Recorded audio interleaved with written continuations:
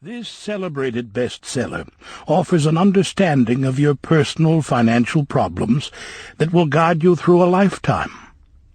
The Richest Man in Babylon uses success secrets of the ancients to lead you onto the road of happiness and prosperity. And now, The Richest Man in Babylon. Forward. Our prosperity as a nation depends upon the personal financial prosperity of each of us as individuals. This book deals with the personal successes of each of us.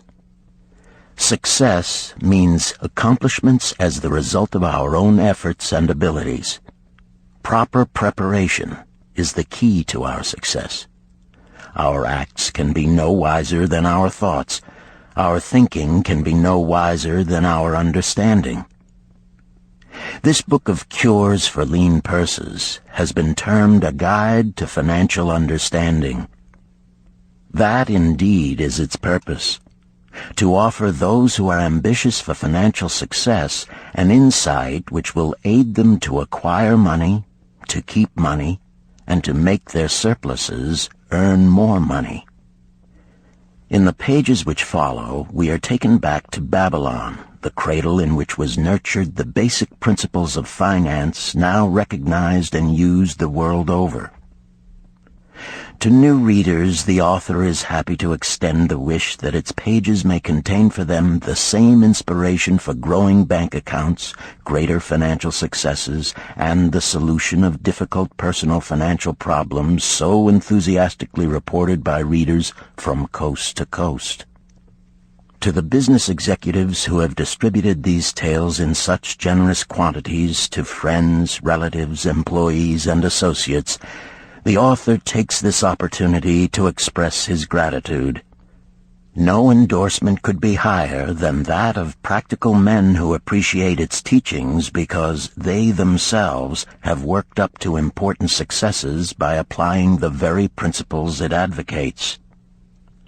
Babylon became the wealthiest city of the ancient world because its citizens were the richest people of their time. They appreciated the value of money. They practiced sound financial principles in acquiring money, keeping money, and making their money earn more money. They provided for themselves what we all desire: incomes for the future.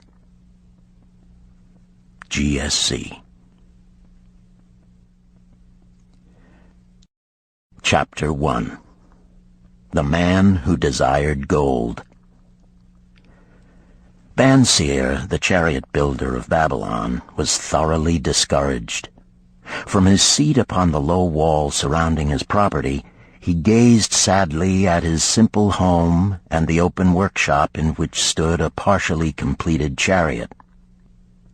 His wife frequently appeared at the open door. Her furtive glances in his direction reminded him that the meal bag was almost empty and he should be at work finishing the chariot, hammering and hewing, polishing and painting, stretching taut the leather over the wheel rims, preparing it for delivery so he could collect from his wealthy customer. Nevertheless, his fat, muscular body sat stolidly upon the wall. His slow mind was struggling patiently with a problem for which he could find no answer. The hot tropical sun, so typical of this valley of the Euphrates, beat down upon him mercilessly. Beads of perspiration formed upon his brow and trickled down unnoticed to lose themselves in the hairy jungle on his chest. Beyond his home towered the high terraced walls surrounding the king's palace. Nearby, cleaving the blue heavens, was the painted tower of the Temple of Bel. In the shadow of such grandeur was his simple home and many others far less neat and well cared for. Babylon was like this, a mixture of grandeur and squalor, of dazzling wealth and direst poverty, crowded together without plan or system within the protecting walls of the city. Behind him, had he cared to turn and look, The noisy chariots of the rich jostled and crowded aside the sandaled tradesmen as well as the barefooted beggars. Even the rich were forced to turn into the gutters to clear the way for the long lines of slave-water carriers on the king's business, each bearing a heavy goatskin of water to be poured upon the hanging gardens. Bansir was too engrossed in his own problem to hear or heed the confused hubbub of the busy city. It was the unexpected twanging of the strings from a familiar lyre that aroused him from his reverie. He turned and looked into the sensitive, smiling face of his best friend, Kobbi, the musician. "May the gods bless thee with great liberality, my good friend," began Kobbi with an elaborate salute. "Yet it does appear they have already been so generous thou needst not to labor. I rejoice with thee in thy good fortune. More, I would even share it with thee. Pray, from thy purse, which must be bulging, else thou wouldst be busy in yon shop, extract but 2 humble shekels and lend them to me until after the nobleman's feast this night. Thou wilt not miss them ere they are returned." "If I did have 2 shekels," Bansir responded gloomily, "to no one could I lend them. Not even to you, my best of friends, for they would be my fortune, my entire fortune." No one lends his entire fortune, not even to his best friend. "What?" exclaimed Kobbi with genuine surprise. "Thou hast not 1 shekel in thy purse, yet sit like a statue upon a wall. Why not complete that chariot? How else canst thou provide for thy noble appetite? 'Tis not like thee, my friend. Where is thy endless energy? Doth something distress thee? Have the gods brought to thee troubles?" "A torment from the gods it must be," Bansir agreed. "It began with a dream, a senseless dream in which I thought I was a man of means.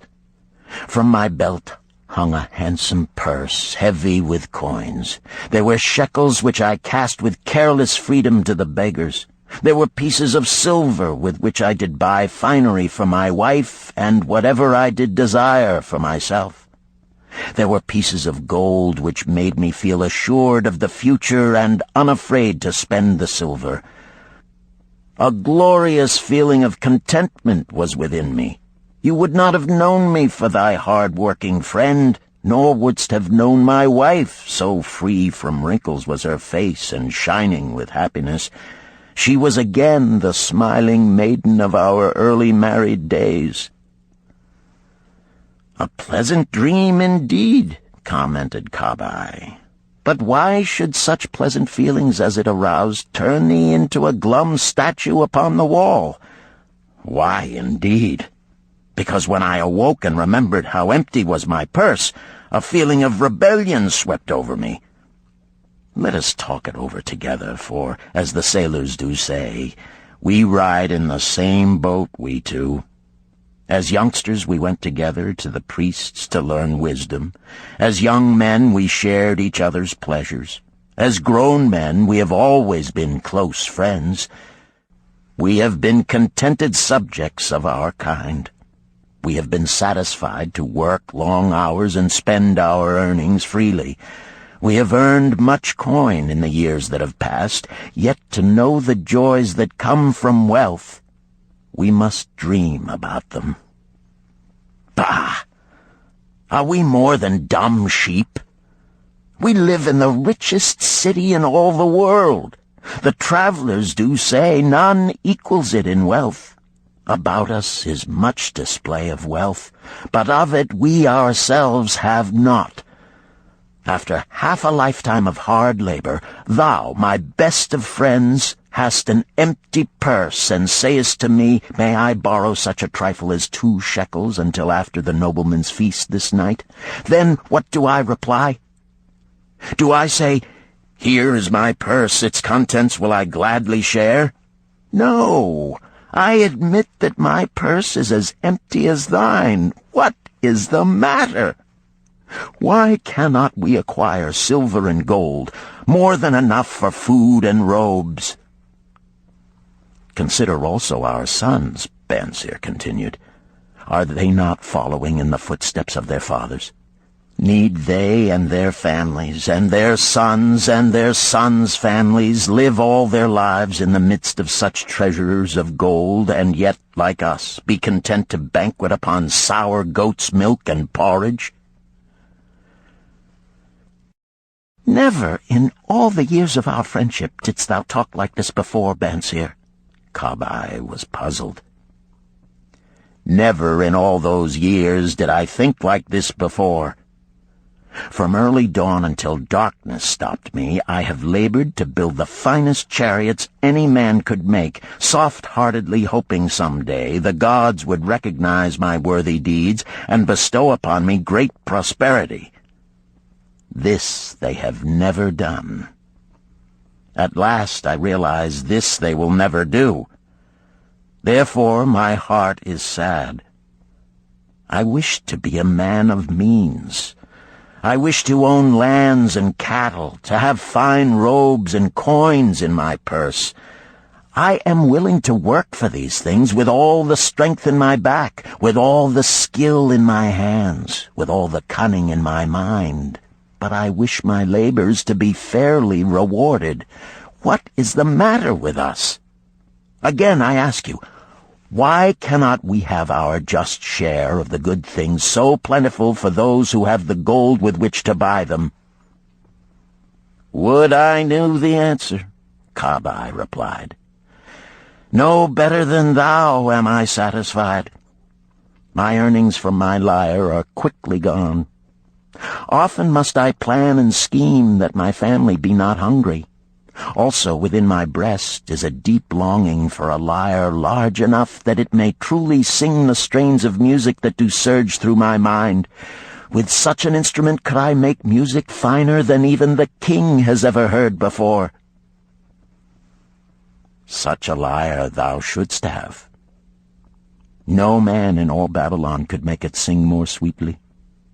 Could make it sing so sweetly not only the king, but the gods themselves would be delighted. But how mayest thou secure it while we both of us are as poor as the king's slaves? Listen to the bell. Here they come. He pointed to the long column of half-naked, sweating water-bearers plodding laboriously up the narrow street from the river.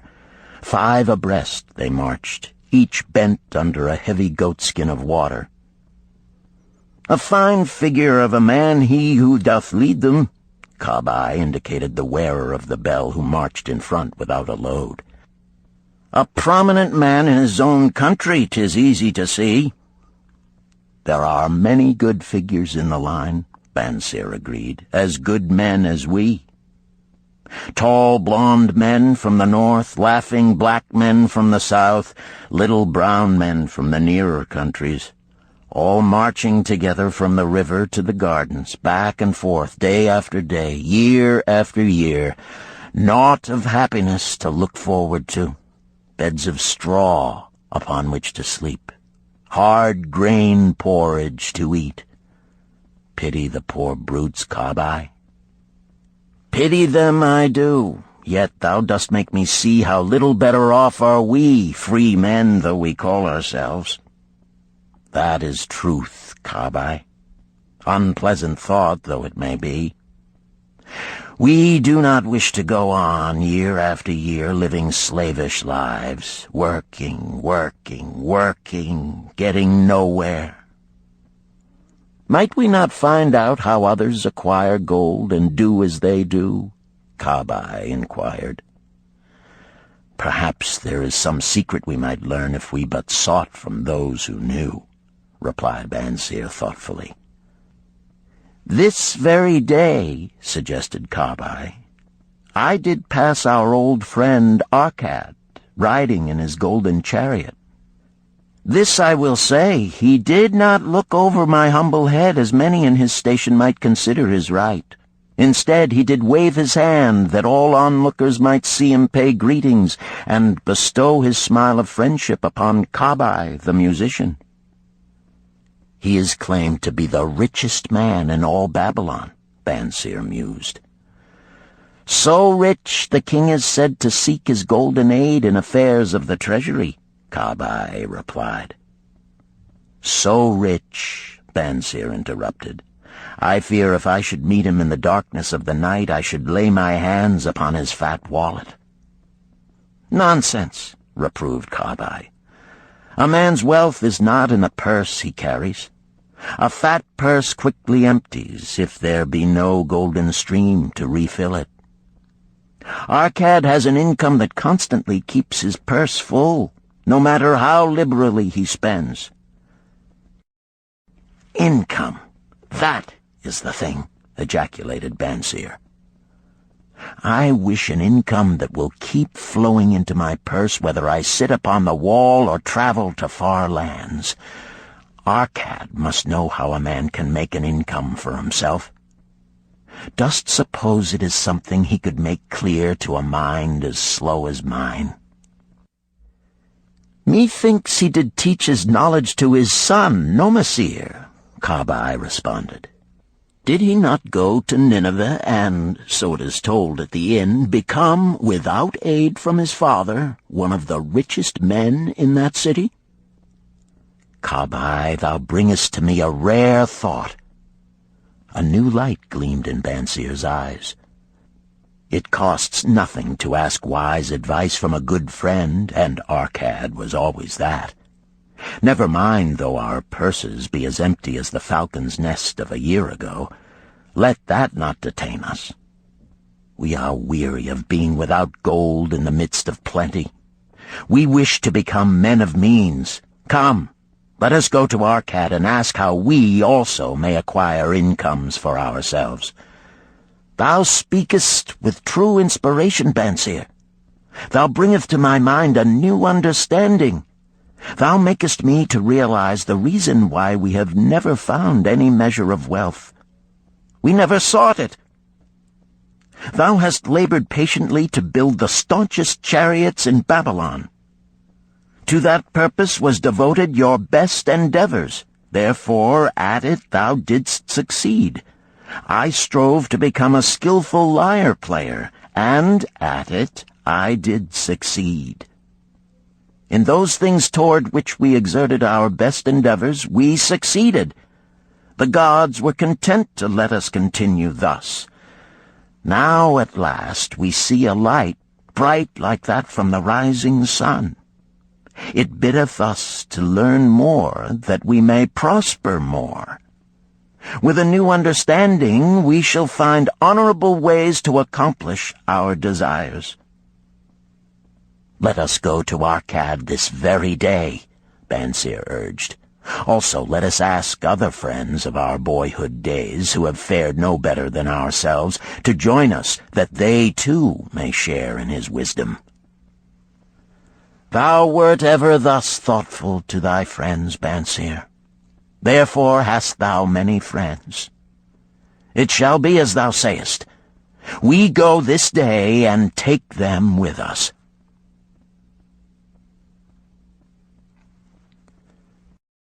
Chapter 2. The Richest Man in Babylon. In old Babylon there once lived a certain very rich man named Arkad. Far and wide he was famed for his great wealth. Also was he famed for his liberality.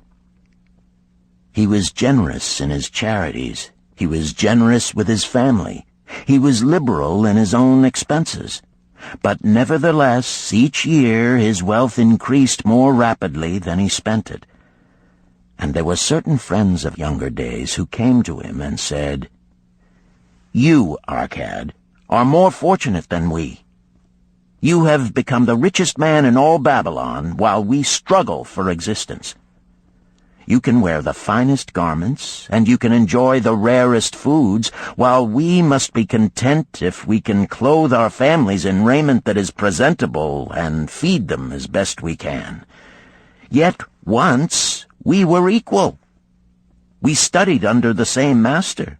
We played in the same games, and in neither the studies nor the games did you outshine us. And in the years since, you have been no more an honorable citizen than we. Nor have you worked harder or more faithfully in so far as we can judge. Why, then, should a fickle fate single you out to enjoy all the good things of life and ignore us who are equally deserving?" Thereupon Arkad remonstrated with them, saying, "If you have not acquired more than a bare existence in the years since we were youths, it is because you either have failed to learn the laws that govern the building of wealth, or else you do not observe them. Fickle fate is a vicious goddess who brings no permanent good to anyone. On the contrary, she brings ruin to almost every man upon whom she showers unearned gold. She makes wanton spenders who soon dissipate all they receive and are left beset by overwhelming appetites and desires they have not the ability to gratify. Yet others whom she favors become misers and hoard their wealth, fearing to spend what they have, knowing they do not possess the ability to replace it. They further are beset by fear of robbers and doom themselves to lives of emptiness and secret misery.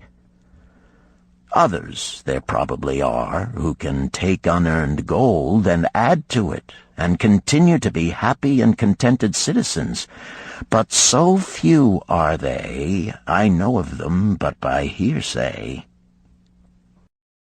Think you of the men who have inherited sudden wealth, and see if these things are not so." His friends admitted that of the men they knew who had inherited wealth, these words were true, and they besought him to explain to them how he had become possessed of so much prosperity, so he continued. "In my youth, I looked about me and saw all the good things there were to bring happiness and contentment, and I realized that wealth increased the potency of all these. Wealth is a power. With wealth, many things are possible. One may ornament the home with the richest of furnishings. One may sail the distant seas. One may feast on the delicacies of far lands. One may buy the ornaments of the gold worker and the stone polisher. One may even build mighty temples for the gods. One may do all these things and many others in which there is delight for the senses and gratification for the soul. And when I realized all this, I decided to myself that I would claim my share of the good things of life. I would not be one of those who stand afar off, enviously watching others enjoy. I would not be content to clothe myself in the cheapest raiment that looked respectable. I would not be satisfied with the lot of a poor man. On the contrary, I would make myself a guest at this banquet of good things. Being, as you know, the son of a humble merchant, one of a large family with no hope of an inheritance, and not being endowed, as you have so frankly said, with superior powers or wisdom, I decided that if I was to achieve what I desired, time and study would be required. As for time, all men have it in abundance. You, each of you, have let slip by sufficient time to have made yourselves wealthy. Yet you admit you have nothing to show except your good families, of which you can be justly proud. As for study, did not our wise teacher teach us that learning was of two kinds? The one kind being the things we learned and knew, and the other being the training that taught us how to find out what we did not know. Therefore did I decide to find out how one might accumulate wealth, and, when I had found out, to make this my task and do it well. For is it not wise that we should enjoy while we dwell in the brightness of the sunshine? For sorrows enough shall descend upon us when we depart for the darkness of the world of spirit. I found employment as a scribe in the hall of records, and long hours each day I labored upon the clay tablets. Week after week, and month after month I labored, yet for my earnings I had naught to show. Food and clothing and penance to the gods, and other things of which I could remember not what, absorbed all my earnings, but my determination did not leave me. And one day Algamish, the moneylender, came to the house of the city master and ordered a copy of the 9th law, and he said to me, "I must have this in 2 days, and if the task is done by that time, 2 coppers will I give to thee." So I labored hard, but the law was long, and when Algamish returned, the task was unfinished. He was angry, and had I been his slave, he would have beaten me. But knowing the city master would not permit him to injure me, I was unafraid, so I said to him, "Algamish, you are a very rich man. Tell me how I may also become rich, and all night I will carve upon the clay, and when the sun rises, it shall be completed." He smiled at me and replied, "You are a forward knave, but we will call it a bargain." All that night I carved, though my back pained and the smell of the wick made my head ache until my eyes could hardly see. But when he returned at sunup, the tablets were complete. "Now," I said, "tell me what you promised." "You have fulfilled your part of our bargain, my son," he said to me kindly, "and I am ready to fulfill mine. I will tell you these things you wish to know, because I am becoming an old man, and an old tongue loves to wag. And when youth comes to age for advice, he receives the wisdom of years. But too often does youth think that age knows only the wisdom of days that are gone, and therefore profits not. But remember this: the sun that shines today is the sun that shone when thy father was born, and will still be shining when thy last grandchild shall pass into the darkness. The thoughts of youth," he continued, "are bright lights that shine forth like the meteors that oft make brilliant the sky. But the wisdom of age is like the fixed stars that shine so unchanged that the sailor may depend upon them to steer his course. Mark you well my words, for if you do not, you will fail to grasp the truth that I will tell you, and you will think that your night's work has been in vain." Then he looked at me shrewdly from under his shaggy brows and said in a low, forceful tone, "I found the road to wealth when I decided that a part of all I earned was mine to keep. And so will you." Then he continued to look at me with a glance that I could feel pierce me, but said no more. "Is that all?" I asked. "That was sufficient to change the heart of a sheep-herder into the heart of a money-lender," he replied. "But all I earn is mine to keep, is it not?" I demanded. "Far from it," he replied. "Do you not pay the garment-maker? Do you not pay the sandal-maker? Do you not pay for the things you eat? Can you live in Babylon without spending? What have you to show for your earnings of the past month? What for the past year? Fool! You pay to everyone but yourself. Dullard! You labor for others. As well be a slave and work for what your master gives you to eat and wear. If you did keep for yourself 1/10 of all you earn, how much would you have in 10 years? My knowledge of the numbers did not forsake me, and I answered, "As much as I earn in 1 year." "You speak but half the truth," he retorted. "Every gold piece you save is a slave to work for you. Every copper it earns is its child that also can earn for you. If you would become wealthy, then what you save must earn, and its children must earn, that all may help to give to you the abundance you crave.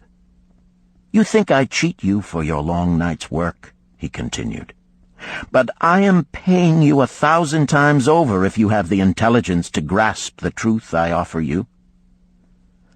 A part of all you earn is yours to keep. It should not be less than 1/10, no matter how little you earn. It can be as much more as you can afford. Pay yourself first. Do not buy from the clothes maker and the sandal maker more than you can pay out of the rest and still have enough for food and charity and penance to the gods. Wealth, like a tree, grows from a tiny seed. The first copper you save is the seed from which your tree of wealth shall grow. The sooner you plant that seed, the sooner shall the tree grow. And the more faithfully you nourish and water that tree with consistent savings, the sooner may you bask in contentment beneath its shade." So saying, he took his tablets and went away. I thought much about what he had said to me, and it seemed reasonable, so I decided that I would try it. Each time I was paid, I took 1 from each 10 pieces of copper and hid it away. And strange as it may seem, I was no shorter of funds than before. I noticed little difference as I managed to get along without it. But often I was tempted, as my hoard began to grow, to spend it for some of the good things the merchants displayed, brought by camels and ships from the land of the Phoenicians. But I wisely refrained. A 12th month after Algamish had gone, he again returned and said to me, "Son, have you paid to yourself not less than 1/10 of all you have earned for the past year?" I answered proudly, "Yes, master, I have." "That is good," he answered, beaming upon me. "And what have you done with it?" "I have given it to Asmer, the brickmaker, who told me he was traveling over the far seas, and in Tyre he would buy from me the rare jewels of the Phoenicians. When he returns, we shall sell these at high prices and divide the earnings." "Every fool must learn," he growled. "But why trust the knowledge of a brickmaker about jewels? Would you go to the breadmaker to inquire about the stars? No, by my tunic, you would go to the astrologer if you had power to think. Your savings are gone, youth. You have jerked your wealth tree up by the roots. But plant another. Try again. And next time, if you would have advice about jewels, go to the jewel merchant. If you would know the truth about sheep, go to the herdsman.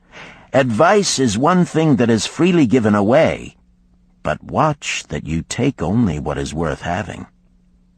He who takes advice about his savings from one who is inexperienced in such matters shall pay with his savings for proving the falsity of their opinions." Saying this, he went away. And it was as he said, for the Phoenicians are scoundrels and sold to Asmer worthless bits of glass that looked like gems.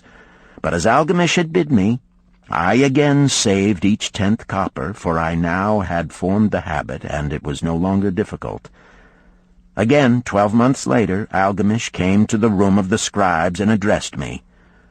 "What progress have you made since last I saw you?"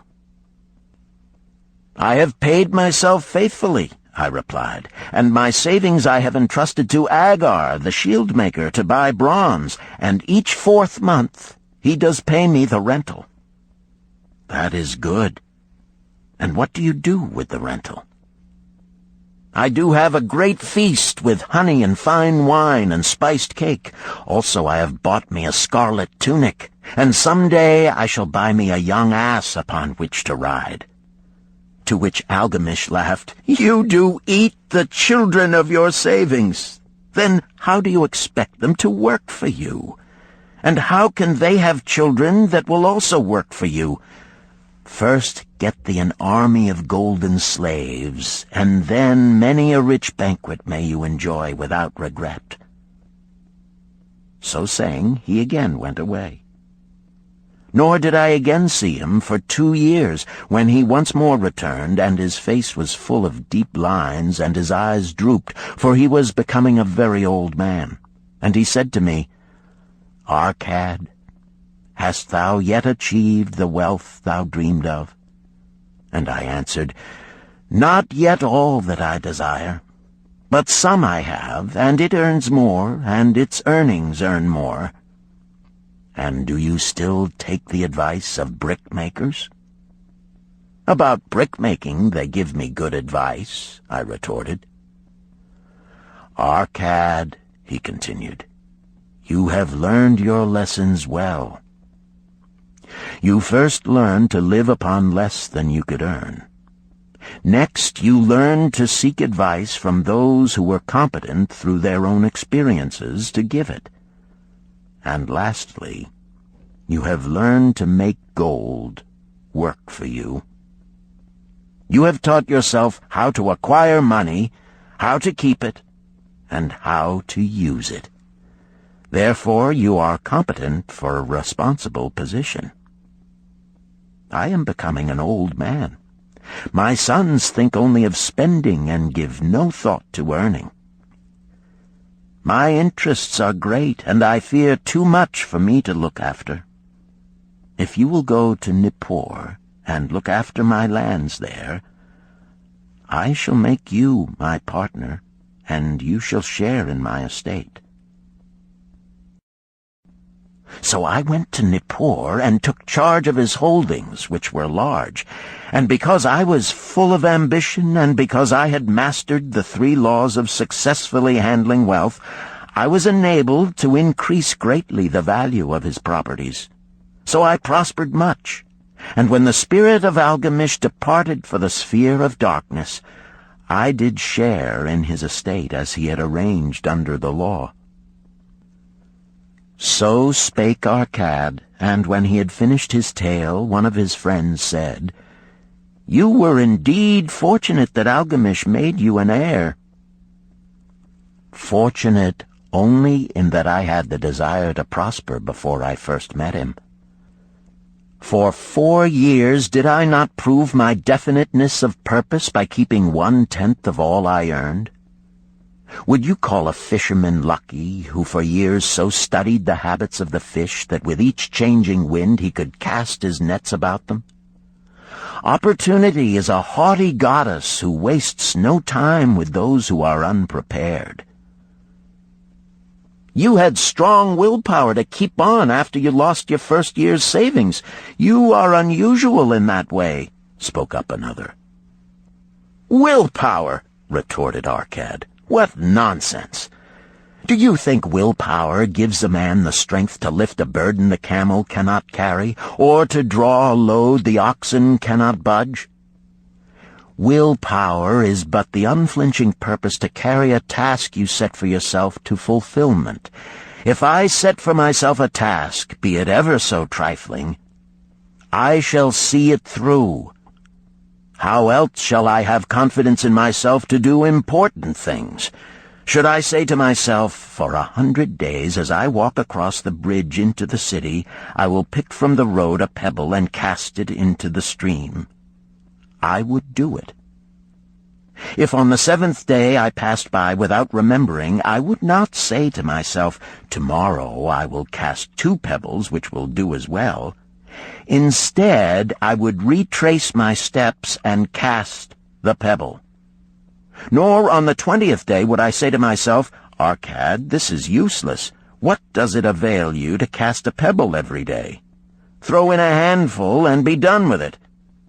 No, I would not say that, nor do it. When I set a task for myself, I complete it. Therefore, I am careful not to start difficult and impractical tasks, because I love leisure." And then another friend spoke up and said, "If what you tell is true, and it does seem, as you have said, reasonable, then being so simple, if all men did it, there would not be enough wealth to go around." "Wealth grows wherever men exert energy," Arkad replied. "If a rich man builds him a new palace, is the gold he pays out gone? No, the brickmaker has part of it, and the laborer has part of it, and the artist has part of it, and everyone who labors upon the house has part of it. Yet, when the palace is completed, is it not worth all it cost? And is the ground upon which it stands not worth more because it is there? And is the ground that adjoins it not worth more because it is there? Wealth grows in magic ways. No man can prophesy the limit of it. Have not the Phoenicians built great cities on barren coasts with the wealth that comes from their ships of commerce on the seas? What then do you advise us to do that we also may become rich?" asked still another of his friends. "The years have passed, and we are no longer young men, and we have nothing put by." "I advise that you take the wisdom of Algamish and say to yourselves, 'A part of all I earn is mine to keep.' Say it in the morning when you first arise, say it at noon, say it at night. Say it each hour of every day. Say it to yourself until the words stand out like letters of fire across the sky. Impress yourself with the idea. Fill yourself with the thought. Then take whatever portion seems wise. Let it be not less than 1/10, and lay it by. Arrange your other expenditures to do this if necessary, but lay by that portion first. Soon you will realize what a rich feeling it is to own a treasure upon which you alone have claim. As it grows, it will stimulate you. A new joy of life will thrill you. Greater efforts will come to you to earn more. For of your increased earnings, will not the same percentage be also yours to keep? Then learn to make your treasure work for you.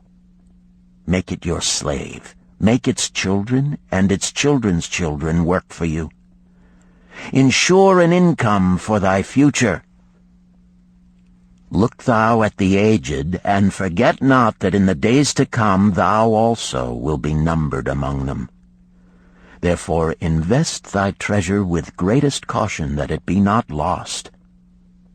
Usurious rates of return are deceitful sirens that sing but to lure the unwary upon the rocks of loss and remorse.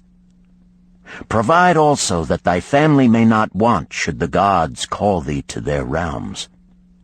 For such protection it is always possible to make provision with small payments at regular intervals. Therefore the provident man delays not in expectation of a large sum becoming available for such a wise purpose. Counsel with wise men. Seek the advice of men whose daily work is handling money. Let them save you from such an error as I myself made in entrusting my money to the judgment of Asmer, the brickmaker. A small return and a safe one is far more desirable than risk. Enjoy life while you are here. Do not overstrain or try to save too much. If 1/10 of all you earn is as much as you can comfortably keep, be content to keep this portion.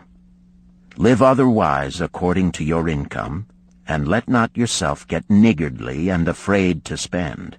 Life is good and life is rich with things worth while and things to enjoy. His friends thanked him and went away. Some were silent because they had no imagination and could not understand. Some were sarcastic because they thought that one so rich should divide with old friends not so fortunate. But some had in their eyes a new light. They realized that Algamish had come back each time to the room of the scribes because he was watching a man work his way out of darkness into light. When that man had found the light, a place awaited him. No one could fill that place until he had for himself worked out his own understanding, until he was ready for opportunity. These latter were the ones who, in the following years, frequently revisited Arkad, who received them gladly. He counseled with them and gave them freely of his wisdom, as men of broad experience are always glad to do, and he assisted them in so investing their savings that it would bring in a good interest with safety and would neither be lost nor entangled in investments that paid no dividends. The turning point in these men's lives came upon that day when they realized the truth that had come from Algamish to Arkad, and from Arkad to them. A part of all you earn is yours to keep.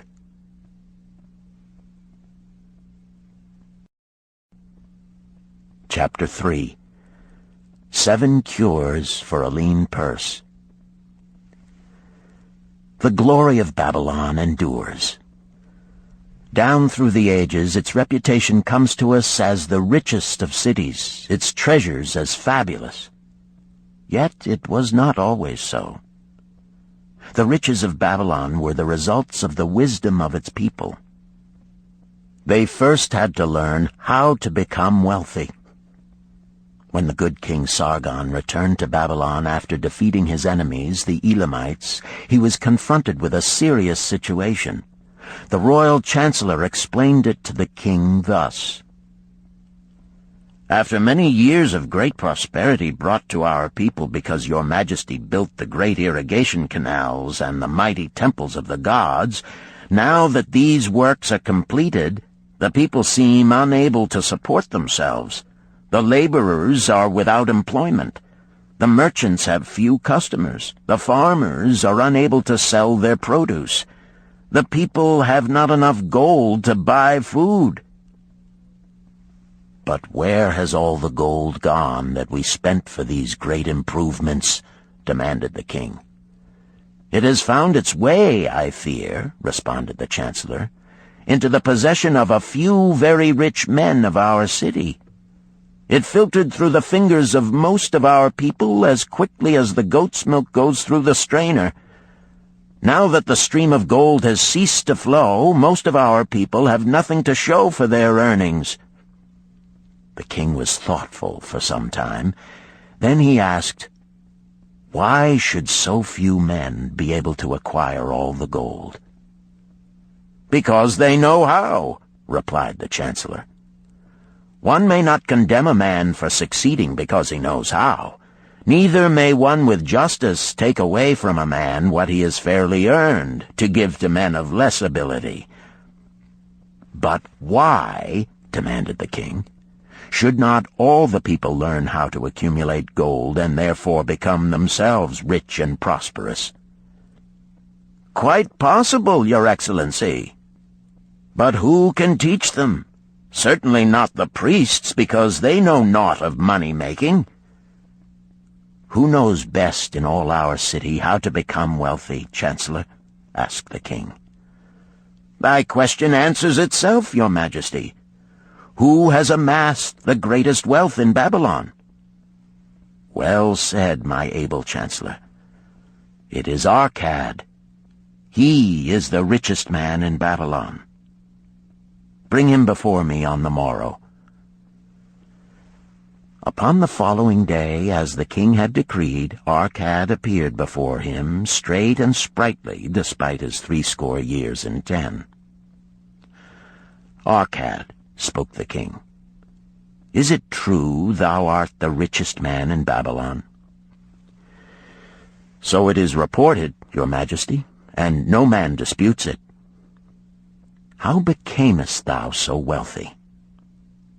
"By taking advantage of opportunities available to all citizens of our good city." Thou hadst nothing to start with? Only a great desire for wealth. Besides this, nothing. Arkad, continued the king, our city is in a very unhappy state because a few men know how to acquire wealth and therefore monopolize it, while the mass of our citizens lack the knowledge of how to keep any part of the gold they receive. It is my desire that Babylon be the wealthiest city in the world. Therefore, it must be a city of many wealthy men. Therefore, we must teach all the people how to acquire riches. Tell me, Arkad, is there any secret to acquiring wealth? Can it be taught? It is practical, Your Majesty. That which one man knows can be taught to others. The king's eyes glowed. Arkad, thou speakest the words I wish to hear. Wilt thou lend thyself to this great cause? Wilt thou teach thy knowledge to a school for teachers, each of whom shall teach others until there are enough trained to teach these truths to every worthy subject in my domain? Arkad bowed and said, I am thy humble servant to command. Whatever knowledge I possess will I gladly give for the betterment of my fellow men and the glory of my king. Let your good chancellor arrange for me a class of 100 men, and I will teach them those 7 cures which did fatten my purse, than which there was none leaner in all Babylon. A fortnight later, in compliance with the king's command, the chosen 100 assembled in the great hall of the Temple of Learning, seated upon colorful rings in a semicircle. Arkad sat beside a small tabaret upon which smoked a sacred lamp sending forth a strange and pleasing odor. "Behold the richest man in Babylon," whispered a student, nudging his neighbor as Arkad arose. "He is but a man, even as the rest of us." "As a dutiful subject of our great king," Arkad began, "I stand before you in his service.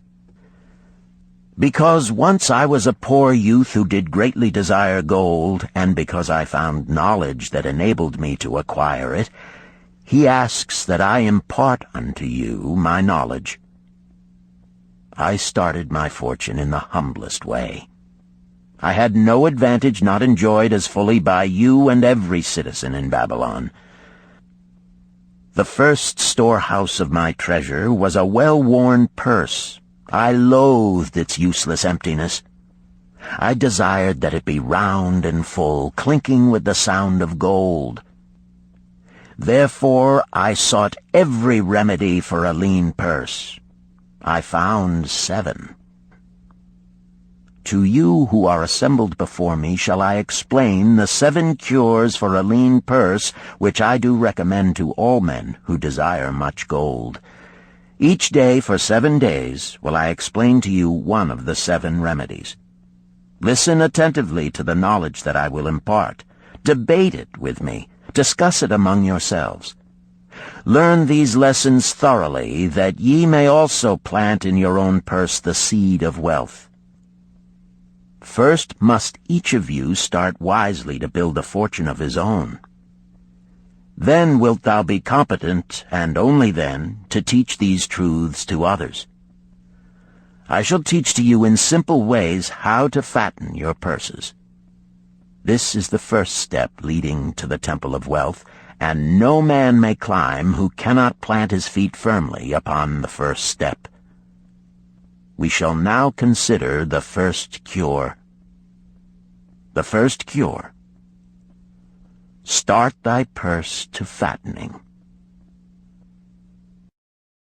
Arkad addressed the thoughtful man in the second row. "My good friend, at what craft workest thou?"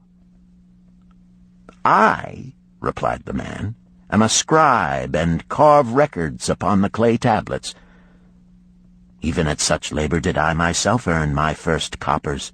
Therefore thou hast the same opportunity to build a fortune." He spoke to a florid-faced man farther back. Pray tell also what dost thou to earn thy bread?"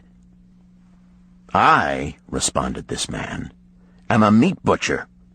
I do buy the goats the farmers raise, and kill them, and sell the meat to the housewives, and the hides to the sandal makers.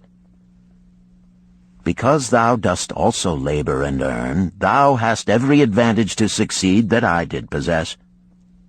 In this way did Arkad proceed to find out how each man labored to earn his living. When he had done questioning them, he said, "Now, my students, ye can see that there are many trades and labors at which men may earn coins. Each of the ways of earning is a stream of gold from which the worker doth divert by his labors a portion to his own purse. Therefore into the purse of each of you flows a stream of coins, large or small, according to his ability. Is it not so?" Thereupon they agreed that it was so. "Then," continued Arkad, "if each of you desireth to build for himself a fortune, is it not wise to start by utilizing that source of wealth which he already has established?" To this they agreed. Then Arkad turned to a humble man who had declared himself an egg merchant. "If thou select one of thy baskets, and put into it each morning 10 eggs, and take out from it each evening 9 eggs, what will eventually happen?" "It will become in time overflowing." "Why?" "Because each day I put in 1 more egg than I take out." Arkad turned to the class with a smile. "Does any man here have a lean purse?" First they looked amused, then they laughed. Lastly, they waved their purses in jest. "All right," he continued. "Now I shall tell thee the first remedy I learned to cure a lean purse. Do exactly as I have suggested to the egg merchant. For every 10 coins thou placest within thy purse, take out for use but 9. Thy purse will start to fatten at once, and its increasing weight will feel good in thy hand and bring satisfaction to thy soul. Deride not what I say because of its simplicity. Truth is always simple. I told thee I would tell how I built my fortune. This was my beginning. I, too, carried a lean purse and cursed it because there was naught within to satisfy my desires. But when I began to take out from my purse but 9 parts of 10 I put in, it began to fatten. So will thine. Now I will tell a strange truth, the reason for which I know not. When I ceased to pay out more than 9/10 of my earnings, I managed to get along just as well. I was not shorter than before. Also, ere long did coins come to me more easily than before. Surely it is a law of the gods that unto him who keepeth and spendeth not a certain part of all his earnings shall gold come more easily. Likewise him whose purse is empty does gold avoid. Which desirest thou the most? Is it the gratification of thy desires of each day, a jewel, a bit of finery, better raiment, more food, things quickly gone and forgotten? Or is it substantial belongings, gold, lands, herds, merchandise, income-bringing investments? The coins thou takest from thy purse bring the first. The coins thou leavest within it will bring the latter. This, my students, was the first cure I did discover for my lean purse. For each 10 coins I put in, to spend but 9. Debate this among yourselves. If any man proves it untrue, tell me upon the morrow when we shall meet again. The second cure. Control thy expenditures. Some of your members, my students, have asked me this. How can a man keep 1/10 of all he earns in his purse when all the coins he earns are not enough for his necessary expenses? So did Arkad address his students upon the second day. "Yesterday, how many of thee carried lean purses?" "All of us," answered the class. "Yet thou do not all earn the same. Some earn much more than others. Some have much larger families to support. Yet all purses were equally lean. Now I will tell thee an unusual truth about men and sons of men.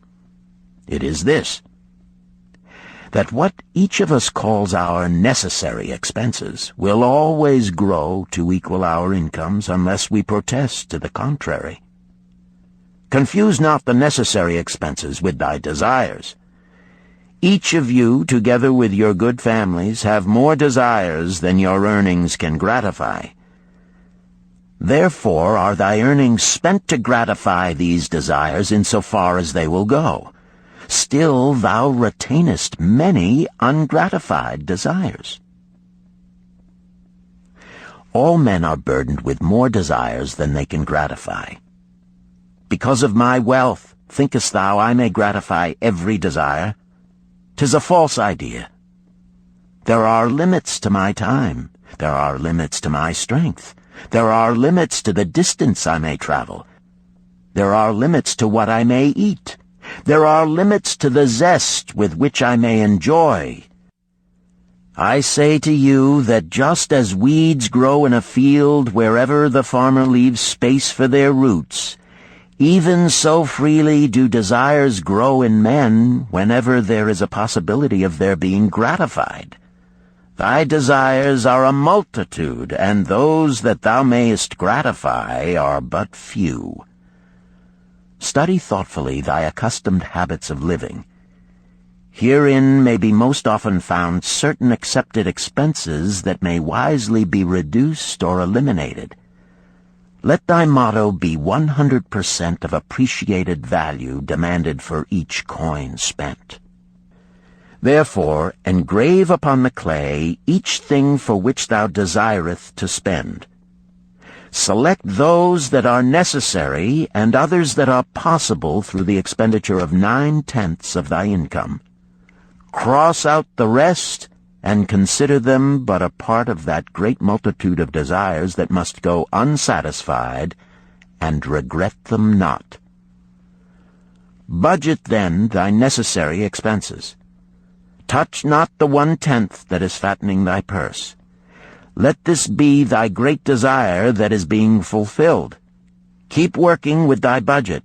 Keep adjusting it to help thee. Make it thy first assistant in defending thy fattening purse." Hereupon one of the students, wearing a robe of red and gold, arose and said, "I am a free man. I believe that it is my right to enjoy the good things of life. Therefore do I rebel against the slavery of a budget which determines just how much I may spend and for what. I feel it would take much pleasure from my life and make me little more than a pack-ass to carry a burden." To him Arkad replied, "Who, my friend, would determine thy budget?" "I would make it for myself," responded the protesting one. "In that case, were a pack-ass to budget his burden, would he include therein jewels and rugs and heavy bars of gold? Not so. He would include hay and grain and a bag of water for the desert trail.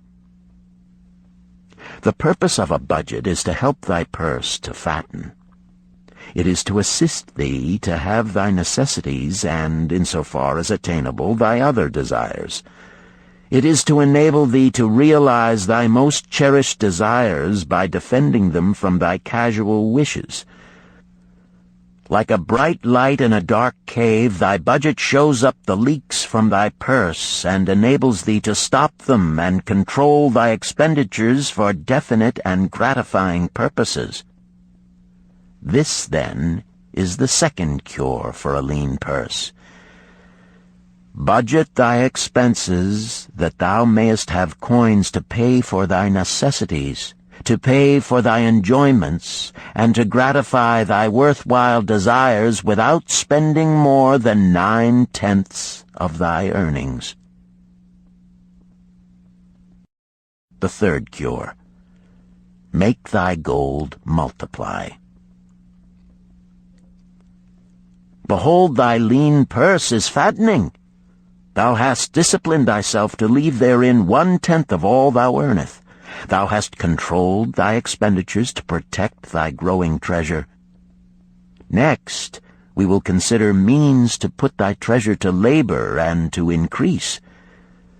Gold in a purse is gratifying to own, and satisfieth a miserly soul, but earns nothing. The gold we may retain from our earnings is but the start. The earnings it will make shall build our fortunes. So spoke Arkad upon the third day to his class. How, therefore, may we put our gold to work? My first investment was unfortunate, for I lost all. Its tale I will relate later. My first profitable investment was a loan I made to a man named Agar, a shield maker. Once each year did he buy large shipments of bronze brought from across the sea to use in his trade. Lacking sufficient capital to pay the merchants, he would borrow from those who had extra coins. He was an honorable man. His borrowing he would repay, together with a liberal rental as he sold his shields. Each time I loaned to him, I loaned back also the rental he had paid to me. Therefore not only did my capital increase, but its earnings likewise increased. Most gratifying was it to have these sums returned to my purse. I tell you, my students, a man's wealth is not in the coins he carries in his purse. It is the income he buildeth, the golden stream that continually floweth into his purse and keepeth it always bulging. That is what every man desireth.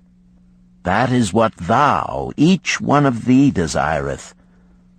An income that continueth to come whether thou work or travel. Great income I have acquired, so great that I am called a very rich man. My loans to Agar were my first training in profitable investment. Gaining wisdom from this experience, I extended my loans and investments as my capital increased. From a few sources at first, from many sources later, flowed into my purse a golden stream of wealth available for such wise uses as I should decide. Behold, from my humble earnings, I had begotten a horde of golden slaves, each laboring and earning more gold. As they labored for me, so their children also labored, and their children's children, until great was the income from their combined efforts.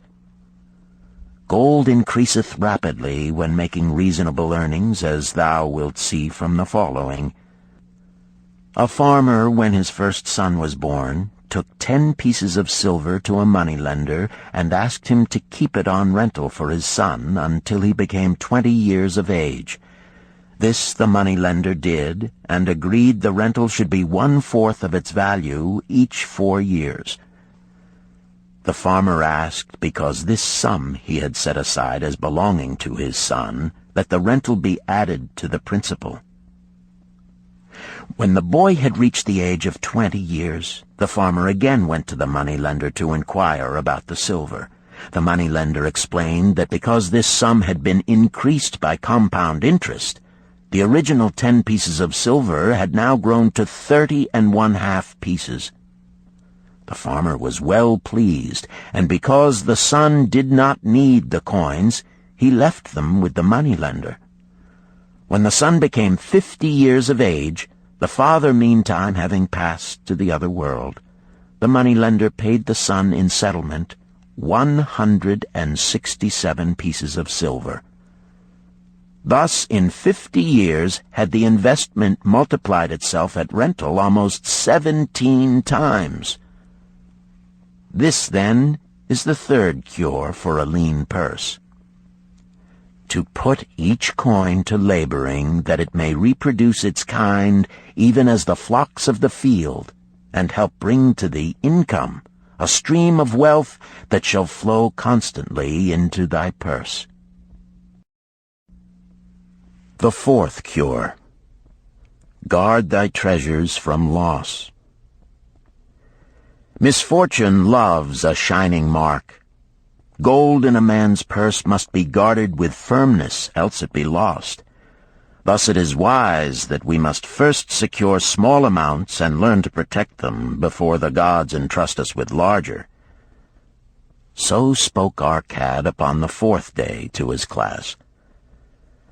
Every owner of gold is tempted by opportunities whereby it would seem that he could make large sums by its investment in most plausible projects.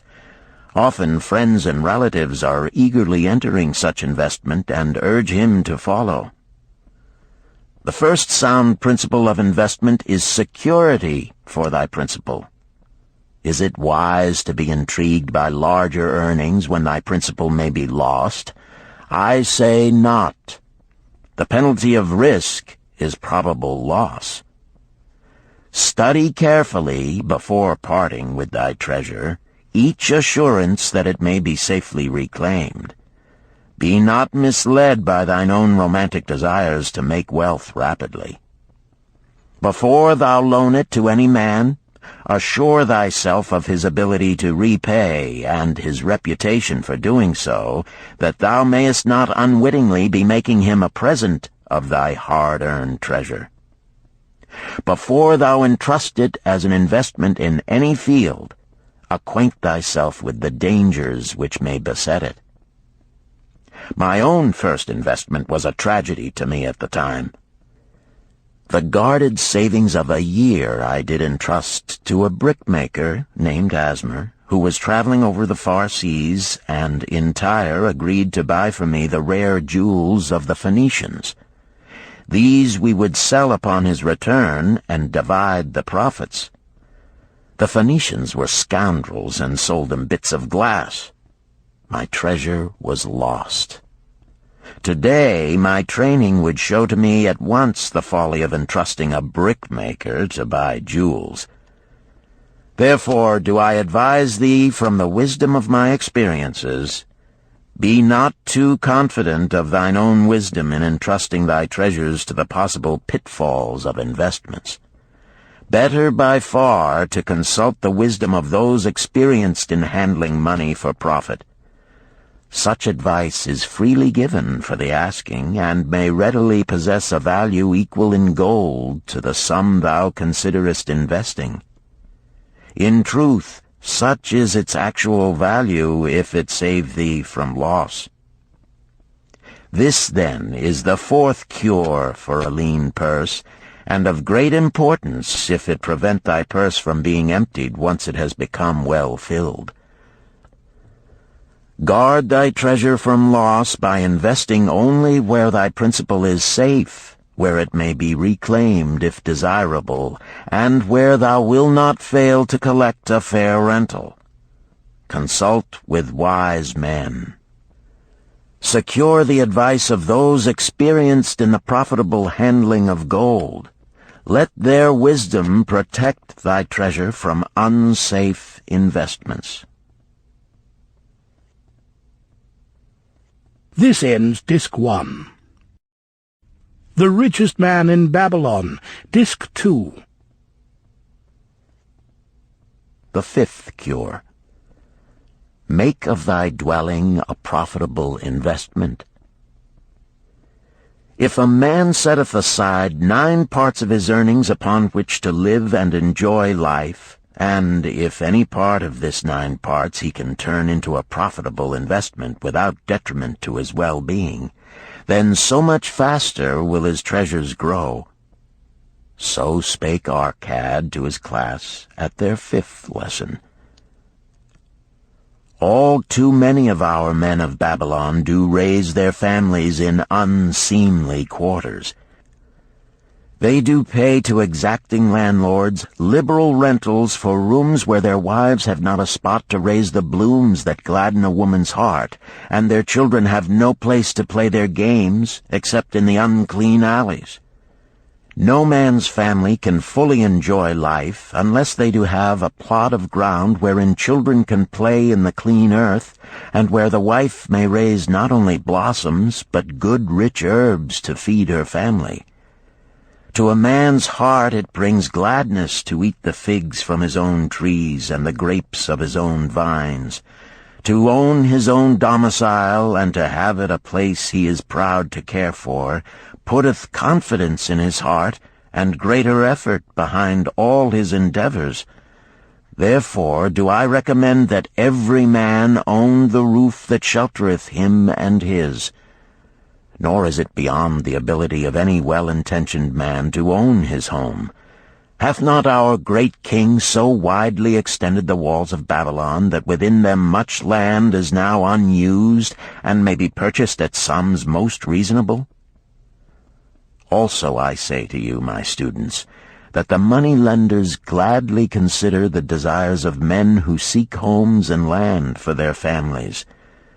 Readily may thou borrow to pay the brickmaker and the builder for such commendable purposes, if thou can show a reasonable portion of the necessary sum which thou thyself hast provided for the purpose.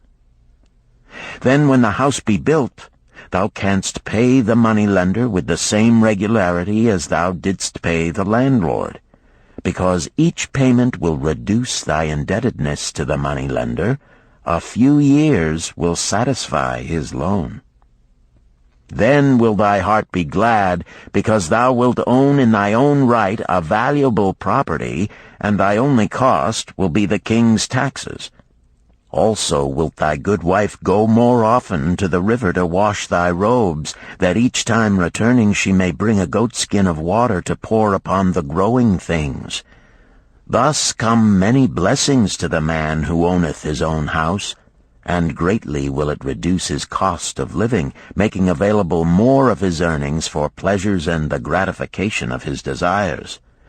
This, then, is the fifth cure for a lean purse. Own thy own home. The sixth cure. Ensure a future income. The life of every man proceedeth from his childhood to his old age. This is the path of life, and no man may deviate from it, unless the gods call him prematurely to the world beyond. Therefore do I say that it behooves a man to make preparation for a suitable income in the days to come, when he is no longer young, and to make preparations for his family, should he be no longer with them to comfort and support them. This lesson shall instruct thee in providing a full purse when time has made thee less able to earn. So Arkad addressed his class upon the sixth day. The man who, because of his understanding of the laws of wealth, acquireth a growing surplus, should give thought to those future days. He should plan certain investments or provisions that may endure safely for many years, yet will be available when the time arrives which he has so wisely anticipated. There are diverse ways by which a man may provide with safety for his future. He may provide a hiding place and there bury a secret treasure. Yet no matter with what skill it be hidden, it may nevertheless become the loot of thieves. For this reason I recommend not this plan. A man may buy houses or lands for this purpose. If wisely chosen as to their usefulness and value in the future, they are permanent in their value and their earnings, or their sale will provide well for his purpose. A man may loan a small sum to the moneylender and increase it at regular periods. The rental which the moneylender adds to this will largely add to its increase. I do know a sandal-maker named Ansan, who explained to me not long ago that each week for 8 years he had deposited with his moneylender 2 pieces of silver. The moneylender had but recently given him an accounting over which he greatly rejoiced.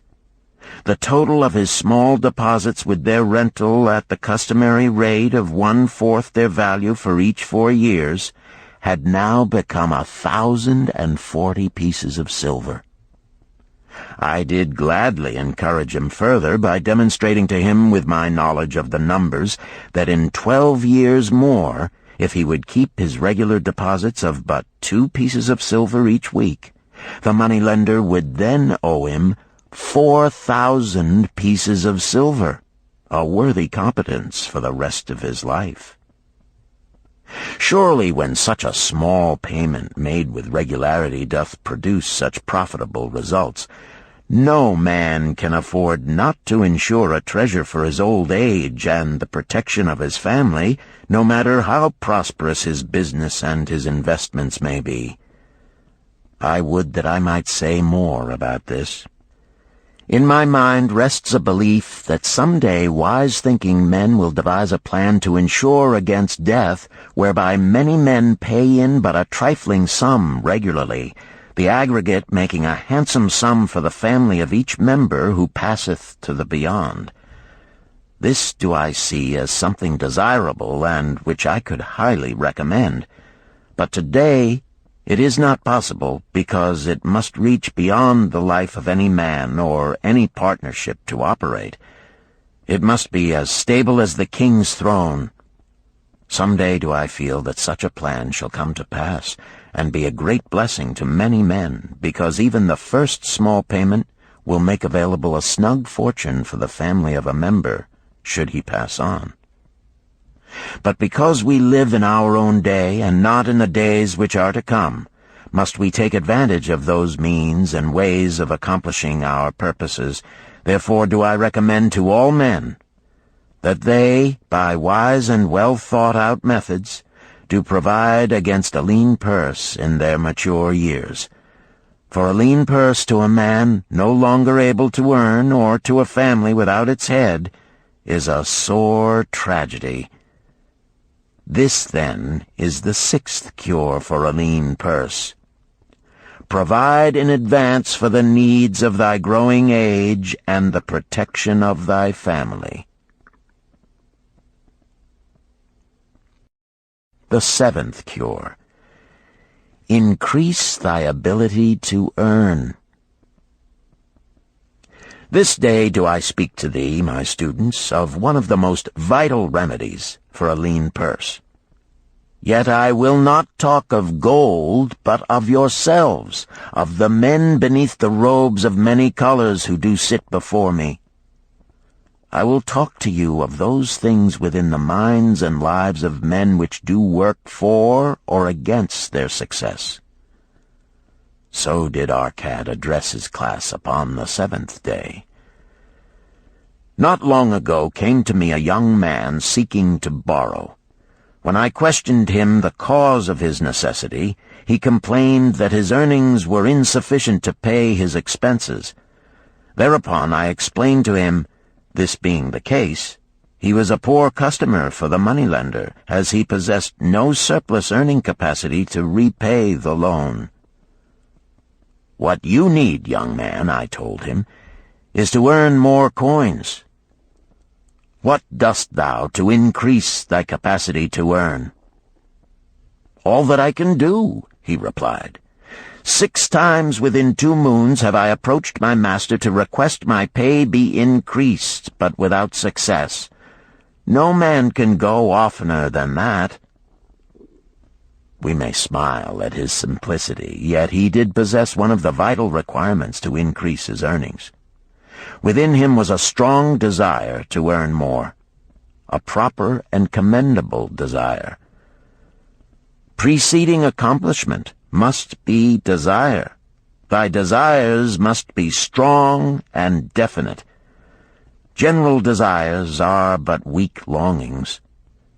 For a man to wish to be rich is of little purpose. For a man to desire 5 pieces of gold is a tangible desire which he can press to fulfillment. After he has backed his desire for 5 pieces of gold with strength of purpose to secure it, next he can find similar ways to obtain 10 pieces, and then 20 pieces, and later 1,000 pieces, and, behold, he has become wealthy. In learning to secure his one definite small desire, he hath trained himself to secure a larger one. This is the process by which wealth is accumulated, first in small sums, then in larger ones as a man learns and becomes more capable. Desires must be simple and definite. They defeat their own purpose should they be too many, too confusing, or beyond a man's training to accomplish. As a man perfecteth himself in his calling, even so doth his ability to earn increase. In those days when I was a humble scribe carving upon the clay for a few coppers each day, I observed that other workers did more than I, and were paid more. Therefore did I determine that I would be exceeded by none. Nor did it take long for me to discover the reason for their greater success. More interest in my work, more concentration upon my task, more persistence in my effort, and, behold, few men could carve more tablets in a day than I. With reasonable promptness my increased skill was rewarded, nor was it necessary for me to go 6 times to my master to request recognition. The more of wisdom we know, the more we may earn. That man who seeks to learn more of his craft shall be richly rewarded. If he is an artisan, he may seek to learn the methods and the tools of those most skillful in the same line. If he laboreth at the law or at healing, he may consult and exchange knowledge with others of his calling. If he be a merchant, he may continually seek better goods that can be purchased at lower prices.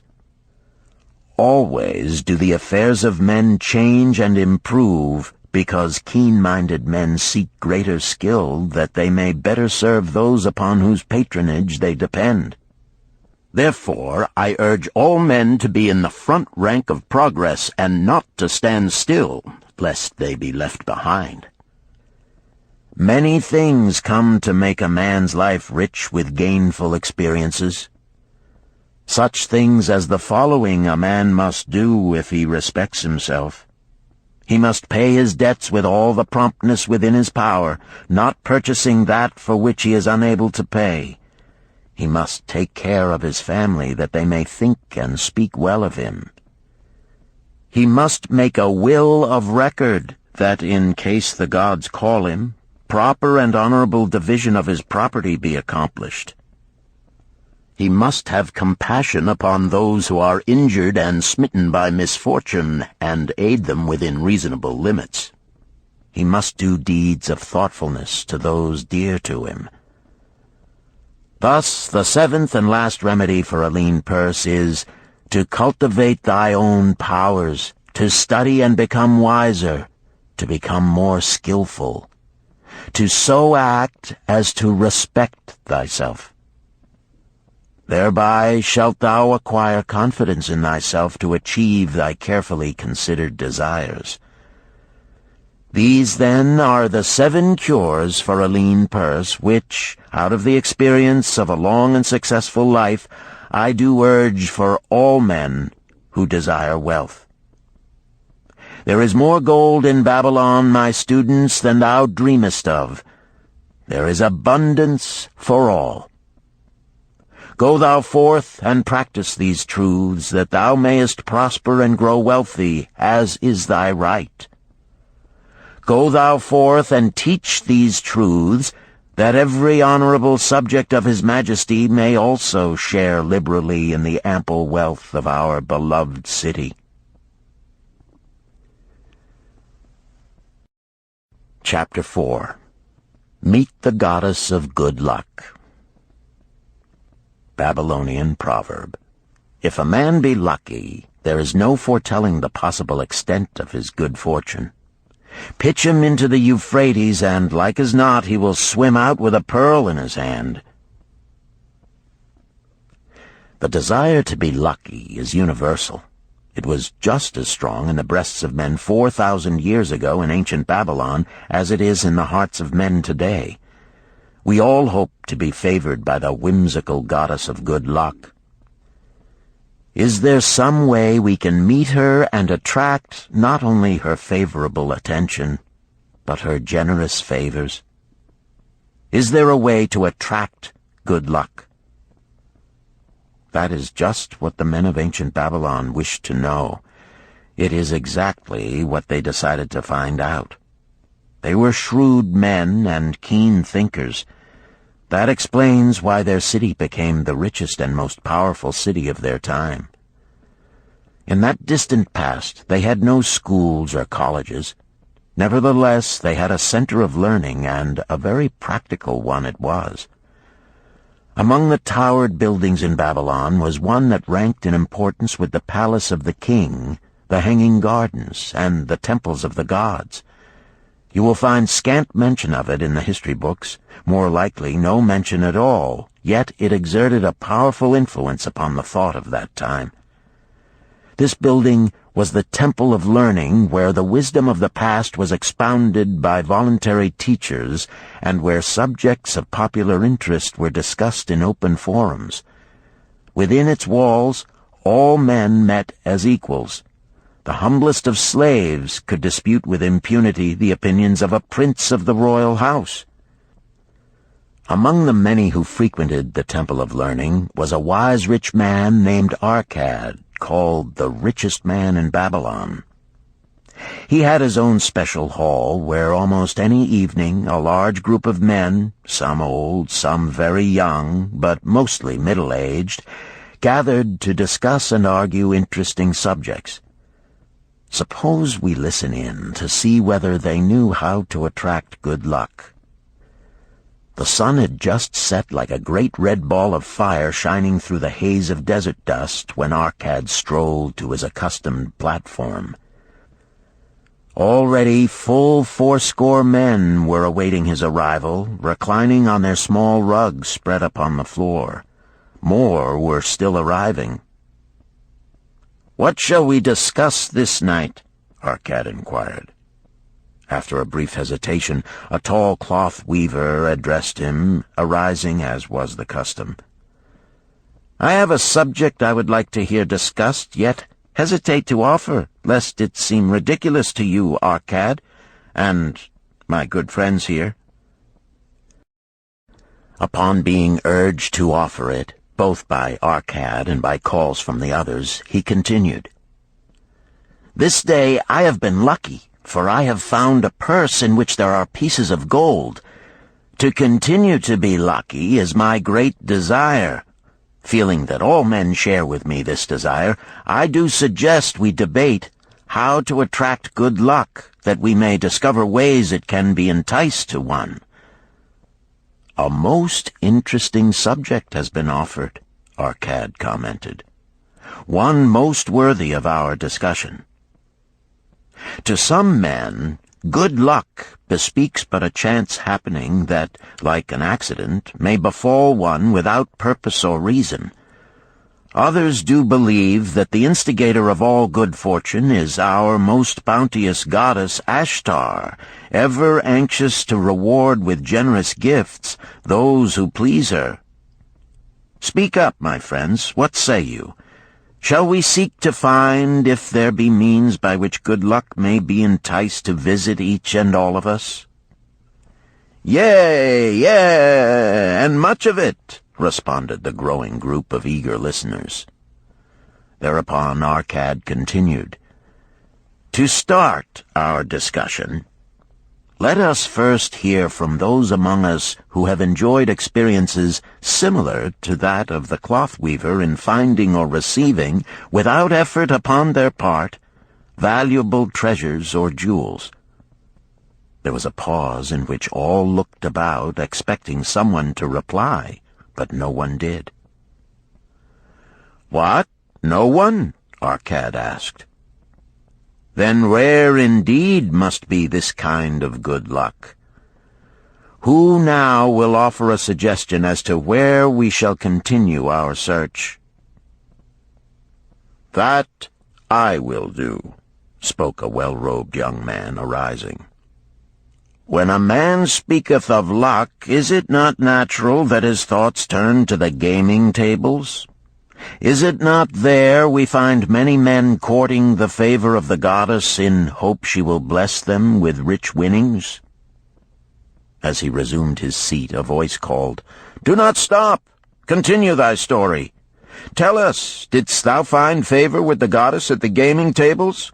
Did she turn the cubes with red side up, so thou filled thy purse at the dealer's expense?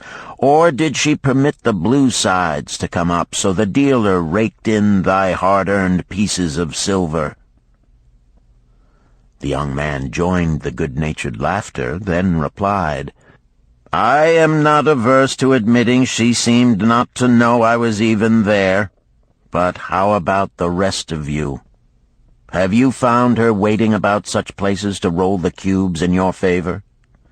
We are eager to hear as well as to learn." "A wise start," broke in Arkad. "We meet here to consider all sides of each question. To ignore the gaming table would be to overlook an instinct common to most men, the love of taking a chance with a small amount of silver in the hope of winning much gold." "That doth remind me of the races but yesterday," called out another listener. "If the goddess frequents the gaming tables, certainly she doth not overlook the races where the gilded chariots and the foaming horses offer far more excitement. Tell us honestly, Arkad, didst she whisper to you to place your bet upon those gray horses from Nineveh yesterday? I was standing just behind thee, and could scarce believe my ears when I heard thee place thy bet upon the grays. Thou knowest as well as any of us that no team in all Assyria can beat our beloved bays in a fair race.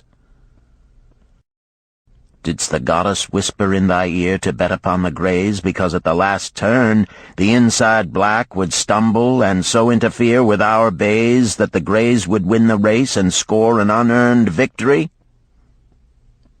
Arkad smiled indulgently at the banter. "What reason have we to feel the good goddess would take that much interest in any man's bet upon a horse race? To me she is a goddess of love and dignity, whose pleasure it is to aid those who are in need and to reward those who are deserving. I look to find her, not at the gaming tables or the races where men lose more gold than they win, but in other places where the doings of men are more worthwhile and more worthy of reward. In tilling the soil, in honest trading, in all of man's occupations, there is opportunity to make a profit upon his efforts and his transactions.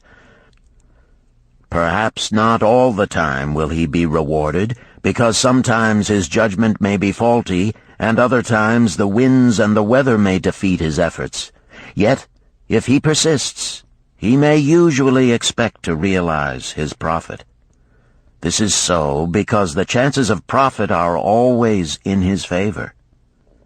But when a man playeth the games, the situation is reversed, for the chances of profit are always against him, and always in favor of the gamekeeper.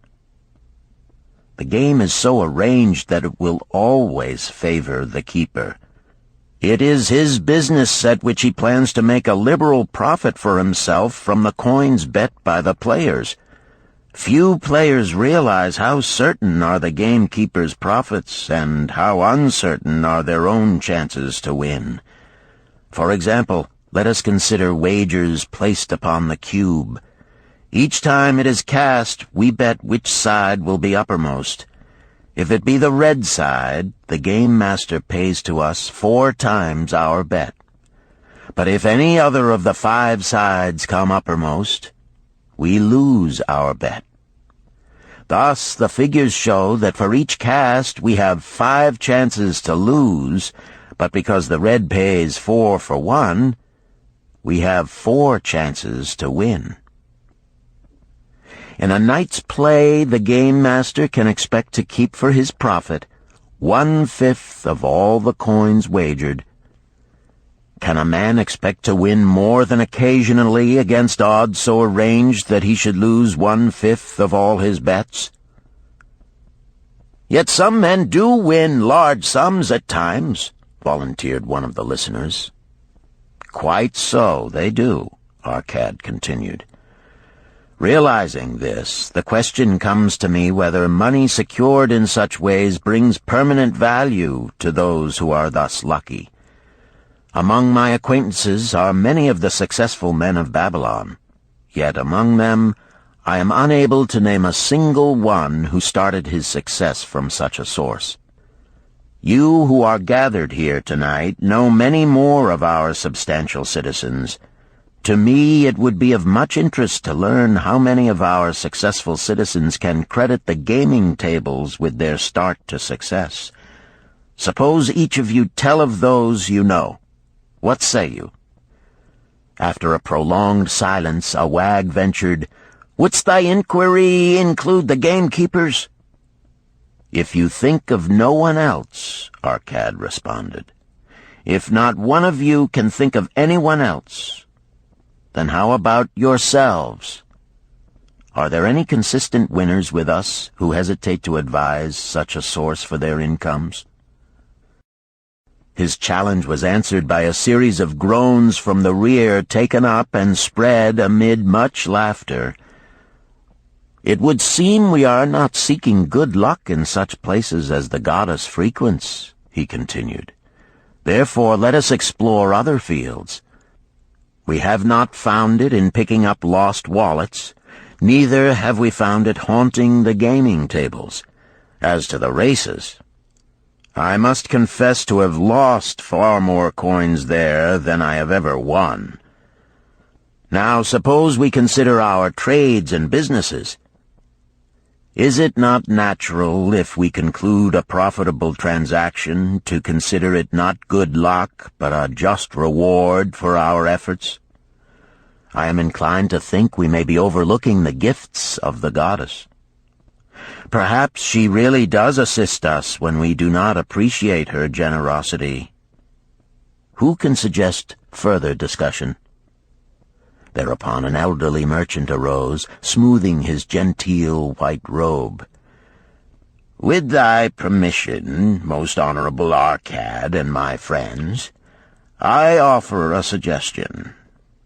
If, as you have said, we take credit to our own industry and ability for our business success, why not consider the successes we almost enjoyed but which escaped us, happenings which would have been most profitable? They would have been rare examples of good luck if they had actually happened. Because they were not brought to fulfillment, we cannot consider them as our just rewards. Surely many men here have such experiences to relate." "Here is a wise approach," Arkad approved. "Who among you have had good luck within your grasp only to see it escape?" Many hands were raised, among them that of the merchant. Arkad motioned to him to speak. "As you suggested this approach, we should like to hear first from you." "I will gladly relate a tale," he resumed, "that doth illustrate how closely unto a man good luck may approach, and how blindly he may permit it to escape, much to his loss and later regret. Many years ago, when I was a young man, just married and well started to earning, my father did come one day and urge most strongly that I enter upon an investment. The son of one of his good friends had taken notice of a barren tract of land not far beyond the outer walls of our city. It lay high above the canal where no water could reach it. The son of my father's friend devised a plan to purchase this land, build 3 large water wheels that could be operated by oxen, and thereby raise the life-giving waters to the fertile soil. This accomplished, he planned to divide it into small tracts and sell to the residents of the city for herb patches. The son of my father's friend did not possess sufficient gold to complete such an undertaking.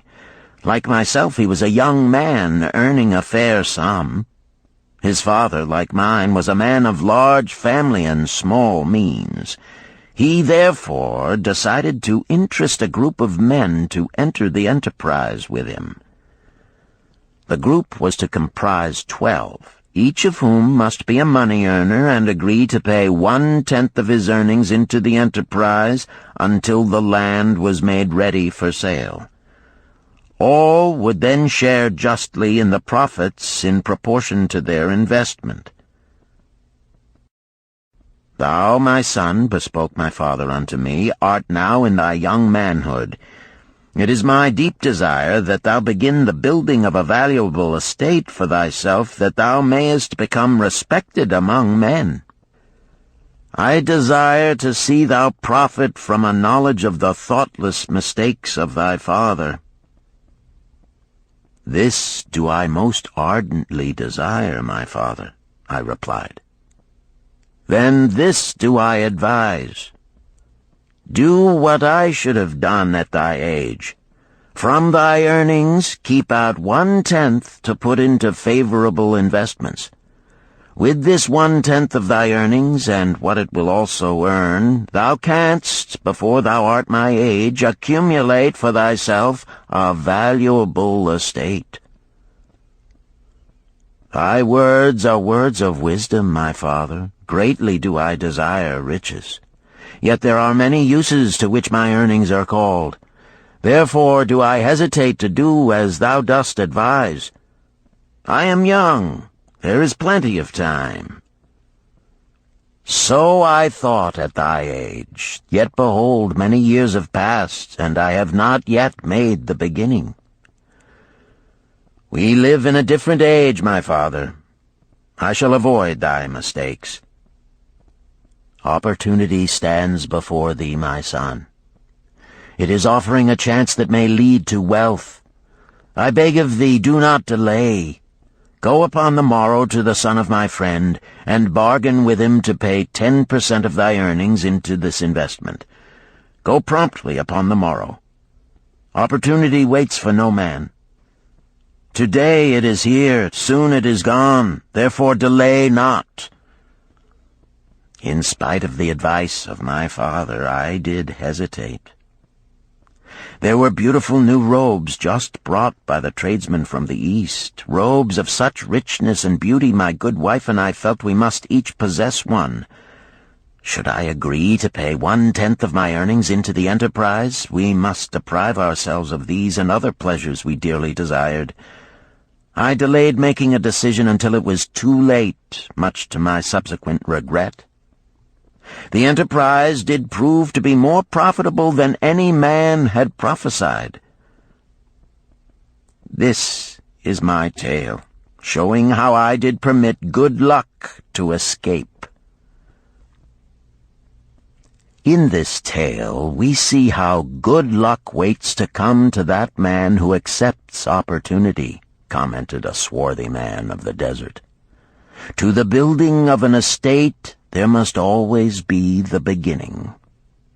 That start may be a few pieces of gold or silver which a man diverts from his earnings to his first investment.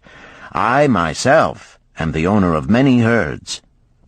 The start of my herds I did begin when I was a mere boy, and did purchase with 1 piece of silver a young calf.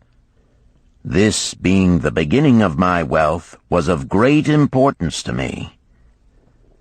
To take his first start to building an estate is as good luck as can come to any man.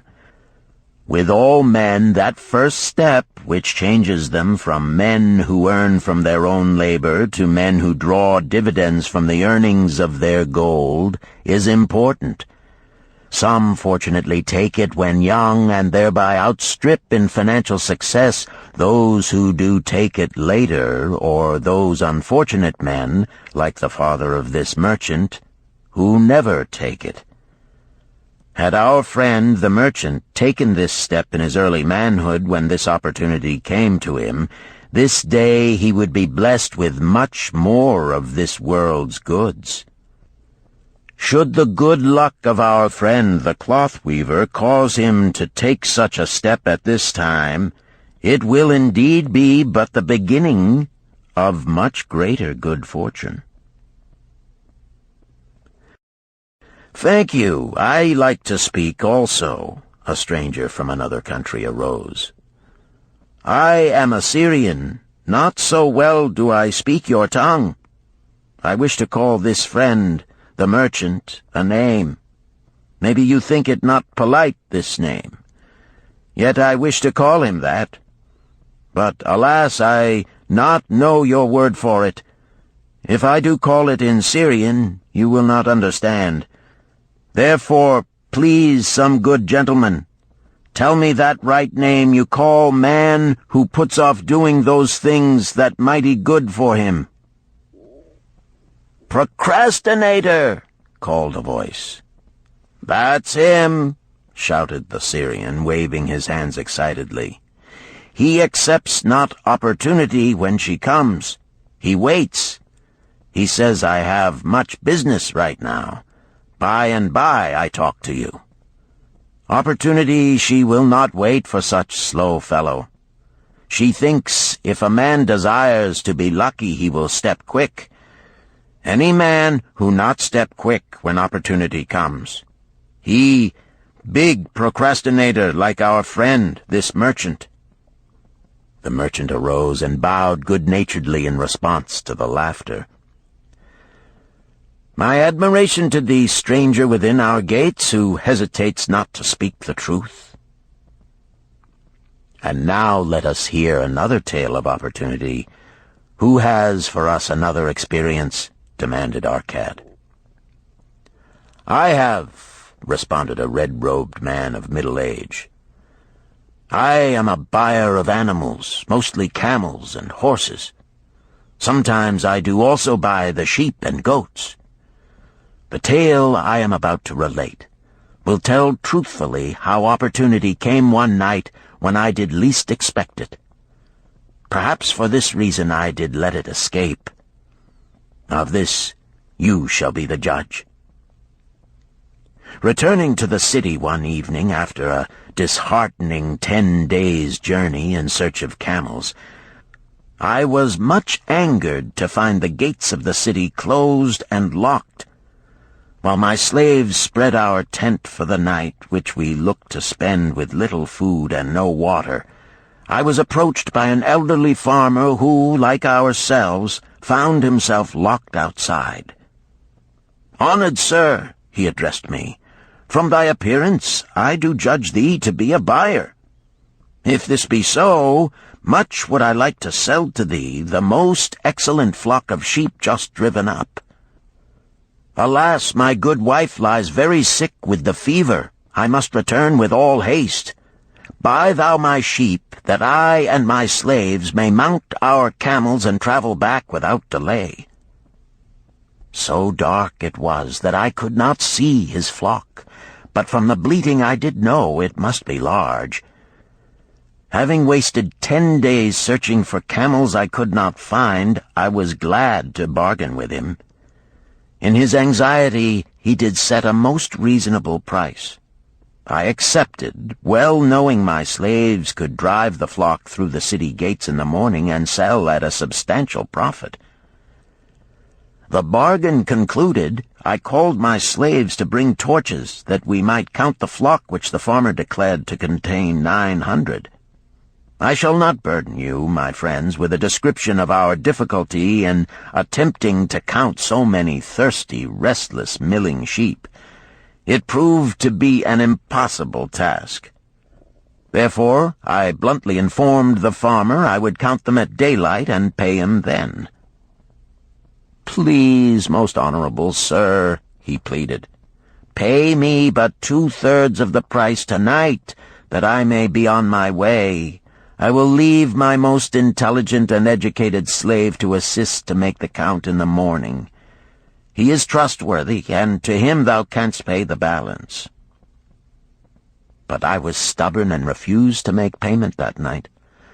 Next morning, before I awoke, the city gates opened, and 4 buyers rushed out in search of flocks.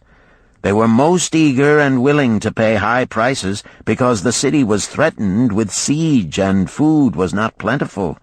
Nearly 3 times the price at which he had offered the flock to me did the old farmer receive for it. Thus was rare good luck allowed to escape. "Here is a tale most unusual," commented Arkad. "What wisdom doth it suggest?" "The wisdom of making a payment immediately when we are convinced our bargain is wise," suggested a venerable saddle-maker. "If the bargain be good, then dost thou need protection against thy own weaknesses as much as against any other man. We mortals are changeable. Alas, I must say more apt to change our minds when right than wrong. Wrong, we are stubborn indeed. Right, we are prone to vacillate and let opportunity escape. My first judgment is my best. Yet always have I found it difficult to compel myself to proceed with a good bargain when made. Therefore, as a protection against my own weaknesses, I do make a prompt deposit thereon. This doth save me from later regrets for the good luck that should have been mine." "Thank you. Again I like to speak." The Syrian was upon his feet once more. "These tales much alike. Each time opportunity fly away for same reason. Each time she come to procrastinator, bringing good plan. Each time they hesitate, not say, right now, best time, I do it quick. How can men succeed that way?" "Wise are thy words, my friend," responded the buyer. "Good luck fled from procrastination in both these tales. Yet this is not unusual. The spirit of procrastination is within all men. We desire riches, yet how often, when opportunity doth appear before us, that spirit of procrastination from within doth urge various delays in our acceptance. In listening to it, we do become our own worst enemies. In my younger days, I did not know it by this long word our friend from Syria doth enjoy. I did think at first it was my own poor judgment that did cause me loss at many profitable trades. Later I did credit it to my stubborn disposition. At last I did recognize it for what it was, a habit of needless delaying where action was required, action prompt and decisive. How I did hate it when its true character stood revealed. With the bitterness of a wild ass hitched to a chariot, I did break loose from this enemy to my success. "Thank you. I like ask question from Mr. Merchant," the Syrian was speaking. "You wear fine robes, not like those of poor man. You speak like successful man. Tell us, do you listen now when procrastination whispers in your ear?" "Like our friend the buyer, I also had to recognize and conquer procrastination," responded the merchant. "To me, it proved to be an enemy ever watching and waiting to thwart my accomplishments. The tale I did relate is but one of many similar instances I could tell to show how it drove away my opportunities. 'Tis not difficult to conquer once understood. No man willingly permits the thief to rob his bins of grain, nor does any man willingly permit an enemy to drive away his customers and rob him of his profits. When once I did recognize that such acts as these my enemy was committing, with determination I conquered him. So must every man master his own spirit of procrastination before he can expect to share in the rich treasures of Babylon. What sayest, Arkad? Because thou art the richest man in Babylon, many do proclaim thee to be the luckiest. Dost agree with me that no man can arrive at a full measure of success until he hath completely crushed the spirit of procrastination within him? It is even as thou sayest, Arkad admitted. During my long life, I have watched generation following generation, marching forward along those avenues of trade, science, and learning that lead to success in life. Opportunities came to all these men. Some grasped theirs and moved steadily to the gratification of their deepest desires, but the majority hesitated, faltered, and fell behind. Arkad turned to the cloth-weaver. Thou didst suggest that we debate good luck. Let us hear what thou now thinkest upon the subject. I do see good luck in a different light. I had thought of it as something most desirable that might happen to a man without effort upon his part. Now I do realize such happenings are not the sort of thing one may attract to himself. From our discussion have I learned that to attract good luck to oneself, it is necessary to take advantage of opportunities. Therefore, in the future, I shall endeavor to make the best of such opportunities as do come to me. Thou hast well grasped the truths brought forth in our discussion, Arkad replied. Good luck, we do find, often follows opportunity, but seldom comes otherwise. Our merchant friend would have found great good luck had he accepted the opportunity the good goddess did present to him. Our friend the buyer likewise would have enjoyed good luck had he completed the purchase of the flock and sold at such a handsome profit. We did pursue this discussion to find a means by which good luck could be enticed to us. I feel that we have found the way. Both the tales did illustrate how good luck follows opportunity. Herein lies a truth that many similar tales of good luck, won or lost, could not change. The truth is this: good luck can be enticed by accepting opportunity. Those eager to grasp opportunities for their betterment do attract the interest of the good goddess. She is ever anxious to aid those who please her. Men of action please her best. Action will lead thee forward to the successes thou dost desire. Men of action are favored by the goddess of good luck.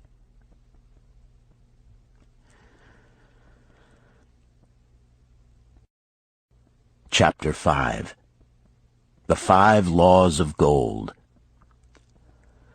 A bag heavy with gold, or a clay tablet carved with words of wisdom. If thou hadst thy choice, which wouldst thou choose? By the flickering light from the fire of desert shrubs, the sun-tanned faces of the listeners gleamed with interest. "The gold! The gold!" chorused the 27. Old Calibab smiled knowingly. "Hark!" he resumed, raising his hand. "Hear the wild dogs out there in the night? They howl and wail because they are lean with hunger. Yet feed them, and what do they? Fight and strut. Then fight and strut some more, giving no thought to the morrow that will surely come. Just so it is with the sons of men. Give them a choice of gold and wisdom. What do? Ignore the wisdom and waste the gold. On the morrow they wail because they have no more gold. Gold is reserved for those who know its laws and abide by them." Calabab drew his white robe close about his lean legs, for a cool night wind was blowing. "Because thou hast served me faithfully upon our long journey, because thou cared well for my camels, because thou toiled uncomplainingly across the hot sands of the desert, because thou fought bravely the robbers that sought to despoil my merchandise, I will tell thee this night the tale of the 5 laws of gold, such a tale as thou never hast heard before. Hark ye with deep attention to the words I speak, for if you grasp their meaning and heed them, in the days that come thou shalt have much gold." He paused impressively. Above, in a canopy of blue, the stars shone brightly in the crystal-clear skies of Babylonia. Behind the group loomed their faded tents tightly staked against possible desert storms. Beside the tents were neatly stacked bales of merchandise covered with skins. Nearby, the camel herd sprawled in the sand, some chewing their cuds contentedly, others snoring in hoarse discord. "Thou hast told us many good tales, Calabab," spoke up the chief packer. "We look to thy wisdom to guide us upon the morrow when our service with thee shall be at an end. I have but told thee of my adventures in strange and distant lands, but this night I shall tell thee of the wisdom of Arkad, the wise rich man." "Much have we heard of him," acknowledged the chief packer, "for he was the richest man that ever lived in Babylon." "The richest man he was, and that because he was wise in the ways of gold, even as no man had ever been before him. This night shall I tell you of his great wisdom as it was told to me by Dabasir, his son, many years ago in Nineveh, when I was but a lad. My master and myself had tarried long into the night in the palace of Dabasir. I had helped my master bring great bundles of fine rugs, each one to be tried by Dabasir until his choice of colors was satisfied. At last he was well pleased, and commanded us to sit with him and to drink a rare vintage, odorous to the nostrils and most warming to my stomach, which was unaccustomed to such a drink. Then did he tell us this tale of the great wisdom of Arkad, his father, even as I shall tell it to you. In Babylon it is the custom, as you know, that the sons of wealthy fathers live with their parents in expectation of inheriting the estate. Arkad did not approve of this custom. Therefore, when Dabasir reached the man's estate, he sent for the young man and addressed him. "My son, it is my desire that thou succeed to my estate. Thou must, however, first prove that thou art capable of wisely handling it. Therefore, I wish that thou go out into the world and show thy ability both to acquire gold and to make thyself respected among men. To start thee well, I will give thee 2 things of which I myself was denied when I started as a poor youth to build up a fortune. First, I give thee this bag of gold. If thou use it wisely, it will be the basis of thy future success. Second, I give thee this clay tablet upon which is carved the 5 laws of gold. If thou dost but interpret them in thy own acts, they shall bring thee competence and security. 10 years from this day come thou back to the house of thy father and give account of thyself. If thou prove worthy, I will then make thee the heir to my estate. Otherwise I will give it to the priests that they may barter for my soul the kind consideration of the gods." So Dabasir went forth to make his own way, taking his bag of gold the clay tablet carefully wrapped in silken cloth, his slave, and the horses upon which they rode. The 10 years passed, and Dabasir, as he had agreed, returned to the house of his father, who provided a great feast in his honor, to which he invited many friends and relatives. After the feast was over, the father and mother mounted their throne-like seats at one side of the great hall, and Dabasir stood before them to give an account of himself as he had promised his father. It was evening. The room was hazy with smoke from the wicks of the oil lamps that but dimly lighted it. Slaves in white woven jackets and tunics fanned the humid air rhythmically with long-stemmed palm leaves. A stately dignity colored the scene. The wife of Dabasir and his 2 young sons, with friends and other members of the family, sat upon rugs behind him, eager listeners. "My father," he began deferentially, "I bow before thy wisdom. 10 years ago, when I stood at the gates of manhood, thou bade me go forth and become a man among men, instead of remaining a vassal to thy fortune. Thou gave me liberally of thy gold. Thou gave me liberally of thy wisdom. Of the gold, alas, I must admit of a disastrous handling. It fled indeed from my inexperienced hands, even as a wild hare flees at the first opportunity from the youth who captures it." The father smiled indulgently. "Continue, my son. Thy tale interests me in all its details." I decided to go to Nineveh, as it was a growing city, believing that I might find there opportunities. I joined a caravan, and among its members made numerous friends. 2 well-spoken men who had a most beautiful white horse, as fleet as the wind, were among these. As we journeyed, they told me in confidence that in Nineveh was a wealthy man who owned a horse so swift that it had never been beaten. Its owner believed that no horse living could run with greater speed. Therefore would he wager any sum, however large, that his horse could outspeed any horse in all Babylonia. Compared to their horse, so my friend said, it was but a lumbering ass that could be beaten with ease. They offered, as a great favor, to permit me to join them in a wager. I was quite carried away with the plan. Our horse was badly beaten, and I lost much of my gold. The father laughed. Later, I discovered that this was a deceitful plan of these men, and they constantly journeyed with caravans seeking victims. You see, the man in Nineveh was their partner and shared with them the bets he won. This shrewd deceit taught me my first lesson in looking out for myself.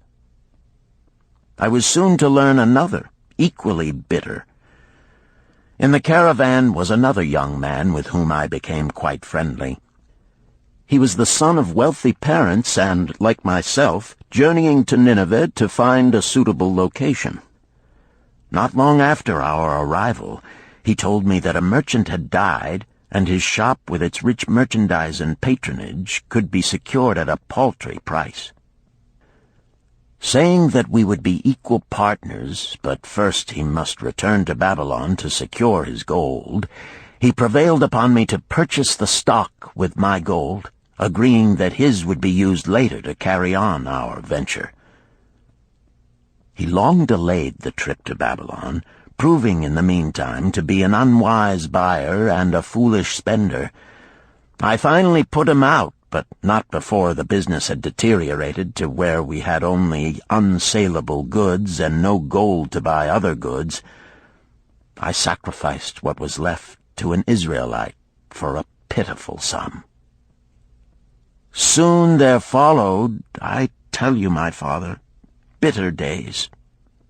I sought employment and found it not, for I was without trade or training that would enable me to earn. I sold my horses, I sold my slave.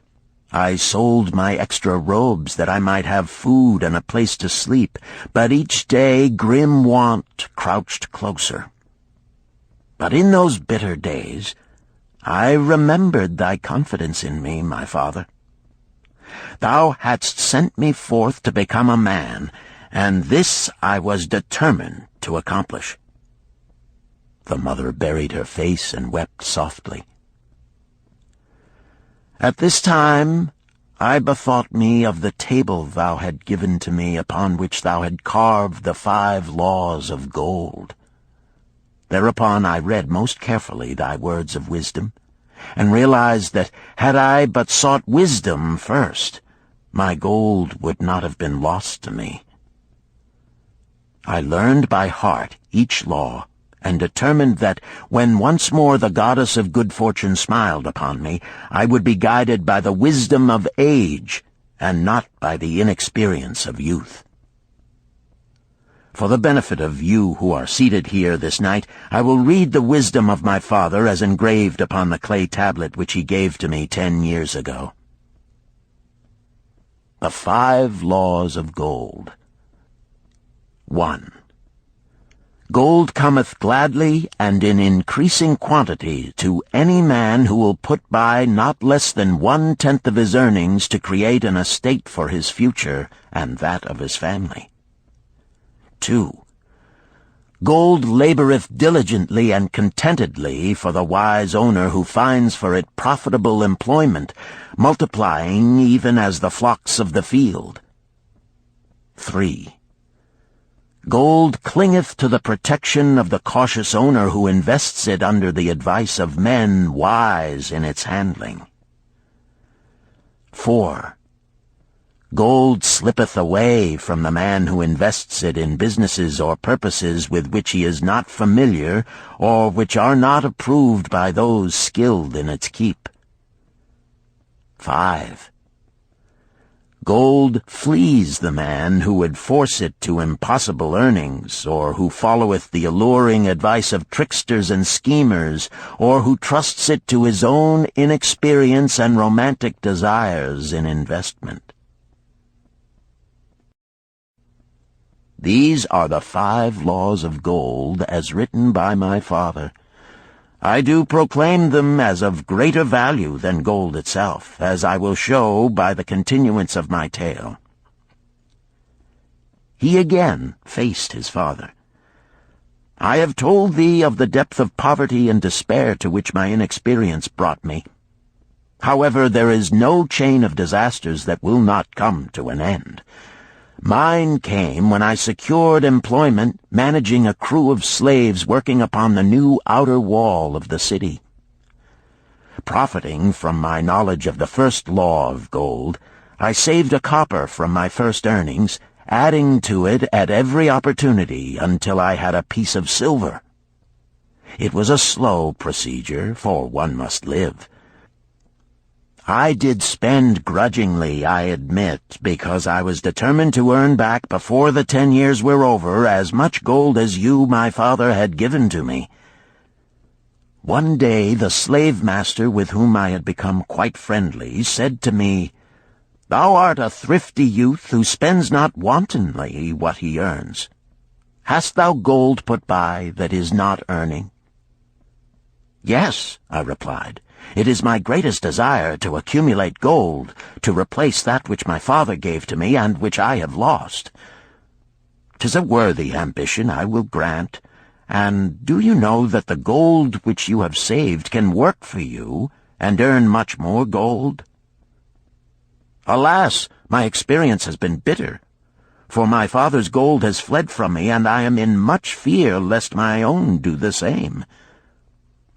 "If thou hast confidence in me, I will give thee a lesson in the profitable handling of gold," he replied.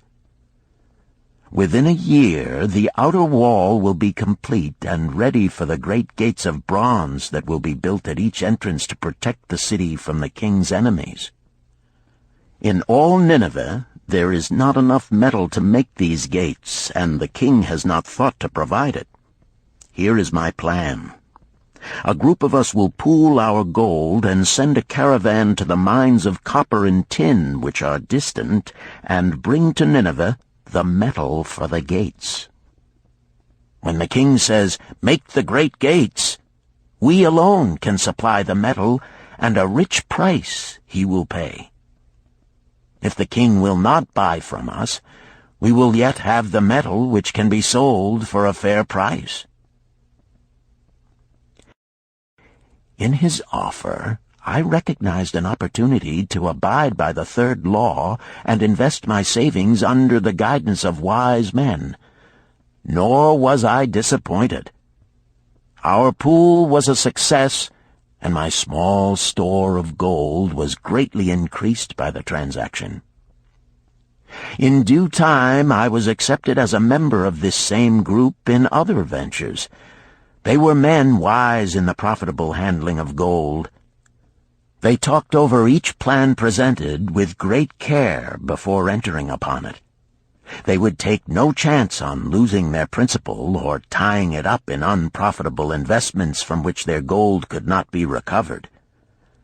Such foolish things as the horse race and the partnership into which I had entered with my inexperience would have had scant consideration with them. They would have immediately pointed out their weaknesses. Through my association with these men, I learned to safely invest gold to bring profitable returns. As the years went on, my treasure increased more and more rapidly. I not only made back as much as I lost, but much more. Through my misfortunes, my trials, and my success, I have tested time and again the wisdom of the 5 laws of gold, my father, and have proven them true in every test. To him who is without knowledge of the 5 laws, gold comes not often, and goeth away quickly. But to him who abide by the 5 laws, gold comes and works as his dutiful slave." Dabasir ceased speaking and motioned to a slave in the back of the room. The slave brought forward one at a time 3 heavy leather bags. One of these Dabasir took and placed upon the floor before his father, addressing him again. "Thou didst give to me a bag of gold, Babylon gold.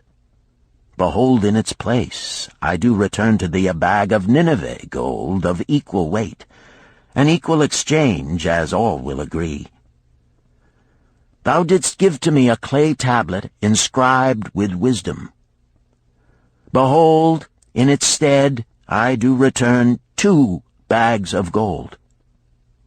So saying, he took from the slave the other 2 bags, and likewise placed them upon the floor before his father.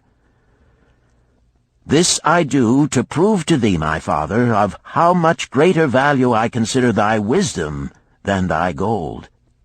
Yet who can measure in bags of gold the value of wisdom? Without wisdom, gold is quickly lost by those who have it. But with wisdom, gold can be secured by those who have it not, as these 3 bags of gold do prove. It does indeed give to me the deepest satisfaction, my father, to stand before thee and say that, because of thy wisdom, I have been able to become rich and respected before men." The father placed his hand fondly upon the head of Dabasir. "Thou hast learned well thy lessons, and I am indeed fortunate to have a son to whom I may entrust my wealth." Kalabab ceased his tale and looked critically at his listeners. "What means this to thee, this tale of Dabasir?" he continued. "Who among thee can go to thy father or to the father of thy wife and give an account of wise handling of his earnings? What would these venerable men think were you to say, 'I have traveled much and learned much and labored much and earned much, yet alas, of gold I have little. Some I spent wisely, some I spent foolishly, and much I lost in unwise ways.' Dost still think it but an inconsistency of fate that some men have much gold and others have naught? Then you err. Men have much gold when they know the 5 laws of gold and abide thereby. Because I learned these 5 laws in my youth and abided by them, I have become a wealthy merchant. Not by some strange magic did I accumulate my wealth. Wealth that comes quickly goeth the same way. Wealth that stayeth to give enjoyment and satisfaction to its owner comes gradually, because it is a child born of knowledge and persistent purpose. To earn wealth is but a slight burden upon the thoughtful man. Bearing the burden consistently from year to year accomplishes the final purpose. The 5 laws of gold offer to thee a rich reward for their observance. Each of these 5 laws is rich with meaning, and lest thou overlook this in the briefness of my tale, I will now repeat them. I do know them each by heart, because in my youth I could see their value and would not be content until I knew them word for word. The first law of gold. Gold cometh gladly and in increasing quantity to any man who will put by not less than 1/10 of his earnings to create an estate for his future and that of his family. Any man who will put by 1/10 of his earnings consistently and invest it wisely will surely create a valuable estate that will provide an income for him in the future and further guarantee safety for his family in case the gods call him to the world of darkness. This law always saith that gold cometh gladly to such a man. I can truly certify this in my own life. The more gold I accumulate, the more readily it comes to me, and in increased quantities. The gold which I save earns more, even as yours will, and its earnings earn more, and this is the working out of the first law. The second law of gold. Gold laboreth diligently and contentedly for the wise owner who finds for it profitable employment, multiplying even as the flocks of the field. Gold indeed is a willing worker. It is ever eager to multiply when opportunity presents itself. To every man who hath a store of gold set by, opportunity comes for its most profitable use. As the years pass, it multiplies itself in surprising fashion. The third law of gold. Gold clingeth to the protection of the cautious owner who invests it under the advice of men wise in its handling. Gold indeed clingeth to the cautious owner, even as it flees the careless owner. The man who seeks the advice of men wise in handling gold soon learneth not to jeopardize his treasure, but to preserve in safety and to enjoy in contentment its consistent increase. This ends Disc 2. The Richest Man in Babylon, Disc 3. The fourth law of gold. Gold slippeth away from the man who invests it in businesses or purposes with which he is not familiar or which are not approved by those skilled in its keep. To the man who hath gold yet is not skilled in its handling, many uses for it appear most profitable. Too often these are fraught with danger of loss, and if properly analyzed by wise men, show small possibility of profit. Therefore, the inexperienced owner of gold who trusts to his own judgment and invests it in businesses or purposes with which he is not familiar, too often finds his judgment imperfect and pays with his treasure for his inexperience. Wise indeed is he who investeth his treasures under the advice of men skilled in the ways of gold. the 5th law of gold. Gold flees the man who would force it to impossible earnings, or who followeth the alluring advice of tricksters and schemers, or who trusts it to his own inexperience and romantic desires in investment. Fanciful propositions that thrill like adventure tales always come to the new owner of gold. These appear to endow his treasure with magic powers that will enable it to make impossible earnings. Yet heed ye the wise men, for verily they know the risks that lurk behind every plan to make great wealth suddenly. Forget not the rich men of Nineveh, who would take no chance of losing their principal or tying it up in unprofitable investments. This ends my tale of the 5 laws of gold. In telling it to thee, I have told the secrets of my own success. Yet they are not secrets, but truths which every man must first learn and then follow, who wishes to step out of the multitude that, like yon wild dogs, must worry each day for food to eat. Tomorrow we enter Babylon. Look, see the fire that burns eternal above the temple of Bel? We are already in sight of the golden city. Tomorrow each of thee shall have gold, the gold thou hast so well earned by thy faithful services. 10 years from this night, what can you tell about this gold? If there be men among you who, like Dabasir, will use a portion of their gold to start for themselves an estate and be thenceforth wisely guided by the wisdom of Arkad, 10 years from now, 'tis a safe wager, like the son of Arkad, they will be rich and respected among men. Our wise acts accompany us through life to please us and to help us. Just as surely our unwise acts follow us to plague and torment us. Alas, they cannot be forgotten.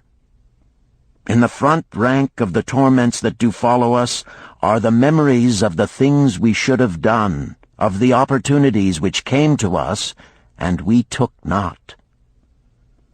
Rich are the treasures of Babylon, so rich no man can count their value in pieces of gold.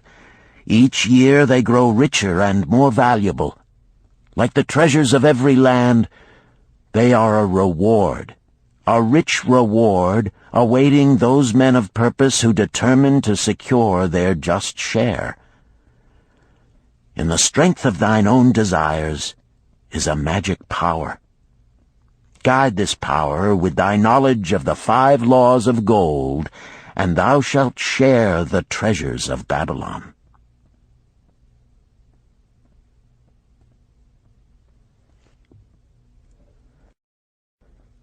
Chapter 6. The Gold Lender of Babylon. 50 pieces of gold. Never before had Rodan, the spear-maker of old Babylon, carried so much gold in his leather wallet. Happily down the king's highway from the palace of his most liberal majesty he strode. Cheerfully the gold clinked as the wallet at his belt swayed with each step, the sweetest music he had ever heard. 50 pieces of gold, all his. He could hardly realize his good fortune. What power in those clinking discs! They could purchase anything he wanted. A grand house, land, cattle, camels, horses, chariots, whatever he might desire. What use should he make of it? This evening, as he turned into a side street toward the home of his sister, he could think of nothing he would rather possess than those same glittering, heavy pieces of gold, his to keep. It was upon an evening some days later that a perplexed Rodan entered the shop of Mathon, the lender of gold and dealer in jewels and rare fabrics. Glancing neither to the right nor the left at the colorful articles artfully displayed, he passed through to the living quarters at the rear. Here he found the genteel Mathon lounging upon a rug partaking of a meal served by a black slave. I would counsel with thee, for I know not what to do." Rodan stood stolidly, feet apart, hairy breast exposed by the gaping front of his leather jacket. Mathon's narrow, sallow face smiled a friendly greeting. "What indiscretions hast thou done that thou shouldst seek the lender of gold? Hast been unlucky at the gaming table? Or hath some plump dame entangled thee? For many years have I known thee, yet never hast thou sought me to aid thee in thy troubles. No, no, not such as that. I seek no gold. Instead I crave thy wise advice. Hear, hear, what this man doth say. No one comes to the lender of gold for advice. My ears must play me false. They listen true. Can this be so? Rodan, the spear-maker, doth display more cunning than all the rest, for he comes to Mathon not for gold, but for advice. Many men come to me for gold to pay for their follies, but as for advice, they want it not. Yet who is more able to advise than the lender of gold to whom many men come in trouble? Thou shalt eat with me, Rodan, he continued. Thou shalt be my guest for the evening. Ando, he commanded of the black slave, draw up a rug for my friend Rodan, the spear-maker, who comes for advice. He shall be mine honored guest. Bring to him much food, and get for him my largest cup. Choose well of the best wine, that he may have satisfaction in the drinking. Now tell me, what troubles thee? It is the king's gift. The king's gift? The king did make thee a gift, and it gives thee trouble? What manner of gift? Because he was much pleased with the design I did submit to him for a new point on the spears of the royal guard, he did present me with 50 pieces of gold, and now I am much perplexed. I am beseeched each hour the sun doth travel across the sky by those who would share it with me. That is natural. More men want gold than have it, and would wish one who comes by it easily to divide. But can you not say no? Is thy will not as strong as thy fist? To many I can say no, yet sometimes it would be easier to say yes. Can one refuse to share with one's sister to whom he is deeply devoted? Surely thy own sister would not wish to deprive thee of enjoying thy reward? But it is for the sake of Araman, her husband, whom she wishes to see a rich merchant. She does feel that he has never had a chance, and she beseeches me to loan to him this gold, that he may become a prosperous merchant and repay me from his profits. My friend, resumed Mathon, 'tis a worthy subject thou bringest to discuss. Gold bringeth unto its possessor responsibility and a changed position with his fellow men. It bringeth fear lest he lose it, or it be tricked away from him. It bringeth a feeling of power and ability to do good.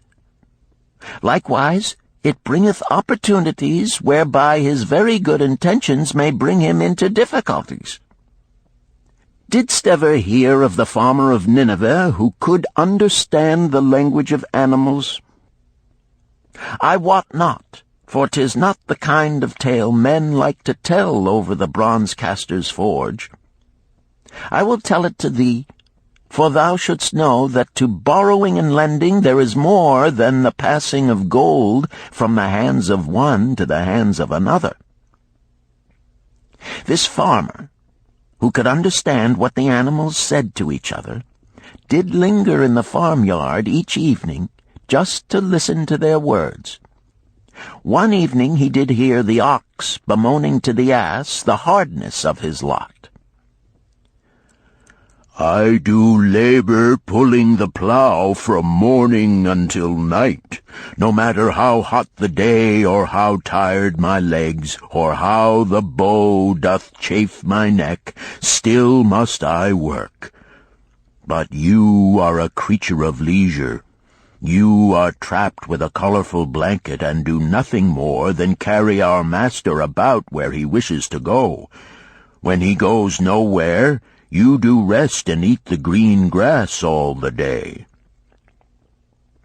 Now the ass, in spite of his vicious heels, was a goodly fellow and sympathized with the ox. "My good friend," he replied, "you do work very hard, and I would help ease your lot. Therefore will I tell you how you may have a day of rest. In the morning, when the slave comes to fetch you to the plough, lie upon the ground and bellow much, that he may say you are sick and cannot work." So the ox took the advice of the ass, and the next morning the slave returned to the farmer and told him the ox was sick and could not pull the plough. "Then," said the farmer, "hitch the ass to the plough, for the ploughing must go on." All that day, the ass, who had only intended to help his friend, found himself compelled to do the ox's task. When night came and he was released from the plough, his heart was bitter, and his legs were weary, and his neck was sore where the bow had chafed it. The farmer lingered in the barnyard to listen. The ox began first. "You are my good friend. Because of your wise advice I have enjoyed a day of rest." "And I," retorted the ass, "am like many another simple-hearted one who starts to help a friend and ends up by doing his task for him. Hereafter you draw your own plough, for I did hear the master tell the slave to send for the butcher were you sick again. I wish he would, for you are a lazy fellow." Thereafter they spoke to each other no more. This ended their friendship. "Canst thou tell the moral to this tale, Rodan?" "'Tis a good tale," responded Rodan, "but I see not the moral." "I thought not that you would, but it is there, and simple too. Just this: if you desire to help thy friend, do so in a way that will not bring thy friend's burdens upon thyself." "I had not thought of that. It is a wise moral. I wish not to assume the burdens of my sister's husband. But tell me, you lend to many. Do not the borrowers repay?" Mathon smiled the smile of one whose soul is rich with much experience. "Could a loan be well made if the borrower cannot repay? Must not the lender be wise and judge carefully whether his gold can perform a useful purpose to the borrower and return to him once more?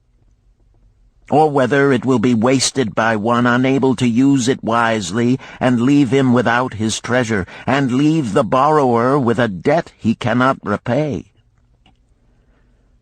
I will show to thee the tokens in my token chest, and let them tell thee some of their stories."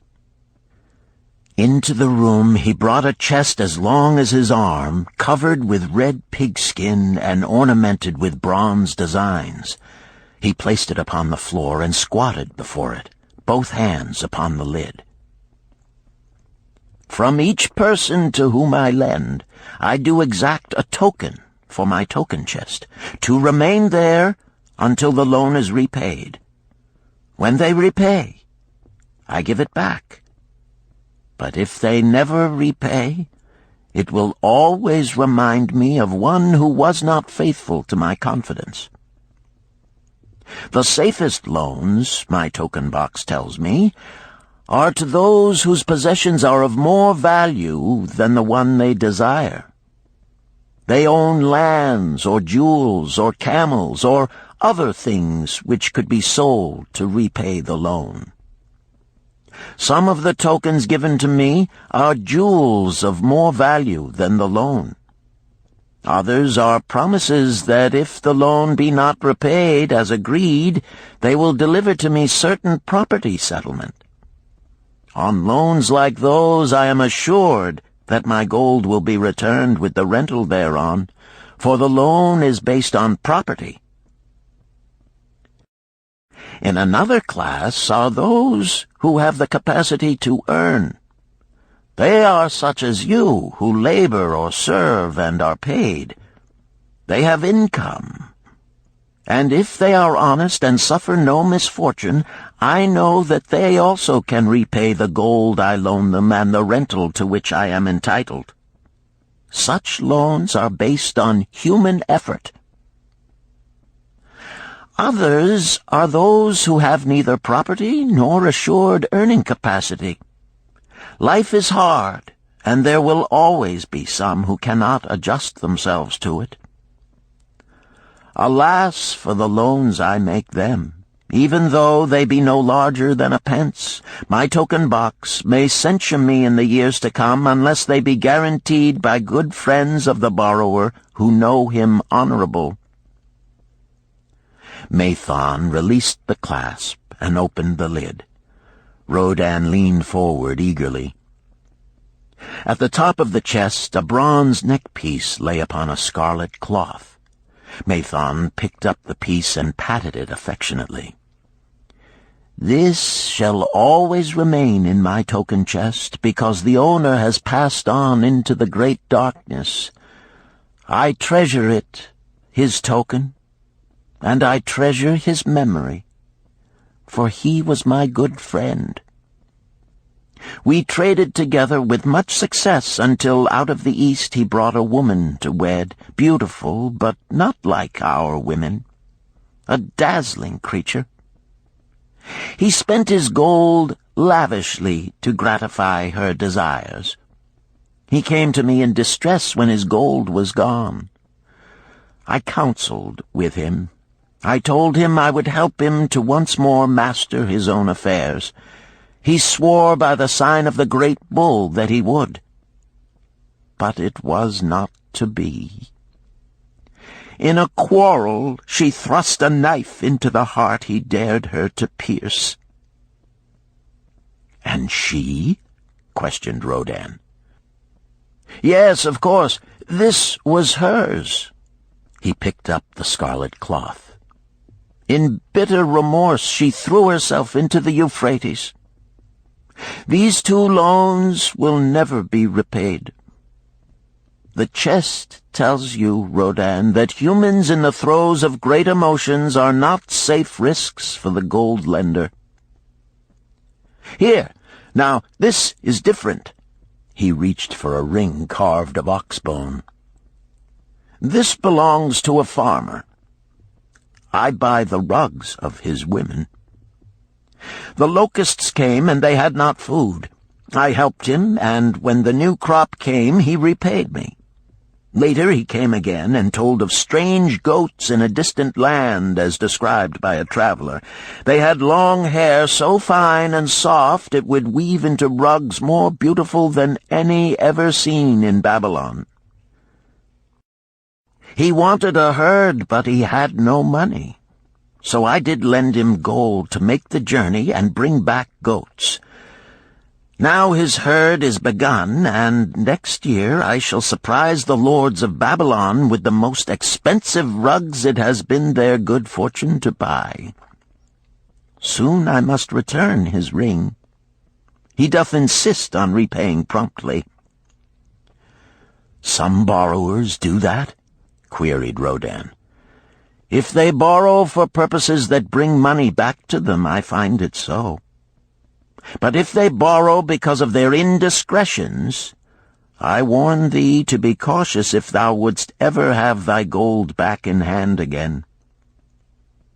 "Tell me about this," requested Rodan, picking up a heavy gold bracelet inset with jewels in rare designs. "The women do appeal to my good friend," bantered Mathon. "I am still much younger than you," retorted Rodan. "I grant that, but this time thou doth suspicion romance where it is not. The owner of this is fat and wrinkled, and doth talk so much and say so little, she drives me mad. Once they had much money and were good customers, but ill times came upon them. She has a son of whom she would make a merchant. So she came to me and borrowed gold that he might become a partner of a caravan owner who travels with his camels, bartering in one city what he buys in another. This man proved a rascal, for he left the poor boy in a distant city without money and without friends, pulling out early while the youth slept. Perhaps when this youth has grown to manhood he will repay. Until then I get no rental for the loan, only much talk. But I do admit the jewels are worthy of the loan." "Did this lady ask thy advice as to the wisdom of the loan?" "Quite otherwise. She had pictured to herself this son of hers as a wealthy and powerful man of Babylon. To suggest the contrary was to infuriate her. A fair rebuke I had. I knew the risk for this inexperienced boy, but as she offered security, I could not refuse her." "This," continued Mathon, waving a bit of pack rope tied into a knot, "belongs to Nebator, the camel trader. When he would buy a herd larger than his funds, he brings to me this knot, and I lend to him according to his needs. He is a wise trader. I have confidence in his good judgment and can lend him freely. Many other merchants of Babylon have my confidence because of their honorable behavior. Their tokens come and go frequently in my token box. Good merchants are an asset to our city, and it profits me to aid them to keep trade moving that Babylon be prosperous." Mathon picked out a beetle carved in turquoise and tossed it contemptuously on the floor. "A bug from Egypt. The lad who owns this does not care whether I ever receive back my gold. When I reproach him, he replies, 'How can I repay when ill fate pursues me? You have plenty more. What can I do?' The token is his father's, a worthy man of small means who did pledge his land and herd to back his son's enterprises. The youth found success at first, and then was overzealous to gain great wealth. His knowledge was immature. His enterprises collapsed. Youth is ambitious. Youth would take shortcuts to wealth and the desirable things for which it stands. To secure wealth quickly, youth often borrows unwisely. Youth, never having had experience, cannot realize that hopeless debt is like a deep pit into which one may descend quickly, and where one may struggle vainly for many days.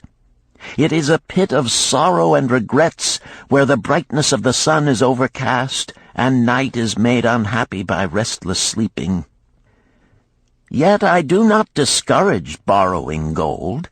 I encourage it. I recommend it if it be for a wise purpose. I myself made my first real success as a merchant with borrowed gold. Yet what should the lender do in such a case? The youth is in despair and accomplishes nothing. He is discouraged. He makes no effort to repay. My heart turns against depriving the father of his land and cattle." "You tell me much that I am interested to hear," ventured Rodan, "but I hear no answer to my question.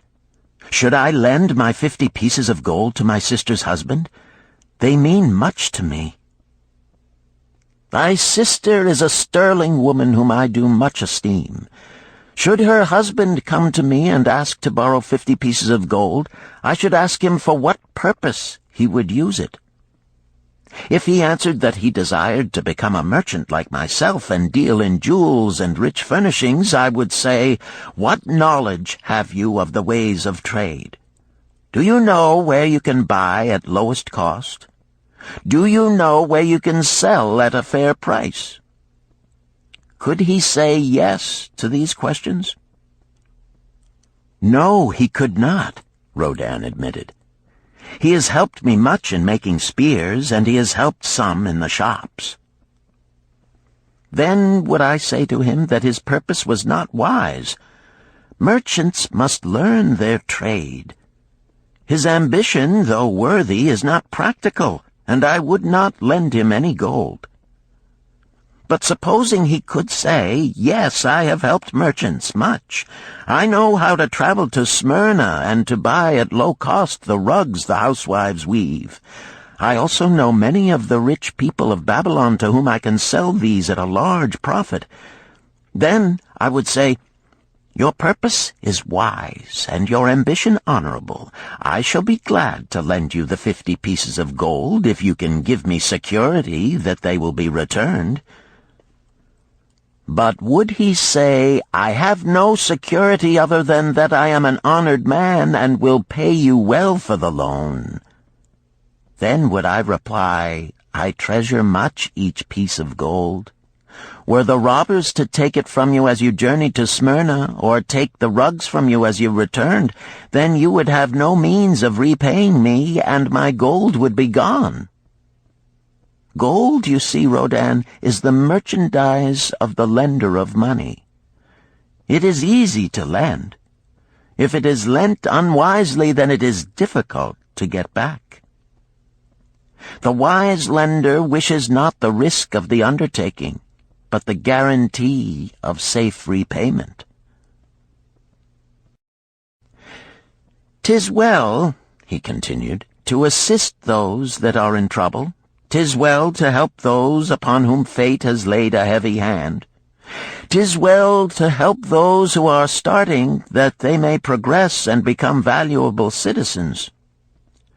But help must be given wisely, lest, like the farmer's ass, in our desire to help, we but take upon ourselves the burden that belongs to another."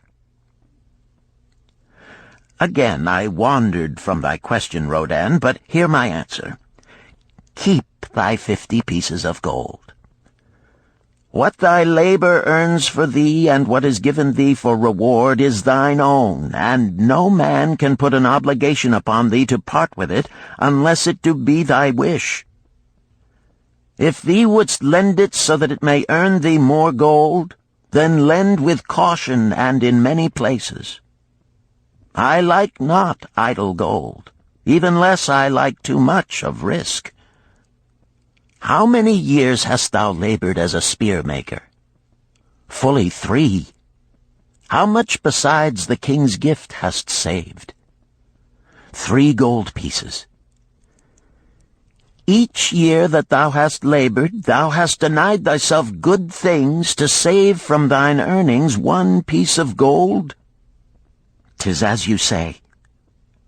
Then mightest save in 50 years of labor 50 pieces of gold by thy self-denial? A lifetime of labor it would be. Thinkest thou thy sister would wish to jeopardize the savings of 50 years of labor over the bronze melting pot, that her husband might experiment on being a merchant? Not if I spoke in your words. Then go to her and say, 3 years I have labored each day except fast days, from morning until night, and I have denied myself many things that my heart craved. For each year of labor and self-denial, I have to show 1 piece of gold. Thou art my favored sister, and I wish that thy husband may engage in business in which he will prosper greatly. If he will submit to me a plan that seems wise and possible to my friend Mathon, then will I gladly lend to him my savings of an entire year, that he may have an opportunity to prove that he can succeed. Do that, I say, and if he has within him the soul to succeed, he can prove it. If he fails, he will not owe thee more than he can hope some day to repay. I am a gold lender because I own more gold than I can use in my own trade. I desire my surplus gold to labor for others and thereby earn more gold. I do not wish to take risk of losing my gold, for I have labored much and denied myself much to secure it. Therefore I will no longer lend any of it where I am not confident that it is safe and will be returned to me. Neither will I lend it where I am not convinced that its earnings will be promptly paid to me. I have told to thee, Rodan, a few of the secrets of my token chest. From them you may understand the weakness of men and their eagerness to borrow that which they have no certain means to repay. From this you can see how often their high hopes of the great earnings they could make if they but had gold are but false hopes they have not the ability or training to fulfill. Thou, Rodan, now have gold which thou shouldst put to earning more gold for thee. Thou art about to become, even as I, a gold lender. If thou dost safely preserve thy treasure, it will produce liberal earnings for thee, and be a rich source of pleasure and profit during all thy days. But if thou dost let it escape from thee, it will be a source of constant sorrow and regret as long as thy memory doth last. What desirest thou most of this gold in thy wallet? To keep it safe. Wisely spoken, replied Mathon approvingly. Thy first desire is for safety. Thinkest thou that in the custody of thy sister's husband it would be truly safe from possible loss? I fear not, for he is not wise in guarding gold. Then be not swayed by foolish sentiments of obligation to trust thy treasure to any person. If thou wouldst help thy family or thy friends, find other ways than risking the loss of thy treasure. Forget not that gold slippeth away in unexpected ways from those unskilled in guarding it. As well waste thy treasure in extravagance as let others lose it for thee. What next after safety dost desire of this treasure of thine? That it earn more gold. Again thou speakest with wisdom. It should be made to earn and grow larger. Gold wisely lent may even double itself with its earnings before a man like you groweth old. If you risk losing it, you risk losing all that it would earn as well. Therefore be not swayed by the fantastic plans of impractical men who think they see ways to force thy gold to make earnings unusually large. Such plans are the creations of dreamers unskilled in the safe and dependable laws of trade. Be conservative in what thou expectest to earn, that thou mayest keep and enjoy thy treasure. To hire it out with a promise of usurious returns is to invite loss. Seek to associate thyself with men and enterprises whose success is established, that thy treasure may earn liberally under their skillful use and be guarded safely by their wisdom and experience. Thus mayest thou avoid the misfortunes that follow most of the sons of men to whom the gods see fit to entrust gold. When Rodan would thank him for his wise advice, he would not listen, saying, "The king's gift shall teach thee much wisdom. If wouldst keep thy 50 pieces of gold, thou must be discreet indeed. Many uses will tempt thee. Much advice will be spoken to thee. Numerous opportunities to make large profits will be offered thee. The stories from my token box should warn thee, before thou let any piece of gold leave thy pouch, to be sure that thou hast a safe way to pull it back again. Should my further advice appeal to thee, return again. It is gladly given. Ere thou goest, read this which I have carved beneath the lid of my token box. It applies equally to the borrower and the lender." Better a little caution than a great regret.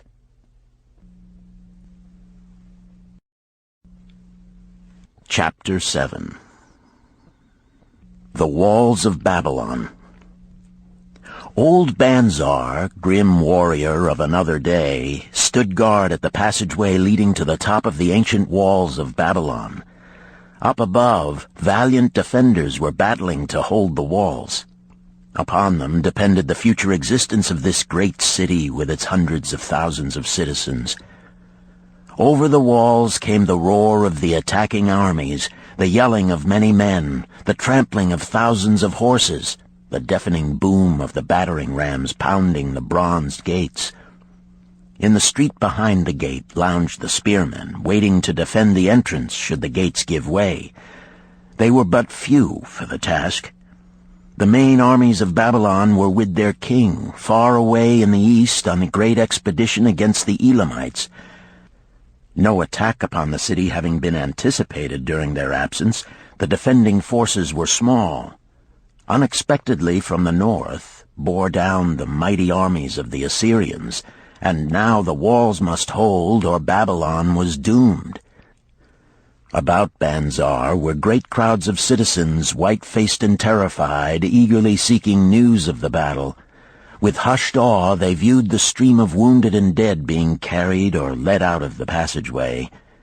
Here was the crucial point of attack. After 3 days of circling about the city, the enemy had suddenly thrown his great strength against this section and this gate. The defenders from the top of the wall fought off the climbing platforms and the scaling ladders of the attackers with arrows, burning oil, and, if any reached the top, spears. Against the defenders, thousands of the enemy's archers poured a deadly barrage of arrows. Old Bansir had the vantage point for news. He was closest to the conflict and first to hear of each fresh repulse of the frenzied attackers. An elderly merchant crowded close to him, his palsied hands quivering. tell me," he pleaded. "They cannot get in. My sons are with the good king. There is no one to protect my old wife. My goods, they will steal all. My food, they will leave nothing. We are old, too old to defend ourselves, too old for slaves. We shall starve, we shall die. Tell me they cannot get in." "Calm thyself, good merchant," the guard responded. "The walls of Babylon are strong. Go back to the bazaar and tell your wife that the walls will protect you and all of your possessions as safely as they protect the rich treasures of the king. Keep close to the walls, lest the arrows flying over strike you." A woman with a babe in arms took the old man's place as he withdrew. "Sergeant, what news from the top? Tell me truly that I may reassure my poor husband. He lies with fever from his terrible wounds, yet insists upon his armor and his spear to protect me, who am with child. Terrible, he says, will be the vengeful lust of our enemies should they break in." "Be thou good of heart, thou mother that is and is again to be. The walls of Babylon will protect you and your babes. They are high and strong. Hear ye not the yells of our valiant defenders as they empty the cauldrons of burning oil upon the ladder scalers?" "Yes, that do I hear, and also the roar of the battering rams that do hammer at our gates." "Back to thy husband. Tell him the gates are strong and withstand the rams. Also that the scalers climb the walls, but to receive the waiting spear thrust. Watch thy way, and hasten behind yon buildings." Bansir stepped aside to clear the passage for heavily armed reinforcements, as, with clanking bronze shields and heavy tread they tramped by, a small girl plucked at his girdle. "Tell me, soldier, are we safe?" she pleaded. "I hear the awful noises. I see the men all bleeding. I am so frightened. What will become of our family, of my mother, little brother, and the baby?" The grim old campaigner blinked his eyes and thrust forward his chin as he beheld the child. "Be not afraid, little one," he reassured her. "The walls of Babylon will protect you and mother and little brother and the baby. It was for the safety of such as you that the good Queen Semiramis built them over 100 years ago. Never have they been broken through. Go back and tell your mother and little brother and the baby that the walls of Babylon will protect them, and they need have no fear." Day after day old Bansir stood at his post and watched the reinforcements file up the passageway, there to stay and fight until, wounded or dead, they came down once more. Around him unceasingly crowded the throngs of frightened citizens, eagerly seeking to learn if the walls would hold. To all he gave his answer with the fine dignity of an old soldier: "The walls of Babylon will protect you." For 3 weeks and 5 days the attack waged with scarcely ceasing violence. Harder and grimmer set the jaw of Bansir as the passage behind, wet with the blood of the many wounded, was churned into mud by the never-ceasing streams of men passing up and staggering down. Each day the slaughtered attackers piled up in heaps before the wall. Each night they were carried back and buried by their comrades. Upon the 5th night of the 4th week, the clamor without diminished. The first streaks of daylight illuminated the plains, disclosed great clouds of dust raised by the retreating armies. A mighty shout went up from the defenders. There was no mistaking its meaning. It was repeated by the waiting troops behind the walls. It was echoed by the citizens upon the streets. It swept over the city with the violence of a storm. People rushed from the houses. The streets were jammed with a throbbing mob. The pent-up fear of weeks found an outlet in the wild chorus of joy. From the top of the high tower of the Temple of Bel burst forth the flames of victory. Skyward floated the column of blue smoke to carry the message far and wide.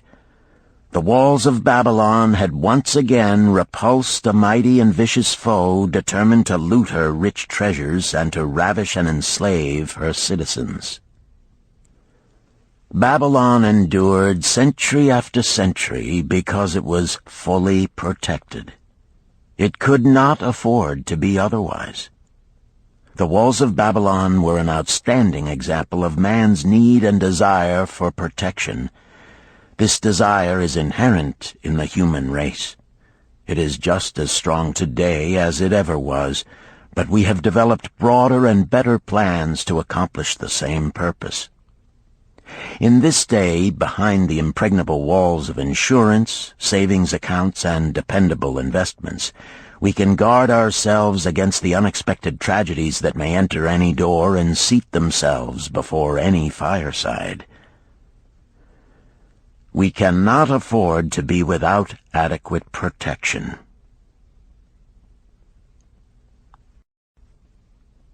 Chapter 8. The Camel Trader of Babylon. The hungrier one becomes, the clearer one's mind works. Also, the more sensitive one becomes to the odors of food. Arkad, the son of Azure, certainly thought so. For 2 whole days he had tasted no food except 2 small figs purloined from over the wall of a garden. Not another could he grab before the angry woman rushed forth and chased him down the street. Her shrill cries were still ringing in his ears as he walked through the marketplace. They helped him to restrain his restless fingers from snatching the tempting fruits from the baskets of the market women. Never before had he realized how much food was brought to the markets of Babylon and how good it smelled. Leaving the market, he walked across to the inn and paced back and forth in front of the eating house. Perhaps here he might meet someone he knew, someone from whom he could borrow a copper that would gain him a smile from the unfriendly keeper of the inn and, with it, a liberal helping.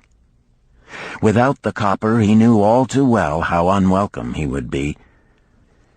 In his abstraction, he unexpectedly found himself face to face with the one man he wished most to avoid, the tall, bony figure of Dabasir, the camel trader.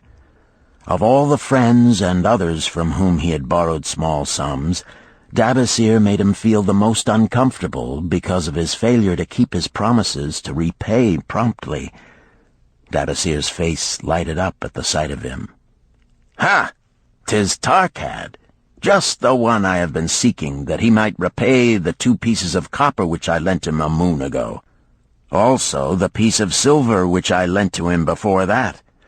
We are well met. I can make good use of the coins this very day. What say, boy, what say?" Arkad stuttered, and his face flushed. He had naught in his empty stomach to nerve him to argue with the outspoken Dabasir. "I am sorry, very sorry," he mumbled weakly. "But this day I have neither the copper nor the silver with which I could repay."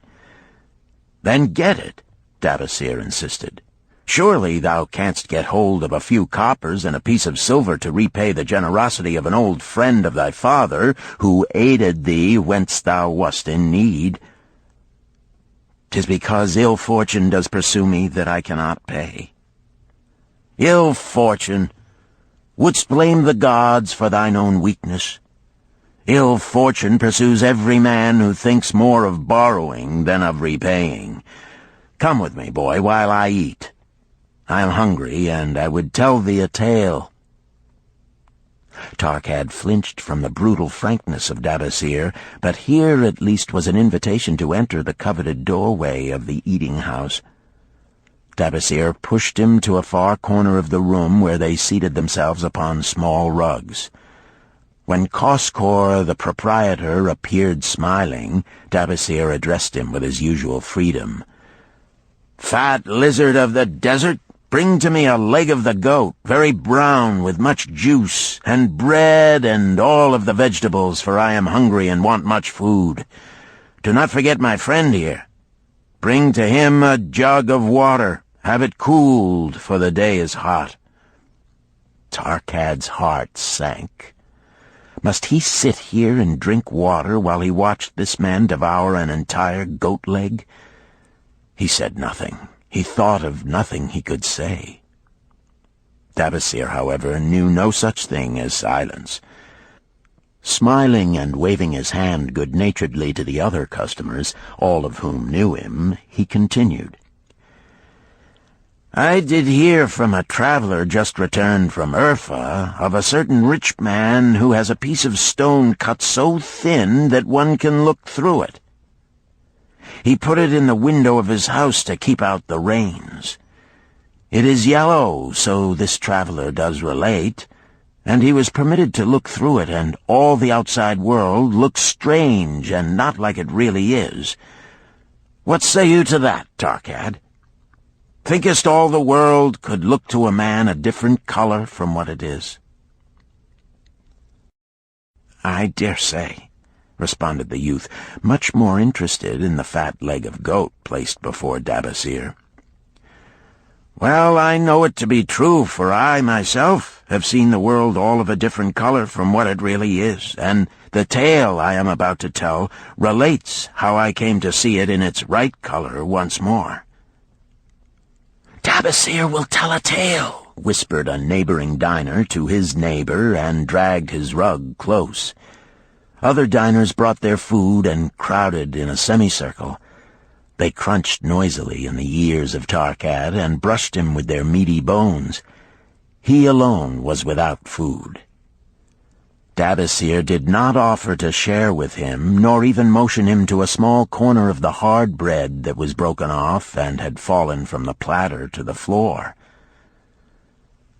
"The tale that I am about to tell," began Dabasir, pausing to bite a goodly chunk from the goat leg, "relates to my early life and how I came to be a camel trader.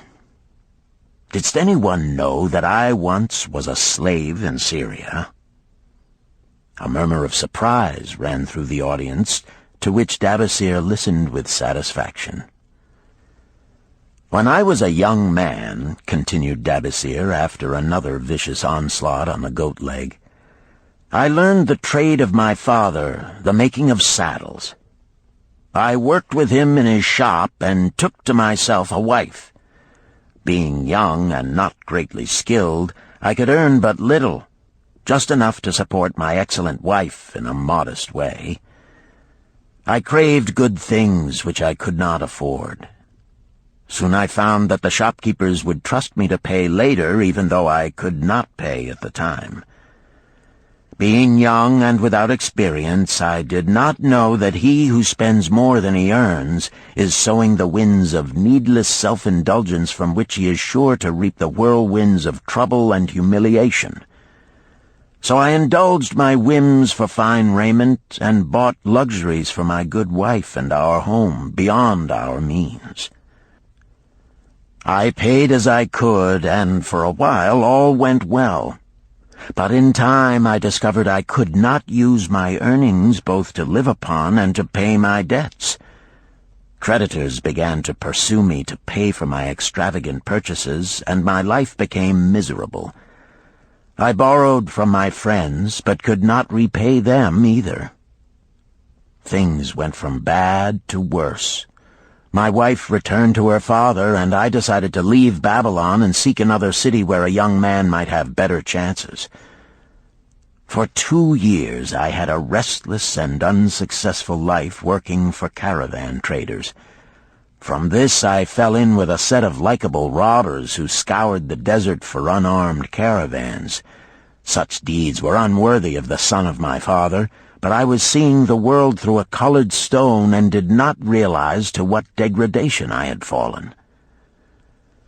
We met with success on our first trip, capturing a rich haul of gold and silks and valuable merchandise.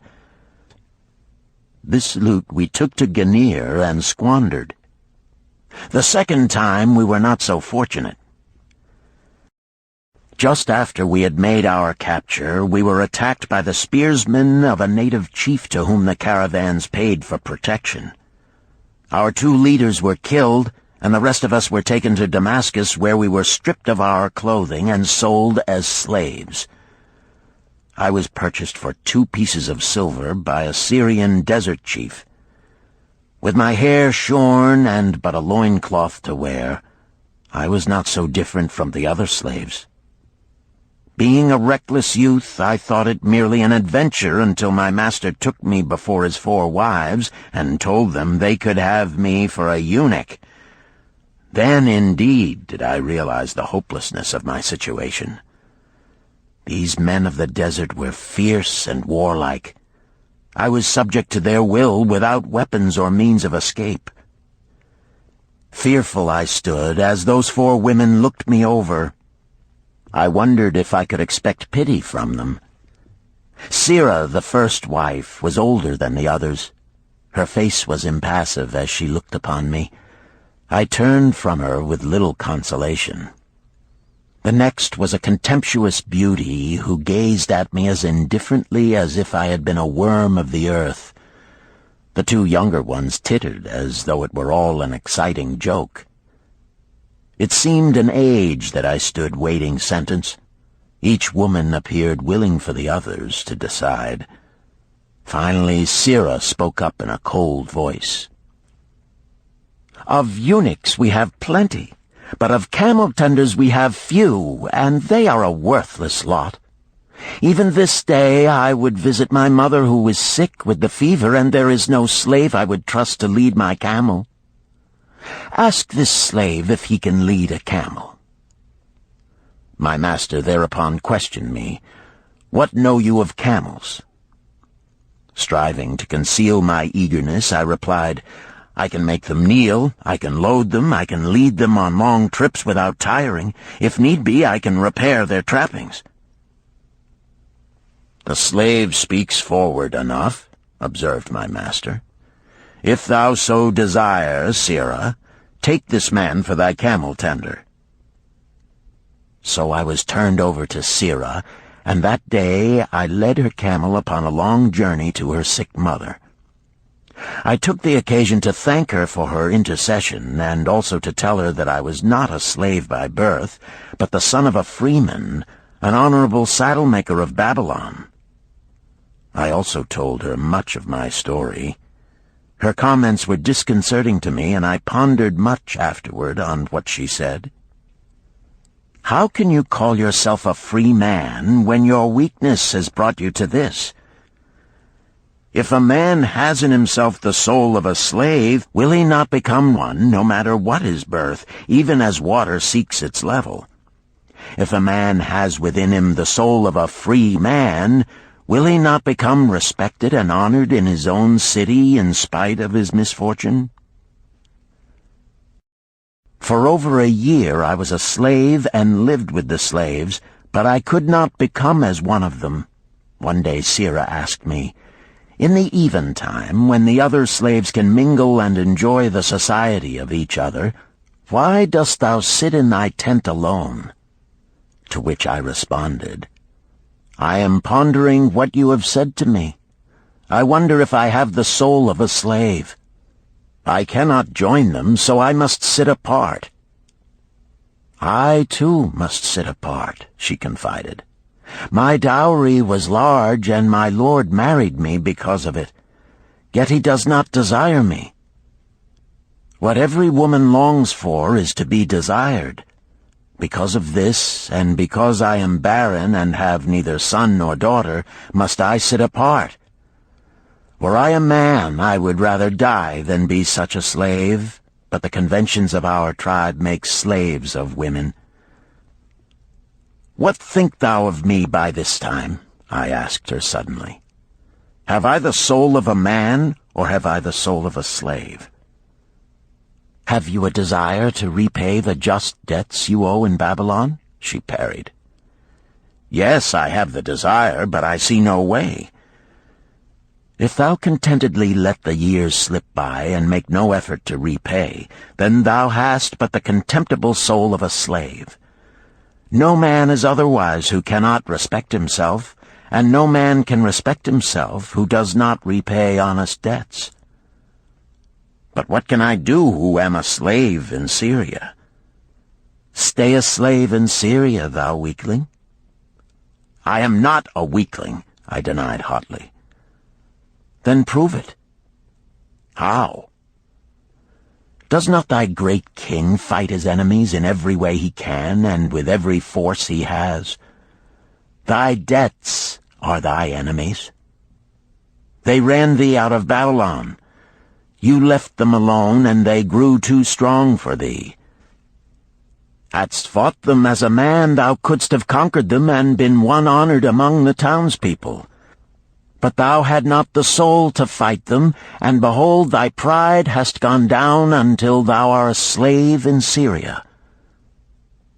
Much I thought over her unkind accusations, and many defensive phrases I worded to prove myself not a slave at heart. But I was not to have the chance to use them. 3 days later, the maid of Sira took me to her mistress.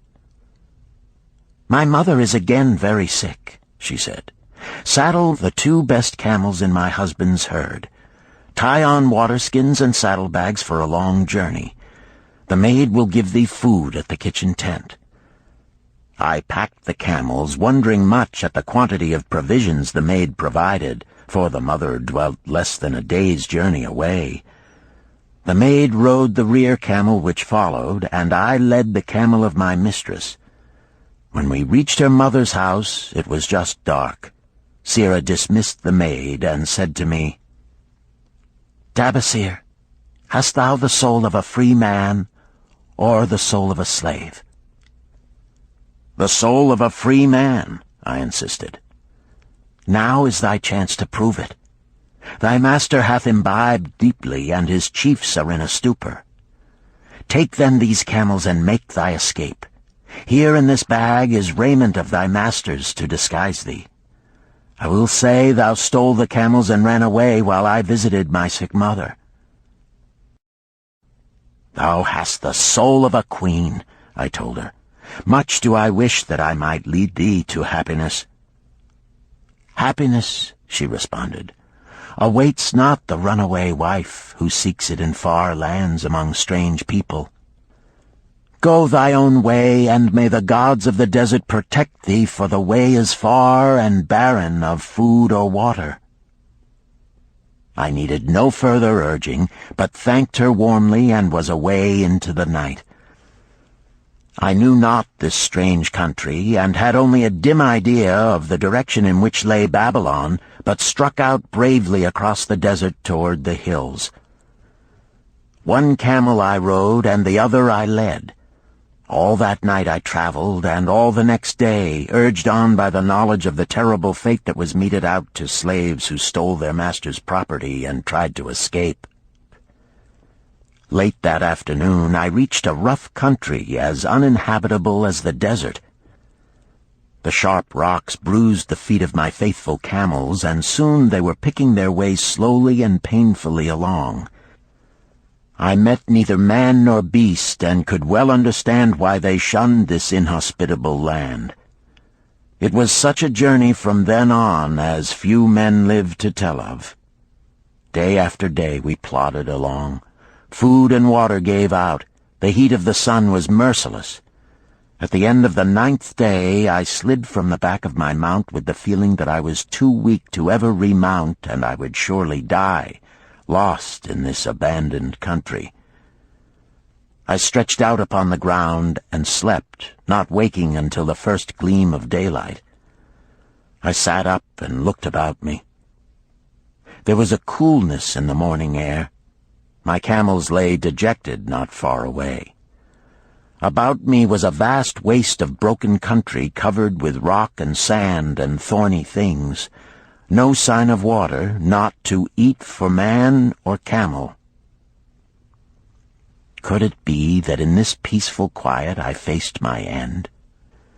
My mind was clearer than it had ever been before.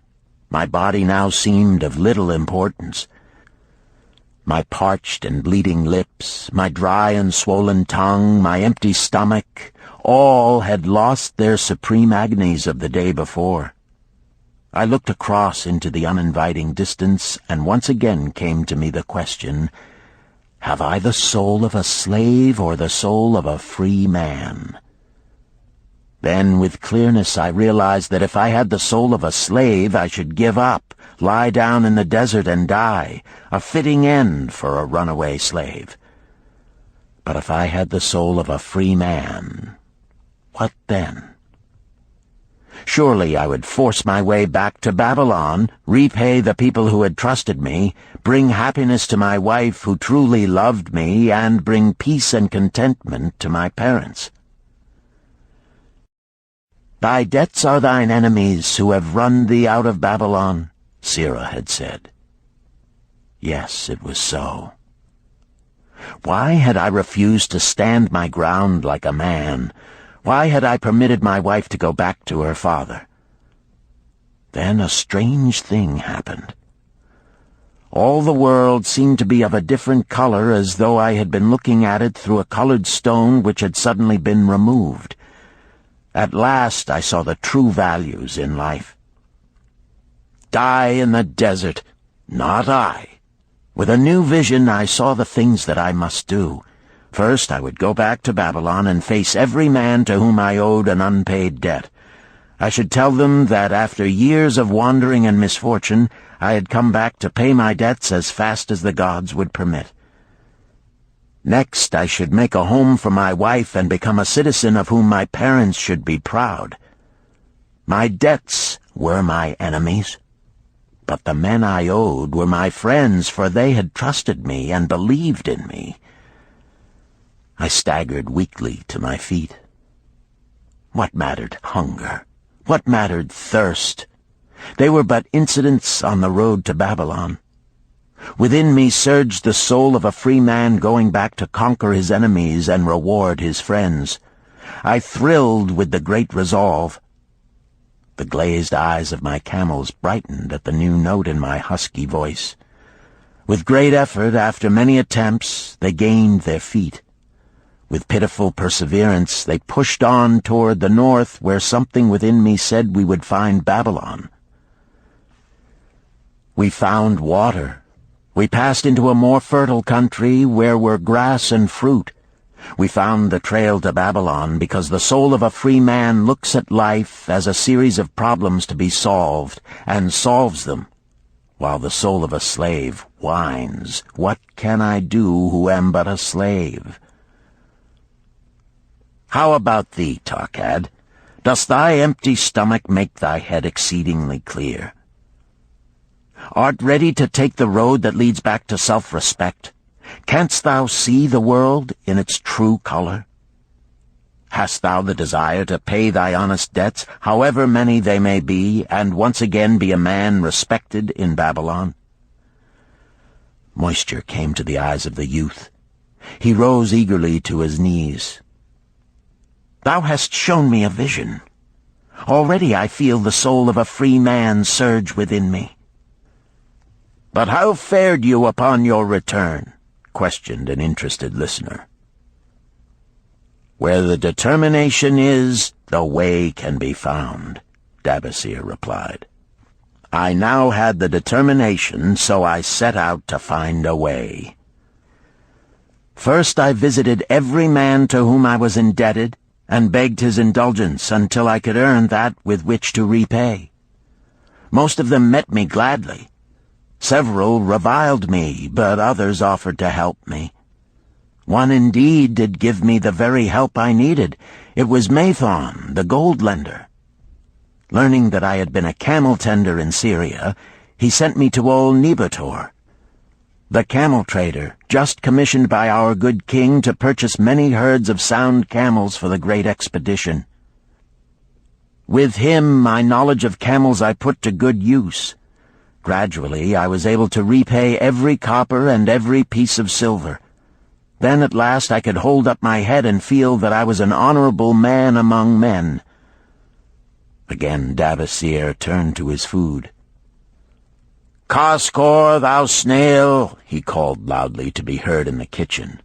"The food is cold. Bring me more meat fresh from the roasting.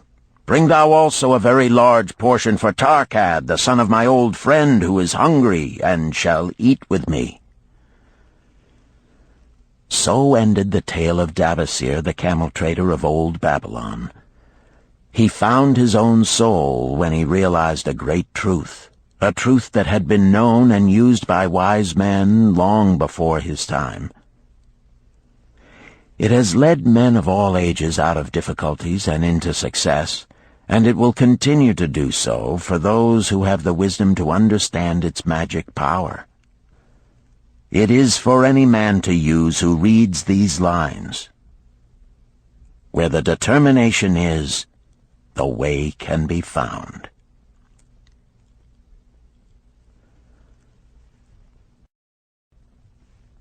Chapter 9. The Clay Tablets from Babylon. St. Swithin's College, Nottingham University, Newark-on-Trent, Nottingham. October 21st, 1934. Professor Franklin Caldwell, care of British Scientific Expedition, Hilla, Mesopotamia. My dear Professor, the 5 clay tablets from your recent excavation in the ruins of Babylon arrived on the same boat with your letter. I have been fascinated no end and have spent many pleasant hours translating their inscriptions. I should have answered your letter at once, but delayed until I could complete the translations which are attached. The tablets arrived without damage thanks to your careful use of preservatives and excellent packing. You will be as astonished as we in the laboratory at the story they relate. One expects the dim and distant past to speak of romance and adventure. Arabian Nights sort of things, you know. When instead it discloses the problem of a person named Dabasir to pay off his debts, one realizes that conditions upon this old world have not changed as much in 5,000 years as one might expect. It's odd, you know, but these old inscriptions rather rag me, as the students say. Being a college professor, I am supposed to be a thinking human being possessing a working knowledge of most subjects. Yet here comes this old chap out of the dust-covered ruins of Babylon to offer a way I had never heard of to pay off my debts, and at the same time acquire gold to jingle in my wallet. Pleasant thought, I say, and interesting to prove whether it will work as well nowadays as it did in old Babylon. Mrs. Shrewsbury and myself are planning to try out his plan upon our own affairs, which could be much improved. Wishing you the best of luck in your worthy undertaking, and waiting eagerly another opportunity to assist, I am, yours sincerely, Alfred H. Shrewsbury, Department of Archaeology. Tablet 1.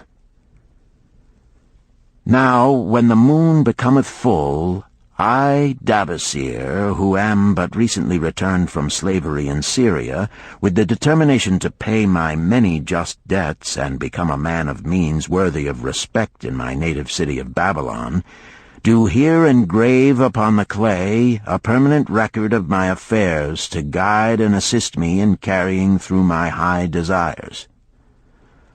Under the wise advice of my good friend Mathon, the gold-lender, I am determined to follow an exact plan that he doth say will lead any honorable man out of debt into means and self-respect. This plan includeth 3 purposes which are my hope and desire. First, the plan doth provide for my future prosperity. Therefore 1/10 of all I earn shall be set aside as my own to keep. For Mathon speaketh wisely when he saith, "That man who keepeth in his purse both gold and silver that he need not spend is good to his family and loyal to his king. The man who hath but a few coppers in his purse is indifferent to his family and indifferent to his king. But the man who hath naught in his purse is unkind to his family and disloyal to his king, for his own heart is bitter. Therefore the man who wisheth to achieve must have coin that he may keep to jingle in his purse, that he have in his heart love for his family and loyalty to his king. Second, the plan doth provide that I shall support and clothe my good wife who hath returned to me with loyalty from the house of her father. For Mathon doth say that to take good care of a faithful wife putteth self-respect into the heart of a man, and addeth strength and determination to his purposes. Therefore 7/10 of all I earn shall be used to provide a home, clothes to wear, and food to eat, with a bit extra to spend, that our lives be not lacking in pleasure and enjoyment. But he doth further enjoin the greatest care that we spend not greater than 7/10 of what I earn for these worthy purposes. Herein lieth the success of the plan. I must live upon this portion, and never use more, nor buy what I may not pay for out of this portion. This ends Disc 3. The Richest Man in Babylon, Disc 4. Tablet 2. Third, the plan doth provide that out of my earnings my debts shall be paid. Therefore each time the moon is full, 2/10 of all I have earned shall be divided honorably and fairly among those who have trusted me and to whom I am indebted. Thus in due time will all my indebtedness be surely paid. Therefore do I here engrave the name of every man to whom I am indebted, and the honest amount of my debt. Faru the cloth-weaver, 2 silver, 6 copper. Sinjar the couch-maker, 1 silver. Amar my friend, 3 silver, 1 copper. Zantkar my friend, 4 silver, 7 copper. Askamir my friend, 1 silver, 3 copper. Haransir the jewel-maker, 6 silver, 2 copper.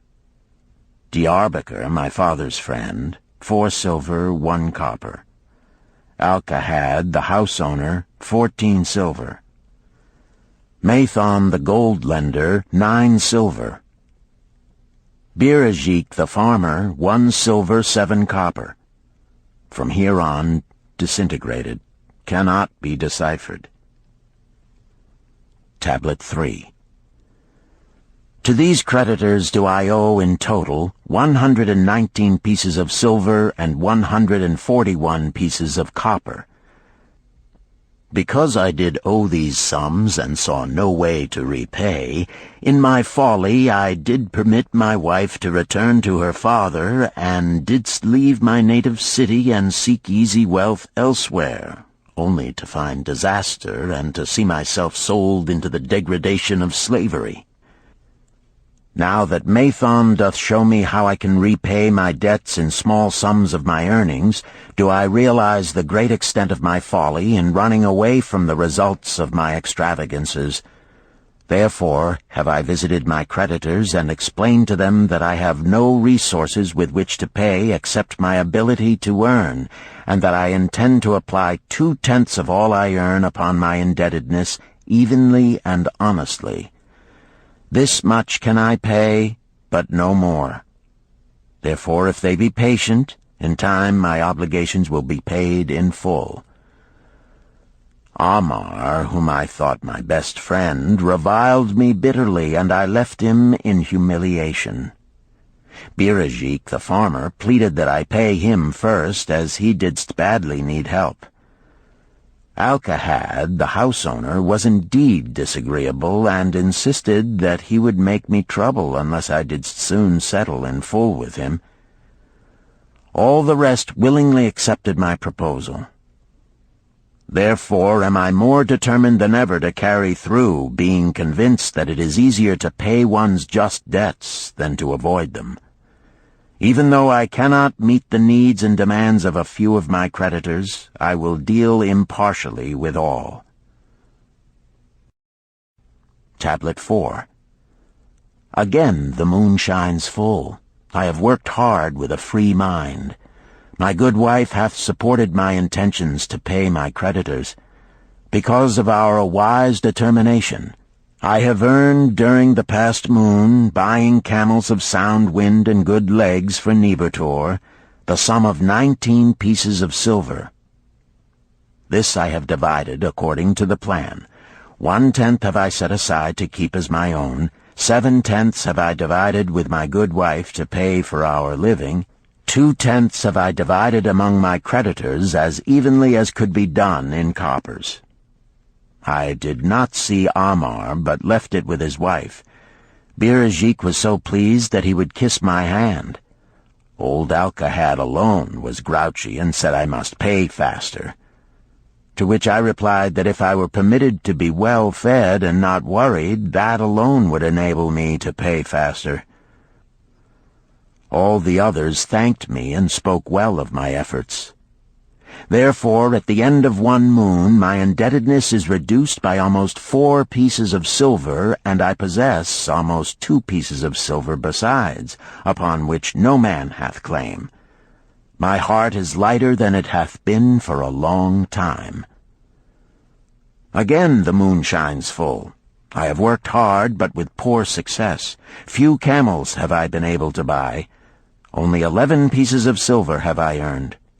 Nevertheless, my good wife and I have stood by the plan, even though we have bought no new raiment and eaten little but herbs. Again I paid ourselves 1/10 of the 11 pieces, while we lived upon 7/10.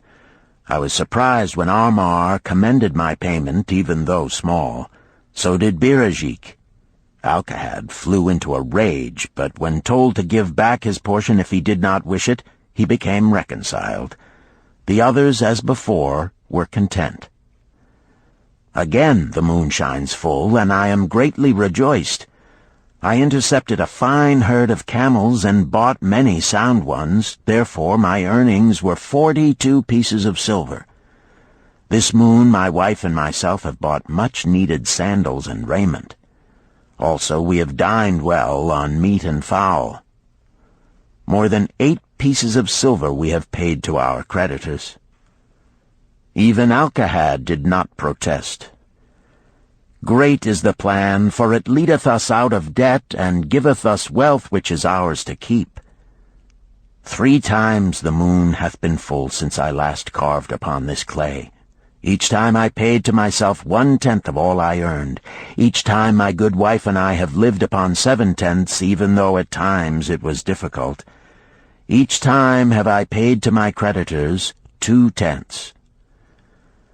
In my purse I now have 21 pieces of silver that are mine. It maketh my head to stand straight upon my shoulders, and maketh me proud to walk among my friends. My wife keepeth well our home, and is becomingly gowned. We are happy to live together. The plan is of untold value. Hath it not made an honorable man of an ex-slave?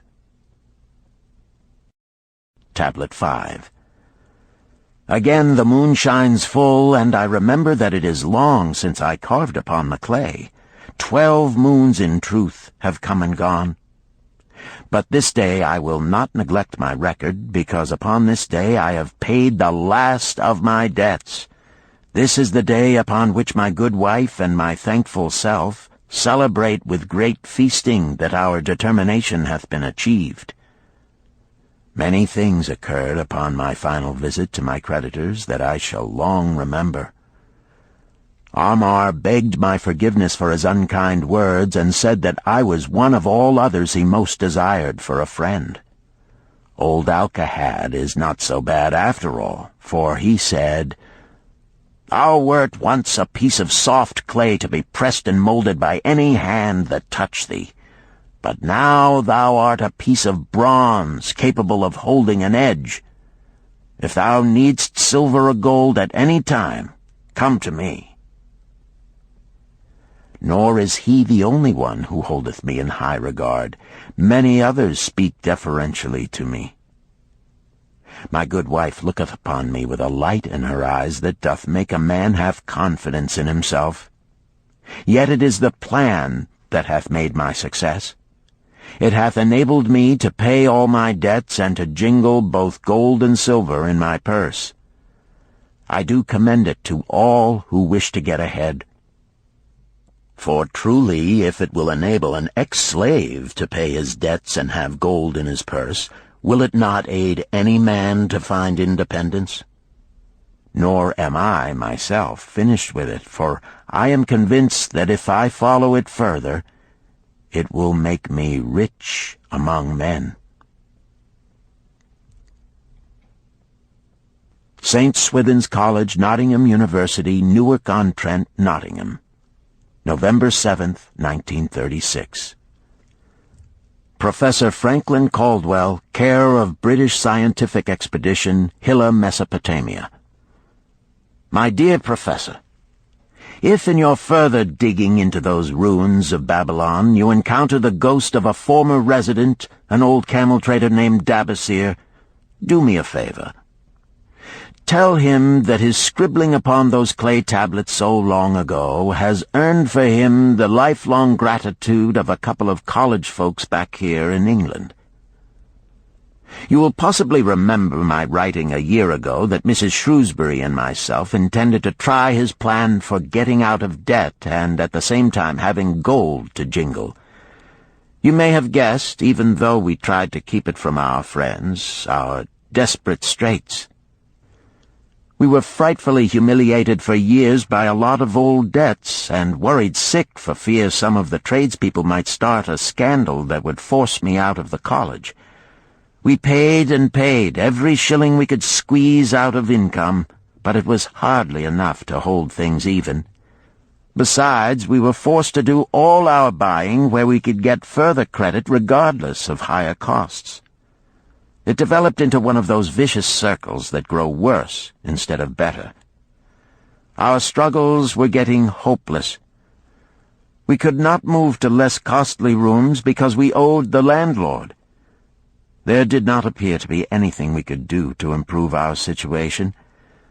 Then here comes your acquaintance, the old camel trader from Babylon, with a plan to do just what we wished to accomplish. He jolly well stirred us up to follow his system. We made a list of all our debts, and I took it around and showed it to every one we owed. I explained how it was simply impossible for me to ever repay them the way things were going along. They could readily see this themselves from the figures. Then I explained that the only way I saw to pay in full was to set aside 20% of my income each month to be divided pro rata, which would pay them in full in a little over 2 years. That in the meantime we would go on a cash basis and give them the further benefit of our cash purchases. They were really quite decent. Our greengrocer, a wise old chap, put it in a way that helped to bring around the rest. If you pay for all you buy, and then pay some on what you owe, that is better than you have done, for you ain't paid down the account none in 3 years. Finally I secured all their names to an agreement binding them not to molest us as long as the 20% of income was paid regularly. Then we began scheming on how to live upon 70%. We were determined to keep that extra 10% to jingle. The thought of silver and possibly gold was most alluring. It was like having an adventure to make the change. We enjoyed figuring this way and that to live comfortably upon that remaining 70%. We started with rent and managed to secure a fair reduction. Next, we put our favorite brands of tea and such under suspicion, and were agreeably surprised how often we could purchase superior qualities at less cost. It is too long a story for a letter, but anyhow it did not prove difficult. We managed, and right cheerfully at that. What a relief it proved to have our affairs in such a shape we were no longer persecuted by past due accounts. I must not neglect, however, to tell you about that extra 10% we were supposed to jingle. Well, we did jingle it for some time. Now, don't laugh too soon. You see, that is the sporty part. It is the real fun to start accumulating money that you do not want to spend. There is more pleasure in running up such a surplus than there could be in spending it. After we had jingled to our heart's content, we found a more profitable use for it. We took up an investment upon which we could pay that 10% each month. This is proving to be the most satisfying part of our regeneration. It is the first thing we pay out of my check. There is a most gratifying sense of security to know our investment is growing steadily. By the time my teaching days are over, it should be a snug sum, large enough so the income will take care of us from then on. All this out of my same old check. Difficult to believe, yet absolutely true. All our debts being gradually paid, and at the same time our investment increasing. Besides, we get along financially even better than before. Who would believe there could be such a difference in results between following a financial plan and just drifting along? At the end of the next year, when all our old bills shall have been paid, we will have more to pay upon our investment besides some extra for travel. We are determined never again to permit our living expenses to exceed 70% of our income. Now you can understand why we would like to extend our personal thanks to that old chap whose plan saved us from our hell on earth. He knew. He had been through it all. He wanted others to benefit from his own bitter experiences. That is why he spent tedious hours carving his message upon the clay. He had a real message for fellow sufferers, a message so important that after 5,000 years it has risen out of the ruins of Babylon just as true and just as vital as the day it was buried. Yours sincerely, Alfred H. Shrewsbury, Department of Archaeology. Chapter 10. The Luckiest Man in Babylon. At the head of his caravan proudly rode Shahrunada, the merchant prince of Babylon. He liked fine cloth and wore rich and becoming robes. He liked fine animals and sat easily upon his spirited Arabian stallion. To look at him, one would hardly have guessed his advanced years. Certainly they would not have suspected that he was inwardly troubled. The journey from Damascus is long, and the hardships of the desert many. These he minded not. The Arab tribes are fierce and eager to loot rich caravans. These he feared not, for his many fleet-mounted guards were a safe protection. About the youth at his side, whom he was bringing from Damascus, was he disturbed. This was Hayden Gula, the grandson of his partner of other years, Arid Gula, to whom he felt he owed a debt of gratitude which could never be repaid. He would like to do something for this grandson, but the more he considered this, the more difficult it seemed because of the youth himself. Eyeing the young man's rings and earrings, he thought to himself, "He thinks jewels are for men. Still, he has his grandfather's strong face. But his grandfather wore no such gaudy robes. Yet I sought him to come, hoping I might help him get a start for himself and get away from the wreck his father has made of their inheritance." Hayden Gula broke in upon his thoughts. "Why dost thou work so hard, riding always with thy caravan upon its long journeys? Dost thou never take time to enjoy life?" Sharunada smiled. "To enjoy life?" he repeated. "What wouldst thou do to enjoy life if thou wert Sharunada?" "If I had wealth equal to thine, I would live like a prince. Never across the hot desert would I ride. I would spend the shekels as fast as they came to my purse. I would wear the richest of robes and the rarest of jewels. That would be a life to my liking, a life worth living." Both men laughed. "Thy grandfather wore no jewels," Sharunada spoke before he thought, then continued jokingly, "Wouldst thou leave no time for work?" "Work was made for slaves," Hayden Gula responded. Sharunada bit his lip but made no reply, riding in silence until the trail led them to the slope. Here he reined his mount, and pointing to the green valley far away, "See, there is the valley. Look far down, and thou canst faintly see the walls of Babylon. The tower is the temple of Bel. If thine eyes are sharp, thou mayest even see the smoke from the eternal fire upon its crest." "So that is Babylon? Always have I longed to see the wealthiest city in all the world," Hayden Gula commented. "Babylon, where my grandfather started his fortune. Would he were still alive, we would not be so sorely pressed. Why wish his spirit to linger on earth beyond its allotted time? Thou and thy father can well carry on his good work. Alas, of us neither has his gift. Father and myself know not his secret for attracting the golden shekels." Sharunada did not reply, but gave rein to his mount and rode thoughtfully down the trail to the valley. Behind them followed the caravan in a cloud of reddish dust. Some time later they reached the King's Highway and turned south through the irrigated farms. 3 old men plowing a field caught Sharunada's attention. They seemed strangely familiar. How ridiculous! One does not pass a field after 40 years and find the same men plowing there. Yet something within him said they were the same. One, with an uncertain grip, held the plow. The others laboriously plodded beside the oxen, ineffectually beating them with their barrel staves to keep them pulling. 40 years ago, he had envied these men. How gladly he would have exchanged places. But what a difference now!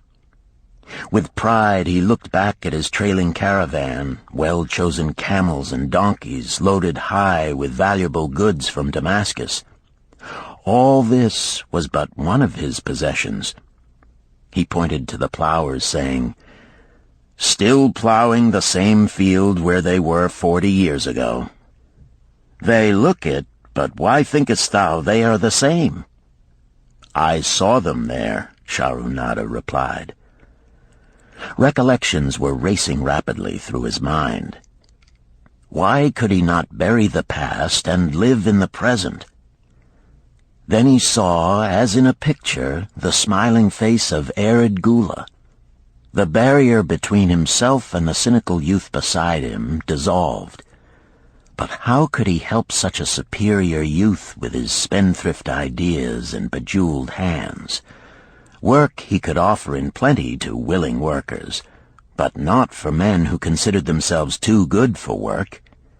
Yet he owed it to Arkad Gula to do something, not a half-hearted attempt. He and Arkad Gula had never done things that way. They were not that sort of men. A plan came almost in a flash. There were objections. He must consider his own family and his own standing. It would be cruel. It would hurt. Being a man of quick decisions, he waived objections and decided to act. "Wouldst thou be interested in hearing how thy worthy grandfather and myself joined in the partnership which proved so profitable?" he questioned. "Why not just tell me how thou madest the golden shekels? That is all I need to know," the young man parried. Sharunada ignored the reply and continued, "We start with those men plowing. I was no older than thou. As the column of men in which I marched approached, good old Megiddo, the farmer, scoffed at the slipshod way in which they plowed. Megiddo was chained next to me. 'Look at the lazy fellows,' he protested. 'The plow holder makes no effort to plow deep, nor do the beaters keep the oxen in the furrow. How can they expect to raise a good crop with poor plowing?' "Didst thou say Megiddo was chained to thee?" Arkad Gula asked in surprise. "Yes, with bronze collars about our necks and a length of heavy chain between us. Next to him was Zabado, the sheep thief. I had known him in Harun. At the end was a man we called Pirate because he told us not his name. We judged him as a sailor as he had entwined serpents tattooed upon his chest in sailor fashion. The column was made up thus, so the men could walk in fours." "Thou wert chained as a slave?" Arkad Gula asked incredulously. "Did not thy grandfather tell thee I was once a slave? He often spoke of thee, but never hinted of this. He was a man thou couldst trust with innermost secrets. Thou, too, are a man I may trust, am I not right?" Sharunada looked him squarely in the eye. "Thou mayest rely upon my silence, but I am amazed. Tell me, how didst thou come to be a slave?" Sharunada shrugged his shoulders. "Any man may find himself a slave. It was a gaming house and barley beer that brought me disaster. I was the victim of my brother's indiscretions. In a brawl he killed his friend. I was bonded to the widow by my father, desperate to keep my brother from being prosecuted under the law. When my father could not raise the silver to free me, she in anger sold me to the slave dealer." "What a shame and injustice!" Arkad Gula protested.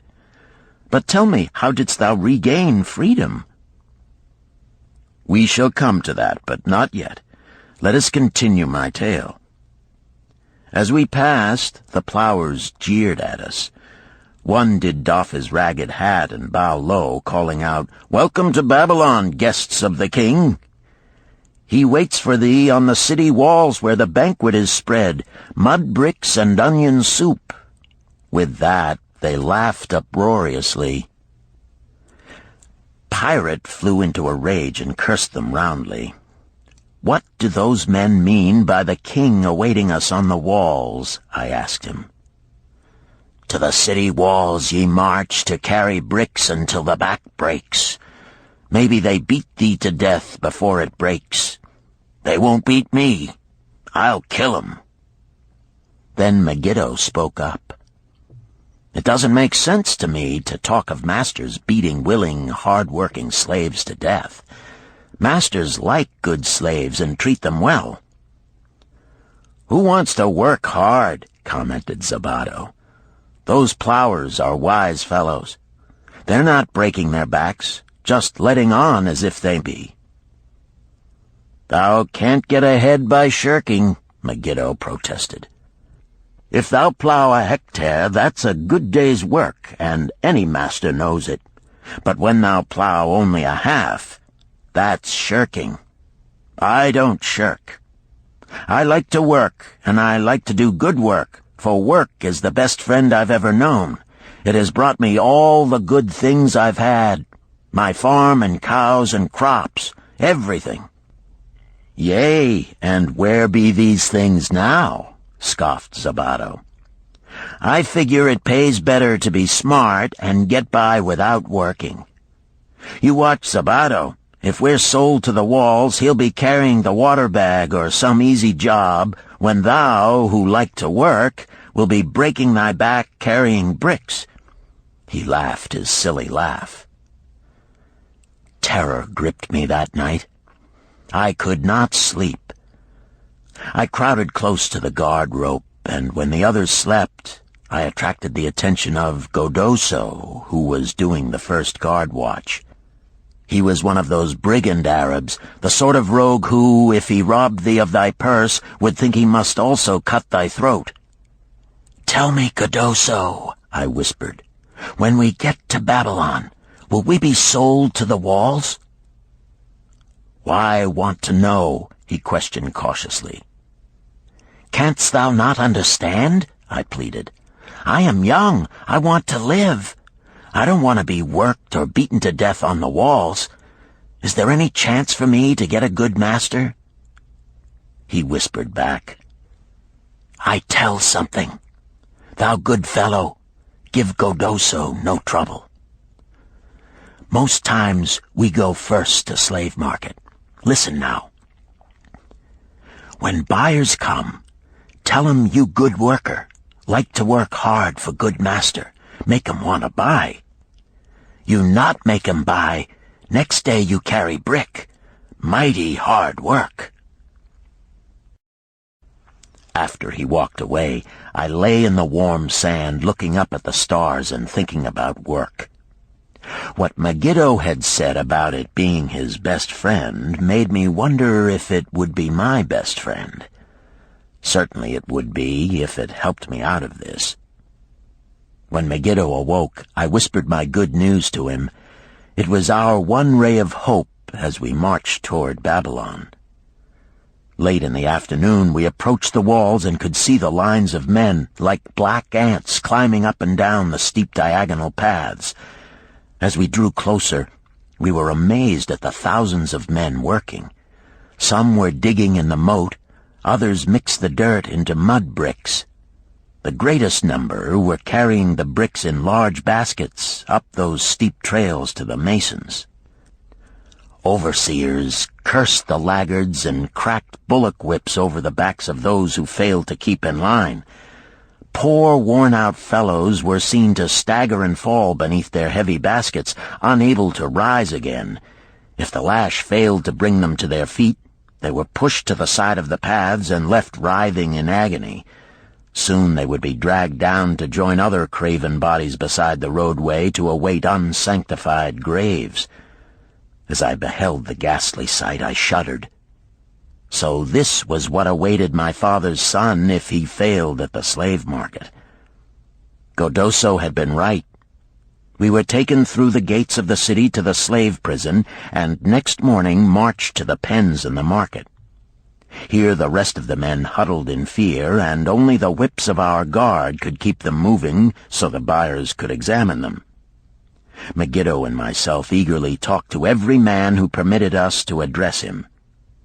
The slave dealer brought soldiers from the king's guard who shackled Pirate and brutally beat him when he protested. As they led him away, I felt sorry for him. Megiddo felt that we would soon part. When no buyers were near, he talked to me earnestly to impress upon me how valuable work would be to me in the future. Some men hate it. They make it their enemy. better to treat it like a friend. Make thyself like it. Don't mind because it is hard. If thou thinkest about what a good house thou build, then who cares if the beams are heavy and it is far from the well to carry the water for the plaster? Promise me, boy, if thou get a master, work for him as hard as thou canst. If he does not appreciate all thou do, never mind. Remember, work well done does good to the man who does it. It makes him a better man. He stopped as a burly farmer came to the enclosure and looked at us critically. Megiddo asked about his farm and crops, soon convincing him that he would be a valuable man. After violent bargaining with the slave dealer, the farmer drew a fat purse from beneath his robe, and soon Megiddo had followed his new master out of sight. A few other men were sold during the morning. At noon, Godoso confided to me that the dealer was disgusted and would not stay over another night, but would take all who remained at sundown to the king's buyer. I was becoming desperate when a fat, good-natured man walked up to the wall and inquired if there was a baker among us. I approached him, saying, "Why should a good baker like thyself seek another baker of inferior ways? Would it not be easier to teach a willing man like myself thy skilled ways? Look at me. I am young, strong, and like to work. Give me a chance, and I will do my best to earn gold and silver for thy purse." He was impressed by my willingness, and began bargaining with the dealer who had never noticed me since he had bought me, but now waxed eloquent on my abilities, good health, and good disposition. I felt like a fat ox being sold to a butcher. At last, much to my joy, the deal was closed. I followed my new master away, thinking I was the luckiest man in Babylon. My new home was much to my liking. Nananeid, my master, taught me how to grind the barley in the stone bowl that stood in the courtyard, how to build the fire in the oven, and then how to grind very fine the sesame flour for the honey cakes. I had a couch in the shed where his grain was stored. The old slave housekeeper, Swasti, fed me well and was pleased at the way I helped her with the heavy tasks. Here was the chance I had longed for to make myself valuable to my master, and, I hoped, to find a way to earn my freedom. I asked Nananeid to show me how to knead the bread and to bake. This he did, much pleased at my willingness. Later, when I could do this well, I asked him to show me how to make the honey cakes, and soon I was doing all the baking. My master was glad to be idle, but Swasti shook her head in disapproval. "No work to do is bad for any man," she declared.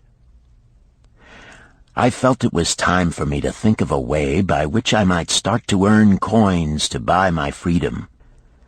As the baking was finished at noon, I thought Nananeid would approve if I found profitable employment for the afternoons and might share my earnings with me. Then the thought came to me, why not bake more of the honey cakes and peddle them to hungry men upon the streets of the city? I presented my plan to Nananeid this way. "If I can use my afternoons after the baking is finished to earn for thee coins, would it be only fair for thee to share my earnings with me that I might have money of my own to spend for those things which every man desires and needs?" Fair enough," he admitted. When I told him of my plan to peddle our honey cakes, he was well pleased. "Here is what we will do," he suggested. "Thou sellest them at 2 for a penny, then half of the pennies will be mine to pay for the flour and the honey and the wood to bake them. Of the rest I shall take half, and thou shalt keep half." I was much pleased by this generous offer that I might keep for myself 1/4 of my sales. That night I worked late to make a tray upon which to display them. Nananeid gave me one of his worn robes that I might look well, and Swasti helped me patch it and wash it clean. The next day I baked an extra supply of honey cakes. They looked brown and tempting upon the tray as I went along the street, loudly calling my wares. At first no one seemed interested, and I became discouraged. I kept on, and later in the afternoon, as men became hungry, the cakes began to sell, and soon my tray was empty. Nananeid was well pleased with my success and gladly paid me my share. I was delighted to own pennies. Megiddo had been right when he said a master appreciated good work from his slaves. That night I was so excited over my success I could hardly sleep, and tried to figure how much I could earn in a year and how many years would be required to buy my freedom. As I went forth with my tray of cakes every day, I soon found regular customers. One of these was none other than thy grandfather, Arkad. He was a rug merchant and sold to the housewives, going from one end of the city to the other, accompanied by a donkey loaded high with rugs and a black slave to tend it. He would buy 2 cakes for himself and 2 for his slave, always tarrying to talk with me while they ate them. Thy grandfather said something to me one day that I shall always remember. "I like thy cakes, boy. But better still, I like the fine enterprise with which thou offerest them. Such spirit can carry thee far on the road to success." But how canst thou understand, Hayden Gula, what such words of encouragement could mean to a slave boy, lonesome in a great city, struggling with all he had in him to find a way out of his humiliation? As the months went by, I continued to add pennies to my purse. It began to have a comforting weight upon my belt. Work was proving to be my best friend, just as Megiddo had said. I was happy, but Swasti was worried. "Thy master, I fear to have him spend so much time at the gaming houses," she protested. I was overjoyed one day to meet my friend Megiddo upon the street. He was leading 3 donkeys loaded with vegetables to the market. "I am doing mighty well," he said. "My master does appreciate my good work, for now I am a foreman. See, he does trust the marketing to me. And also he is sending for my family. Work is helping me to recover from my great trouble. Someday it will help me to buy my freedom and once more own a farm of my own." Time went on, and Nananeid became more and more anxious for me to return from selling. He would be waiting when I returned, and would eagerly count and divide our money. He would also urge me to seek further markets and increase my sales. Often I went outside the city gates to solicit the overseers of the slaves building the walls. I hated to return to the disagreeable sights, but found the overseers liberal buyers. One day I was surprised to see Zabado waiting in line to fill his basket with bricks. He was gaunt and bent, and his back was covered with welts and sores from the whips of the overseers. I was sorry for him, and handed him a cake which he crushed into his mouth like a hungry animal. Seeing the greedy look in his eyes, I ran before he could grab my tray. "Why dost thou work so hard?" Arkad said to me one day. "Almost the same question thou asked of me today, dost thou remember?" I told him what Megiddo had said about work and how it was proving to be my best friend. I showed him with pride my wallet of pennies and explained how I was saving them to buy my freedom. "When thou art free, what wilt thou do?" he inquired. "Then," I answered, "I intend to become a merchant." At that he confided in me, something I had never suspected. "Thou knowest not that I also am a slave. I am in partnership with my master." "Stop," demanded Hayden Gula. "I will not listen to lies defaming my grandfather. He was no slave." His eyes blazed in anger. Sharunada remained calm. "I honor him for rising above his misfortune and becoming a leading citizen of Damascus. Art thou his grandson, cast of the same mold? Art thou man enough to face true facts, or dost thou prefer to live under false illusions?" Hayden Gula straightened in his saddle. In a voice suppressed with deep emotion, he replied, "My grandfather was beloved by all. Countless were his good deeds.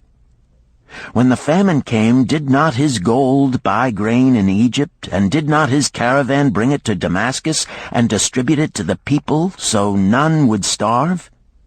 Now thou sayest he was but a despised slave in Babylon. Had he remained a slave in Babylon, that he might well have been despised, but when, through his own efforts, he became a great man in Damascus, the gods indeed condoned his misfortunes and honored him with their respect," Sharunada replied. "After telling me that he was a slave," Sharunada continued, "he explained how anxious he had been to earn his freedom.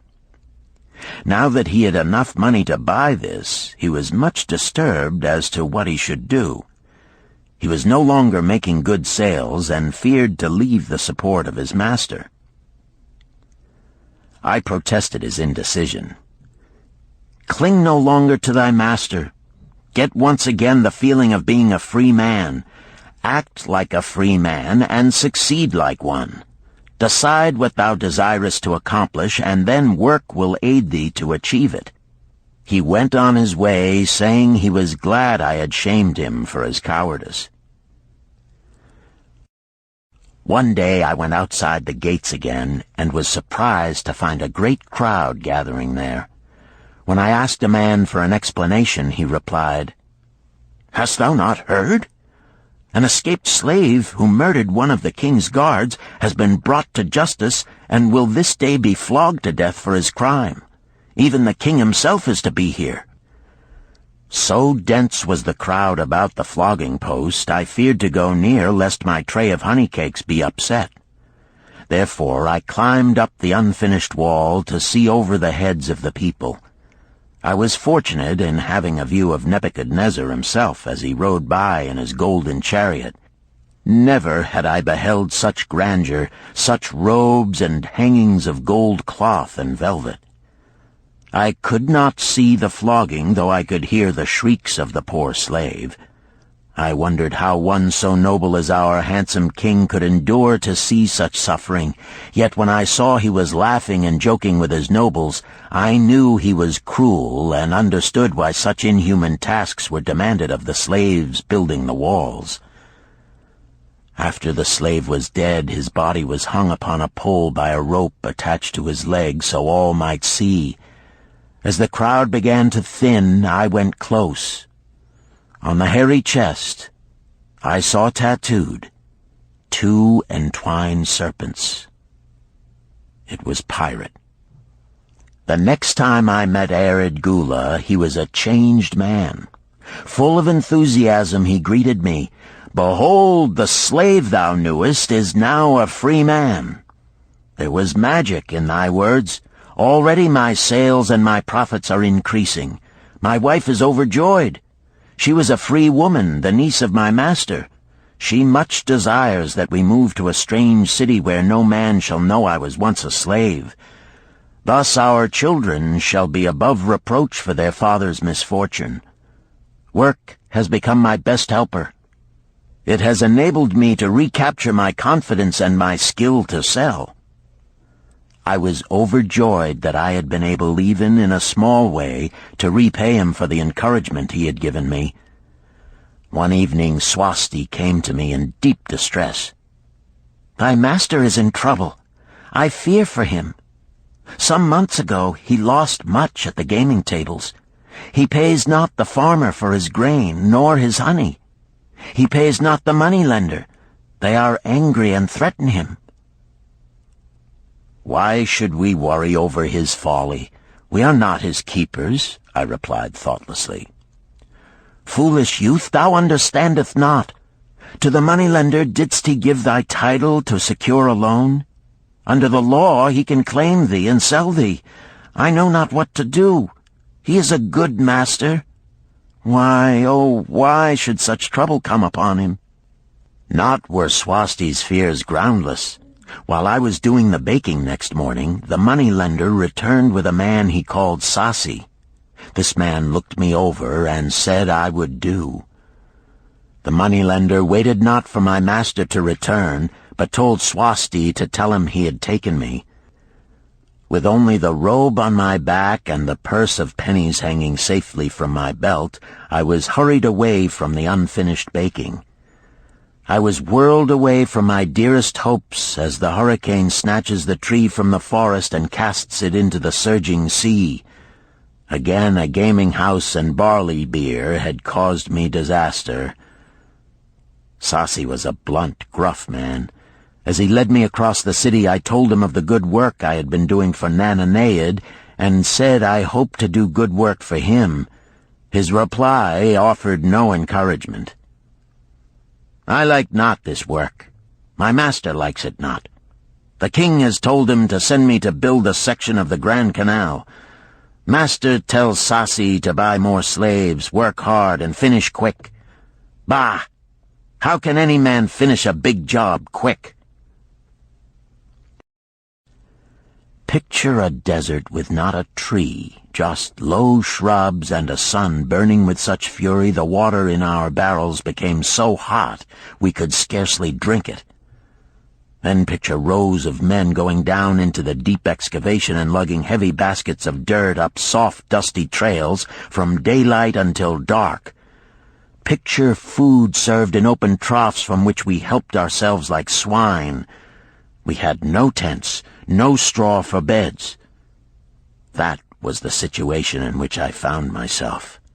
I buried my wallet in a marked spot, wondering if I would ever dig it up again. At first I worked with good will, but as the months dragged on I felt my spirit breaking. Then the heat fever took hold of my weary body. I lost my appetite and could scarcely eat the mutton and vegetables.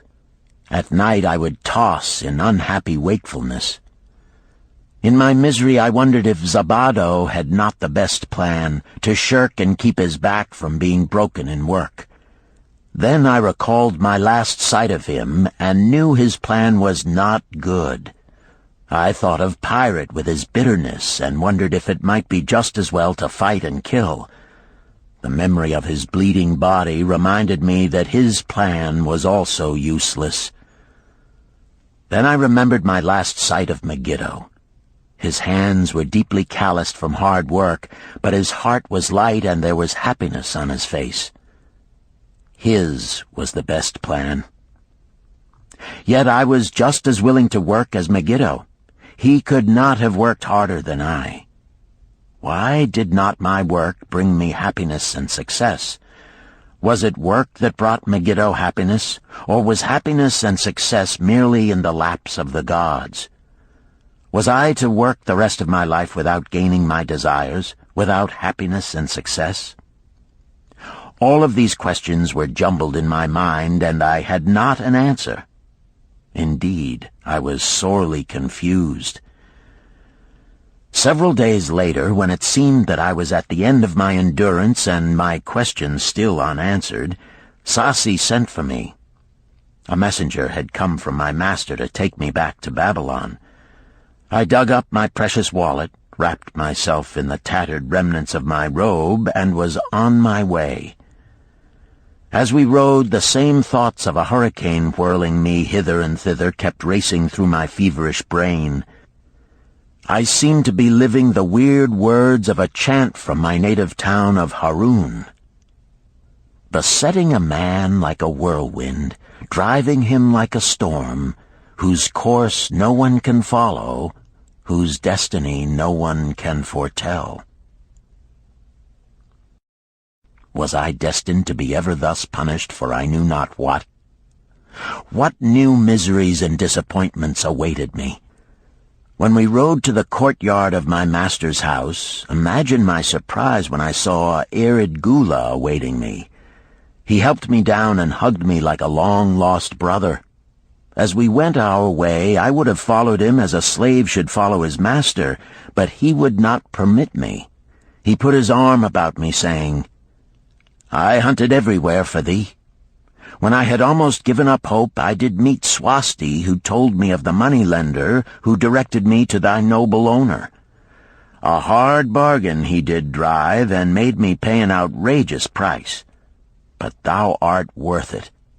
Thy philosophy and thy enterprise have been my inspiration to this new success." "Megiddo's philosophy, not mine," I interrupted. "Megiddo's and thine. Thanks to thee both, we are going to Damascus, and I need thee for my partner." "See," he exclaimed, "in one moment thou wilt be a free man." So saying, he drew from beneath his robe the clay tablet carrying my title. This he raised above his head and hurled it to break in 100 pieces upon the cobblestones. With glee he stamped upon the fragments until they were but dust. Tears of gratitude filled my eyes. I knew I was the luckiest man in Babylon. "Work, thou see, by this, in the time of my greatest distress, didst prove to be my best friend. My willingness to work enabled me to escape from being sold to join the slave gangs upon the walls. It also so impressed thy grandfather, he selected me for his partner." Then Hayden Gula questioned, "Was work my grandfather's secret key to the golden shekels?" "It was the only key he had when I first knew him," Sharunada replied. "Thy grandfather enjoyed working. The gods appreciated his efforts and rewarded him liberally." "I begin to see," Hayden Gula was speaking thoughtfully. "Work attracted his many friends who admired his industry and the success it brought. Work brought him the honors he enjoyed so much in Damascus. Work brought him all those things I have approved. And I thought work was fit only for slaves." "Life is rich with many pleasures for men to enjoy," Sharunada commented. "Each has its place. I am glad that work is not reserved for slaves. Were that the case, I would be deprived of my greatest pleasure. Many things do I enjoy, but nothing takes the place of work." Sharunada and Hayden Gula rode in the shadows of the towering walls up to the massive bronze gates of Babylon. At their approach, the gate guards jumped to attention and respectfully saluted an honored citizen.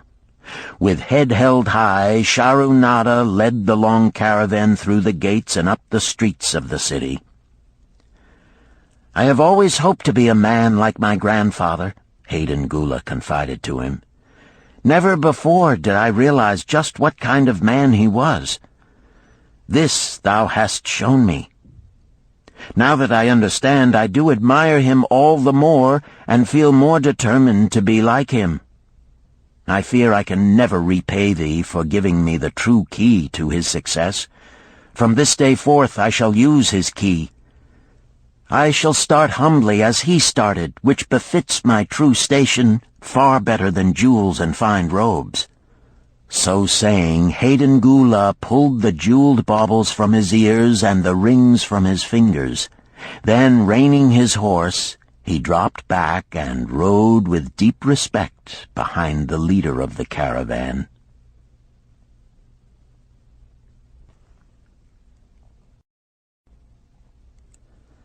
Chapter 11. An Historical Sketch of Babylon. In the pages of history there lives no city more glamorous than Babylon. Its very name conjures visions of wealth and splendor. Its treasures of gold and jewels were fabulous. One naturally pictures such a wealthy city as located in a suitable setting of tropical luxury, surrounded by rich natural resources of forests and mines. Such was not the case. It was located beside the Euphrates River in a flat, arid valley. It had no forests, no mines, not even stone for building. It was not even located upon a natural trade route. The rainfall was insufficient to raise crops. Babylon is an outstanding example of man's ability to achieve great objectives using whatever means are at his disposal. All of the resources supporting this large city were man-developed. All of its riches were man-made. Babylon possessed just two natural resources: a fertile soil and water in the river. With one of the greatest engineering accomplishments of this or any other day, Babylonian engineers diverted the waters from the river by means of dams and immense irrigation canals. Far out across that arid valley went these canals to pour the life-giving waters over the fertile soil. This ranks among the first engineering feats known to history. Such abundant crops as were the reward of this irrigation system the world had never seen before. Fortunately, during its long existence, Babylon was ruled by successive lines of kings to whom conquest and plunder were but incidental. While it engaged in many wars, most of these were local or defensive against ambitious conquerors from other countries who coveted the fabulous treasures of Babylon. The outstanding rulers of Babylon live in history because of their wisdom, enterprise, and justice. Babylon produced no strutting monarchs who sought to conquer the known world that all nations might pay homage to their egotism. As a city, Babylon exists no more. When those energizing human forces that built and maintained the city for thousands of years were withdrawn, it soon became a deserted ruin. The site of the city is in Asia, about 600 miles east of the Suez Canal, just north of the Persian Gulf. The latitude is about 30 degrees above the equator, practically the same as that of Yuma, Arizona. It possessed a climate similar to that of this American city, hot and dry. Today, this valley of the Euphrates, once a populous irrigated farming district, is again a windswept arid waste. Scant grass and desert shrubs strive for existence against the wind-blown sands. Gone are the fertile fields, the mammoth cities, and the long caravans of rich merchandise. Nomadic bands of Arabs, securing a scant living by tending small herds, are the only inhabitants. Such it has been since about the beginning of the Christian era. Dotting this valley are earthen hills. For centuries they were considered by travelers to be nothing else. The attention of archaeologists were finally attracted to them because of broken pieces of pottery and brick washed down by the occasional rainstorms. Expeditions, financed by European and American museums, were sent here to excavate and see what could be found. Picks and shovels soon proved these hills to be ancient cities. City graves, they might well be called. Babylon was one of these. Over it for something like 20 centuries, the winds had scattered the desert dust. Built originally of brick, all exposed walls had disintegrated and gone back to earth once more. Such is Babylon, the wealthy city, today. A heap of dirt, so long abandoned that no living person even knew its name until it was discovered by carefully removing the refuse of centuries from the streets and the fallen wreckage of its noble temples and palaces. Many scientists considered the civilization of Babylon and other cities in this valley to be the oldest of which there is a definite record. Positive dates have been proved reaching back 8,000 years. An interesting fact in this connection is the means used to determine these dates. Uncovered in the ruins of Babylon were descriptions of an eclipse of the sun.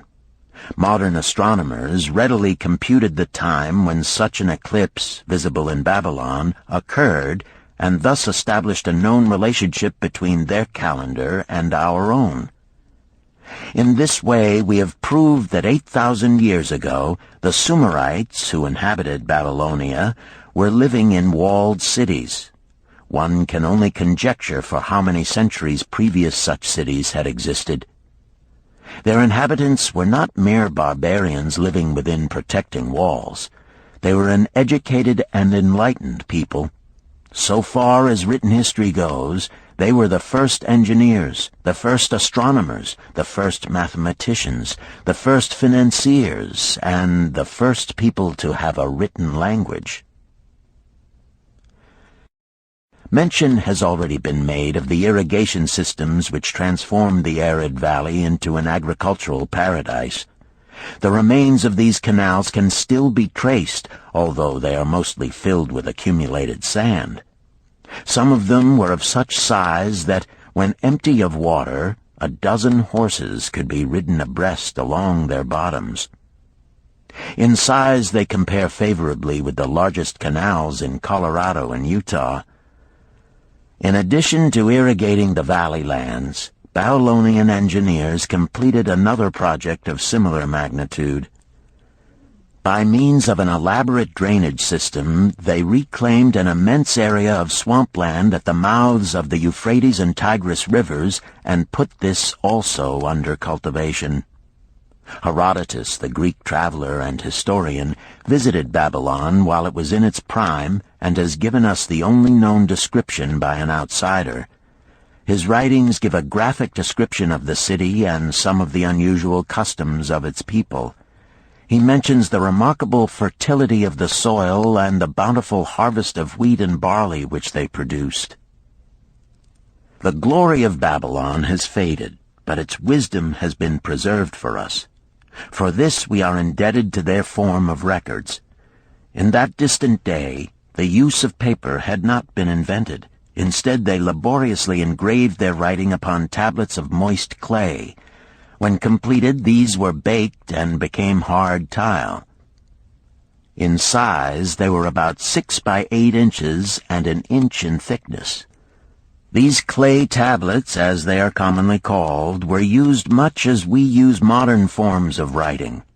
Upon them were engraved legends, poetry, history, transcriptions of royal decrees, the laws of the land, titles to property, promissory notes, and even letters which were dispatched by messengers to distant cities. From these clay tablets we are permitted an insight into the intimate personal affairs of the people. For example, one tablet, evidently from the records of a country storekeeper, relates that upon the given date, a certain named customer brought in a cow and exchanged it for 7 sacks of wheat, 3 being delivered at the time, and the other 4 to await the customer's pleasure. Safely buried in the wrecked cities, archaeologists have recovered entire libraries of these tablets, hundreds of thousands of them. One of the outstanding wonders of Babylon was the immense walls surrounding the city. The ancients ranked them with the Great Pyramid of Egypt as belonging to the 7 wonders of the world. Queen Semiramis is credited with having erected the first walls during the early history of the city.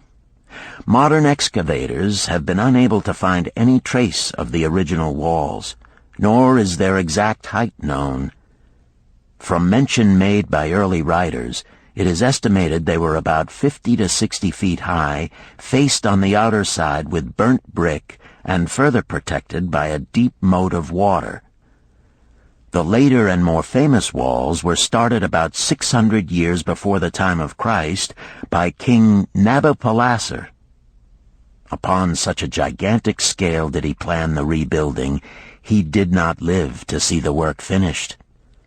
This was left to his son Nebuchadnezzar, whose name is familiar in biblical history. The height and length of these later walls staggers belief. They are reported upon reliable authority to have been about 160 feet high, the equivalent of the height of a modern 15-story office building. The total length is estimated as between 9 and 11 miles. So wide was the top that a 6-horse chariot could be driven around them.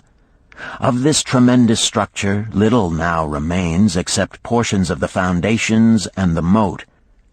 In addition to the ravages of the elements, the Arabs completed the destruction by quarrying the brick for building purposes elsewhere. Against the walls of Babylon marched, in turn, the victorious armies of almost every conqueror of that age of wars of conquest. A host of kings laid siege to Babylon, but always in vain. Invading armies of that day were not to be considered lightly. Historians speak of such units as 10,000 horsemen, 25,000 chariots, 1,200 regiments of foot soldiers with 1,000 men to the regiment. Often 2 or 3 years of preparation would be required to assemble war materials and depots of food along the proposed line of march. The city of Babylon was organized much like a modern city. There were streets and shops. Peddlers offered their wares through residential districts. Priests officiated in magnificent temples. Within the city was an inner enclosure for the royal palaces. The walls about this were said to have been higher than those about the city. The Babylonians were skilled in the arts. These included sculpture, painting, weaving, gold working, and the manufacture of metal weapons and agricultural implements. Their jewelers created most artistic jewelry. Many samples have been recovered from the graves of its wealthy citizens and are now on exhibition in the leading museums of the world. At a very early period, when the rest of the world was still hacking at trees with stone-headed axes, or hunting and fighting with flint-pointed spears and arrows, the Babylonians were using axes, spears, and arrows with metal heads. The Babylonians were clever financiers and traders. So far as we know, they were the original inventors of money as a means of exchange, of promissory notes, and written titles to property. Babylon was never entered by hostile armies until about 540 years before the birth of Christ. Even then the walls were not captured. The story of the fall of Babylon is most unusual. Cyrus, one of the great conquerors of that period, intended to attack the city and hoped to take its impregnable walls. Advisors of Nabonidus, the king of Babylon, persuaded him to go forth to meet Cyrus and give him battle without waiting for the city to be besieged. In the succeeding defeat to the Babylonian army, it fled away from the city. Cyrus thereupon entered the open gates and took possession without resistance. Thereafter the power and prestige of the city gradually waned until, in the course of a few hundred years, it was eventually abandoned, deserted, left for the winds and storms to level once again to that desert earth from which its grandeur had originally been built. Babylon had fallen, never to rise again. But to it, civilization owes much. The eons of time have crumbled to dust the proud walls of its temples, but the wisdom of Babylon endures. The End. You've been listening to The Richest Man in Babylon by George S. Clason, narrated by Richard Ferrone, and directed by Ben Ruggiero.